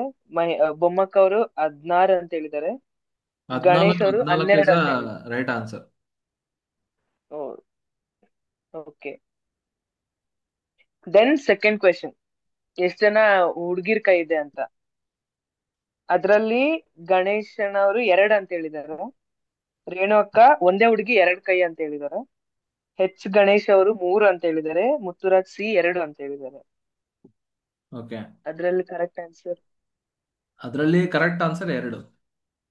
ಓಕೆ, ಸೊ ಮತ್ತು ಬ್ಲೂ ಕಲರ್ ಕೈಗಳು ಯಾರ್ಯಾರು, ಅದ್ರಲ್ಲಿ ಕರೆಕ್ಟ್ ಆನ್ಸರ್ ಹೇಳಿದ್ದು ಎಸ್ ಗಣೇಶ್, ಮೇರಿ ಆಂಟಿ ಮತ್ತು ಗಣೇಶ್, ಇವ್ರು 3 ಜನ.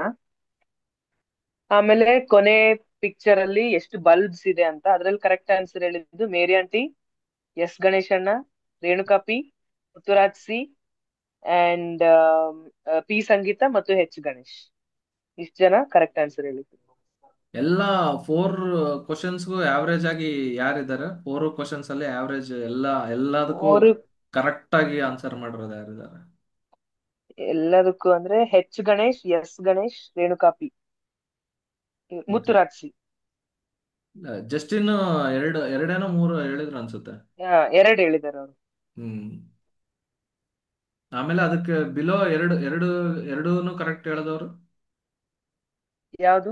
ಸೆಕೆಂಡ್ ಕ್ವೆಶನ್ ಎರಡು ಉತ್ತರಗಳನ್ನ ಅಟ್ಲೀಸ್ಟ್ ಮಿನಿಮಮ್ 2 ಆನ್ಸರ್ಸ್ ಕರೆಕ್ಟ್ ಆಗಿ ಹೇಳಿದವರು. ಅದು ಮಧು ಪಾಸ್ಟ್ರ್, ಪರಶುರಾಮ್ ಅಂಕಲ್, ಇವರು ಉಮಕ್ಕ. ಓಕೆ, ಸೊ ನಮ್ಮ ಕಡೆಯಿಂದ ಒಂದು ದೊಡ್ಡ ಚಪ್ಪಾಳೆ. ಯೇ ಯೇ ದೊಡ್ಡ ಅಂತ ಸ್ವಲ್ಪ ಗ್ಯಾಪ್ ಕೊಟ್ಟೆ, ಯಾಕಂದ್ರೆ ನೀವು ಸ್ವಲ್ಪ ಊಹೆ ಮಾಡ್ಕೊಳ್ಳಿ ಏನ್ ದೊಡ್ಡದಾಗಿ ಕೊಡ್ತಾನೆ ಅಂತ. Okay, so we will end the meeting with prayer. So ಇವತ್ತು ಹೇಳ್ದಂತ ಒಂದು ಟಾಪಿಕ್ ನಿಮ್ಮೆಲ್ಲರಿಗೂ ಇಷ್ಟ ಆಯಿತು. ಮತ್ತೆ ಈ ಒಂದು ನಿಮ್ಮ ತೀರ್ಮಾನಗಳು ಇವತ್ತೇನು ನಿಮ್ಮ ಮನಸ್ಥಿತಿಗಳನ್ನು ಬದಲಾಯಿಸಿಕೊಂಡು ನೀವೇನು ಇವಾಗ ಗೇಮ್ ಆಡಿದ್ರಲ್ಲ, ಅದು ಬರೀ ಗೇಮ್ ಅಲ್ಲ. ಒಂದು ಇಮೇಜ್ನ ನೋಡಿ ಅದನ್ನ ರೆಕಗ್ನೈಸ್ ಮಾಡಿ ಅದರಲ್ಲಿ ಎಷ್ಟಿದೆ ಏನಿದೆ ಅನ್ನೋದ್ರಿಂದ ನಮ್ಮ ಐ ಕ್ಯೂ ಇಂಪ್ರೂವ್ ಆಗುತ್ತೆ, ನಮ್ಮ ಮನಸ್ಥಿತಿ ಬದಲಾವಣೆ ಆಗುತ್ತೆ. ಸೊ ಅದೇ ರೀತಿಯಲ್ಲಿ ನಮ್ಮ ಈಗ ನೋಡಿ ಹದ್ದಿನ ತರ ಫೋಕಸ್ ಆಗಿರ್ಬೇಕಂದ್ರೆ ನೀವು ಎಷ್ಟು 20 ಸೆಕೆಂಡ್ 30 ಸೆಕೆಂಡ್ ಅಲ್ಲಿ ಆ ಇಮೇಜ್ ಅಲ್ಲಿ ಎಷ್ಟು ಫೋಕಸ್ ಆಗಿದ್ರೆ ಅಂದ್ರೆ ಅದರಲ್ಲಿ ಏನಿದೆ ಎಷ್ಟಿದೆ ಅಂತ ನೀವು ಎಷ್ಟು ಫೋಕಸ್ ಆಗಿದ್ರೋ ಅದೇ ರೀತಿಯಲ್ಲಿ ನೆಕ್ಸ್ಟ್ 40 ಡೇಸ್ ಕೂಡ ನೀವೇನ್ ತೀರ್ಮಾನ ಮಾಡಿದ್ರೋ ಅದಕ್ಕೆ ನಾವು ಬದ್ಧರಾಗಿರ್ತೀವಿ ಅಂತ ಫೋಕಸ್ ಆಗಿದ್ರೆ ಅದೇ ರೀತಿಯಲ್ಲಿ ನಾವು ವಿನ್ ಆಗ್ತೀವಿ ಅಂತ ಆ ಒಂದು ನಾವೇನ್ ಅನ್ಕೊಂಡಿದೀವಿ ಅದು ಆಗುತ್ತೆ ಅನ್ನೋದನ್ನ ನೆನೆಸ್ಕೊಳ್ತಾ ನಾವು ಪ್ರಾರ್ಥನೆ ಮಾಡೋಣ. ಸೊ ಪ್ರಾರ್ಥನೆ ಮಾಡೋದಕ್ಕೆ ಇವತ್ತಿನ ಮೀಟಿಂಗು ಮತ್ತೆ ಟಾಪಿಕ್ಕು ಮತ್ತೆ ನಡೆದಂತ ಡಿಸ್ಕಷನ್ ಎಷ್ಟು ಅದ್ಭುತವಾದಂತ ಒಂದು ಆ ಏನೋ ಡಿಸ್ಕಷನ್ಸ್ ಆಯ್ತು. ಅವ್ರವ್ರು ಎಷ್ಟು ಅವರ ಮನಸ್ಥಿತಿಗಳನ್ನು ಬದಲಾಯಿಸ್ಕೊಂಡು ಅವ್ರ ಜೀವನದಲ್ಲಿ ಎಷ್ಟೆಲ್ಲ ಆ ಆ ಒಂದು ಉನ್ನತ ಸ್ಥಾನಕ್ಕೆ ಹೋದ್ವಿ ಅಂತ ನಾವು ತಿಳ್ಕೊಂಡ್ವಿ. ಮತ್ತೆ ಈ ಒಂದು ಆಡದಂತ ಆಟದ ಮೂಲಕ ನಾವು ಏನ್ ತಿಳ್ಕೊಂಡ್ವಿ, ನಮ್ಮ ಬ್ರೇನ್ ಜಸ್ಟ್ ಒಂದು 20 ಸೆಕೆಂಡ್ಸ್ 30 ಸೆಕೆಂಡ್ಸ್ ಒಂದು ನಾವು ಫೋಕಸ್ ಆಗಿಟ್ರೆ ಆ ಬ್ರೇನ್ ಎಷ್ಟೆಲ್ಲ ಕ್ಯಾಪ್ಚರ್ ಮಾಡುತ್ತೆ ಅನ್ನೋದನ್ನ ನಾವು ಈ ಒಂದು ಗೇಮ್ ಮೂಲಕ ತಿಳ್ಕೊಂಡ್ವಿ. ಅದೇ ರೀತಿಯಲ್ಲಿ ನಮ್ಮ ಲೈಫಲ್ಲಿ ಕೂಡ ಏನಾದ್ರೂ ಒಂದು ನಮ್ಮ ಬ್ರೇನಿಗೆ ನಾವು ಇಂಥದ್ದು ಮಾಡು, ಇಂಥದ್ದೇ ಇದೇ ನನಗೆ ಇರಬೇಕು ಅಂತ ನಾವೇನಾದ್ರೂ ಫಿಕ್ಸ್ ಆದ್ರೆ ಅದನ್ನ ನಮ್ಮ ಬ್ರೇನ್ ಮಾಡುತ್ತೆ ಅನ್ನೋದಕ್ಕೂ ಕೂಡ ನಾವು ಒಂದು ಆಟದ ಮೂಲಕ ತಿಳ್ಕೊಂಡಿದ್ವಿ ಅಂತ ಹೇಳ್ತಾ ಕೊನೆಯದಾಗಿ ಪಾಸ್ಟರ್ ಅವರಿಗೆ ನಾನು ಪ್ರಾರ್ಥನೆ ಮಾಡೋದಕ್ಕೆ ಹೇಳ್ತಾ ಇದ್ದೀನಿ. ಆ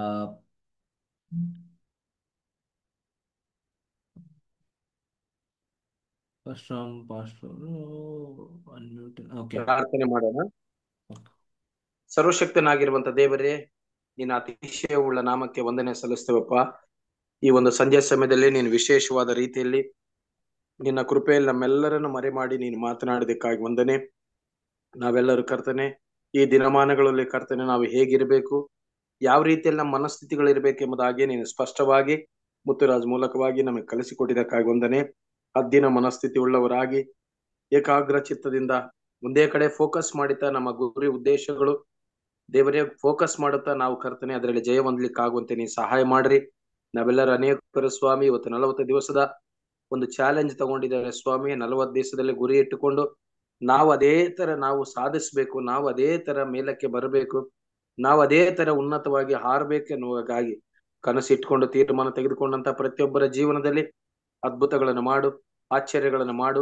ಅವರು ತೆಗೆದುಕೊಂಡಂತ ಪ್ರತಿಯೊಂದು ತೀರ್ಮಾನಗಳಲ್ಲಿ ಅವರು ಜಯ ಹೊಂದುವಂತೆ, ಆ ತೀರ್ಮಾನಗಳನ್ನು ಕಂಪ್ಲೀಟ್ ಆಗಿ ಮಾಡಿ ಮುಗಿಸಲಿಕ್ಕಾಗುವಂತೆ ನಿನ್ನ ಶಕ್ತಿಯಿಂದ ಸಾಮರ್ಥ್ಯದಿಂದ ತುಂಬಿಸು ಮತ್ತು ನಿನ್ನ ಕೃಪಾವರಗಳಿಂದ ನಡೆಸಬೇಕಾಗಿ ಬೇಡಿಕೊಳ್ತೇವೆ ಸ್ವಾಮಿ. ಇವತ್ತು ಕಲ್ತಂತ ಒಂದೊಂದು ಪಾಠಗಳು ಜೀವನದಲ್ಲಿ ಅಳವಡಿಸಿಕೊಳ್ಳಲಿಕ್ಕಾಗುವಂತೆ ಎಲ್ಲರಿಗೂ ಒಳ್ಳೆ ಮನಸ್ಸು ಕೊಡು ಮತ್ತು ಜೀವನದಲ್ಲಿ ಅಳವಡಿಸಿಕೊಂಡು ನಡೀಲಿಕ್ಕಾಗುವಂತೆ ನೀನು ಕೃಪೆ ತೋರಿಸಪ್ಪ. ಯಾವತ್ತು ಎಲ್ಲಿ ಕೂಡ ಕರ್ತನೆ ಇವುಗಳನ್ನು ಬಿಟ್ಟು ಹೋಗದಂತೆ ಕಳೆದುಕೊಳ್ಳದಂತೆ ಸ್ವಾಮಿ. ಕಲ್ತಂತ ವಿಷಯಗಳು ಕರ್ತನೆ ಎಷ್ಟು ಮಾತ್ರ ನೆಗ್ಲೆಕ್ಟ್ ಮಾಡದಂತೆ ಸ್ವಾಮಿ. ಯಾವುದೇ ಕಾರಣಕ್ಕೂ ಕರ್ತನೆ ಅವರು ಬೇಜವಾಬ್ದಾರಿ ತೋರಿಸದಂತೆ ಎಲ್ಲರೂ ಕೂಡ ಕರ್ತನೆ ಆಕ್ಟಿವ್ ಆಗಿ ಹದ್ದಿನಂತೆ ಯಾವಾಗಲೂ ಚುರುಕಾಗಿ ಲವಲವಿಕೆಯಿಂದ ಅವ್ರಿಗೆ ಇಟ್ಟಿರುವಂತ ಗುರಿಯಲ್ಲಿ ತೆಗೆದುಕೊಂಡಂತ ನಿರ್ಧಾರಗಳಲ್ಲಿ ಮುಂದೆ ಸಾಗ್ಲಿಕ್ಕಾಗುವಂತೆ ನೀವು ಸಹಾಯ ಮಾಡಿ ನಡೆಸಿರಿ. ಮತ್ತು ಕರ್ತನೆ ಗೇಮ್ಸ್ ಮೂಲಕವಾಗಿ ಕೂಡ ಕರ್ತನೆ ಸ್ವಲ್ಪ ಸಮಯದಲ್ಲೇ ಮನಸ್ಸು ಎಷ್ಟು ಸ್ಟ್ರಾಂಗ್ ಇದೆ, ಮನಸ್ಸು ಎಷ್ಟು ಪವರ್ಫುಲ್ ಇದೆ, ಮತ್ತೆ ಮನಸ್ಸು ಎಷ್ಟು ಫೋಕಸ್ಡ್ ಆಗಿದೆ ಮತ್ತು ಮನಸ್ಸು ಎಷ್ಟು ಮುಖ್ಯ ಎಂಬುದಾಗಿ ಕರ್ತನೆ ಇದ್ರ ಮುಖಾಂತರ ನಾವು ತಿಳಿದುಕೊಳ್ಳುವಂತೆ ಸಹಾಯ ಮಾಡಿದಿ. ಅದಕ್ಕೆ ನಿನ್ನ ವಾಕ್ಯ ಹೇಳುತ್ತೆ, ನಿಮ್ಮ ಮನಸ್ಸನ್ನು ನೂತನ ಪಡಿಸಿಕೊಳ್ಳಿರಿ, ನಿಮ್ಮ ಮನಸ್ಸಿಗೆ ಎಲ್ಲವೂ ಸಾಧ್ಯ ಎಂಬುದಾಗಿ ನಿನ್ನ ವಾಕ್ಯನೂ ಕೂಡ ಹೇಳ್ತೈತೆ. ಆ ರೀತಿಯಲ್ಲಿ ಮನಸ್ಸಿಗೆ ಕರ್ತನೆ ಹೆಚ್ಚು ನಿನ್ನ ವಾಕ್ಯವನ್ನು ತುಂಬಿಸ್ಲಿಕ್ಕಾಗುವಂತೆ, ಗುರಿ ಉದ್ದೇಶಗಳನ್ನು ತುಂಬಿಸ್ಲಿಕ್ಕಾಗುವಂತೆ, ಮನಸ್ಸಲ್ಲಿ ಕರ್ತನೆ ನಿನ್ನ ವಾಕ್ಯಗಳನ್ನು ಭದ್ರಪಡಿಸಿಕೊಳ್ಳಲಿಕ್ಕಾಗುವಂತೆ ನೀನು ಸಹಾಯ ಮಾಡಿ ನಡೆಸಿಕೊಡ್ರಿ. ಮತ್ತು ಇದುವರೆಗೂ ಕರ್ತನೆ ನಡೆಸಿಕೊಟ್ಟಂತ ಮುತ್ತುಗಾಗಿ ಪ್ರಾರ್ಥನೆ ಮಾಡ್ತಾನೆ. ಆತನನ್ನು ಇನ್ನೂ ಹೊಸ ಹೊಸ ಪಾಠಗಳೊಂದಿಗೆ ಹೊಸ ಹೊಸ ಅಭ್ಯಾಸಗಳೊಂದಿಗೆ ಮುಂದಿನ ತಿಂಗಳು ಬರುವಂತೆ ನೀವು ಸಹಾಯ ಮಾಡ್ರಿ ದೇವರೇ. ಭಾಗವಹಿಸಿದಂತ ಪ್ರತಿಯೊಬ್ಬ ಪ್ರಿಯ ಸಹೋದರಿ ಸಹೋದರರು, ಅವರ ಕುಟುಂಬಗಳು, ಮಕ್ಕಳು, ಹಿರಿಯರು, ದೊಡ್ಡವರು ಎಲ್ಲರನ್ನು ಕೂಡ ಆಶೀರ್ವದಿಸಬೇಕಾಗಿ ಬೇಡಿಕೊಳ್ತೇವೆ ಸ್ವಾಮಿ. ಇದಕ್ಕೆ ಸಹಾಯ ಮಾಡಿದಂತ ಭಾಗ್ಯ ಮೇಡಮ್ ಅವ್ರ ಕುಟುಂಬದವರನ್ನು ಕೂಡ ನೀನು ಆಶೀರ್ವದಿಸಿ ನಡೆಸಿಕೊಡು. ನಮ್ಮೆಲ್ಲರೊಂದಿಗೆ ನೀನು ಇರುವುದಕ್ಕಾಗಿ ನಿಮಗೆ ವಂದನೆ ಸಲ್ಲಿಸುತ್ತಾ ಯೇಸುವಿನ ನಾಮದಲ್ಲಿ ನಂಬಿಕೆಯಿಂದ ಪ್ರಾರ್ಥಿಸಿ ಬೇಡಿ ಹೊಂದೇವೆ ನಮ್ಮ ತಂದೆ, amen. Okay, thank you pastor. Okay, ಈ ತಿಂಗಳ ಯೂತ್ ಫೆಲೋಶಿಪ್ಗೆ ಜಾಯ್ನ್ ಆದಂತ ಎಲ್ಲರಿಗೂ ಥ್ಯಾಂಕ್ ಯು ವೆರಿ ಮಚ್.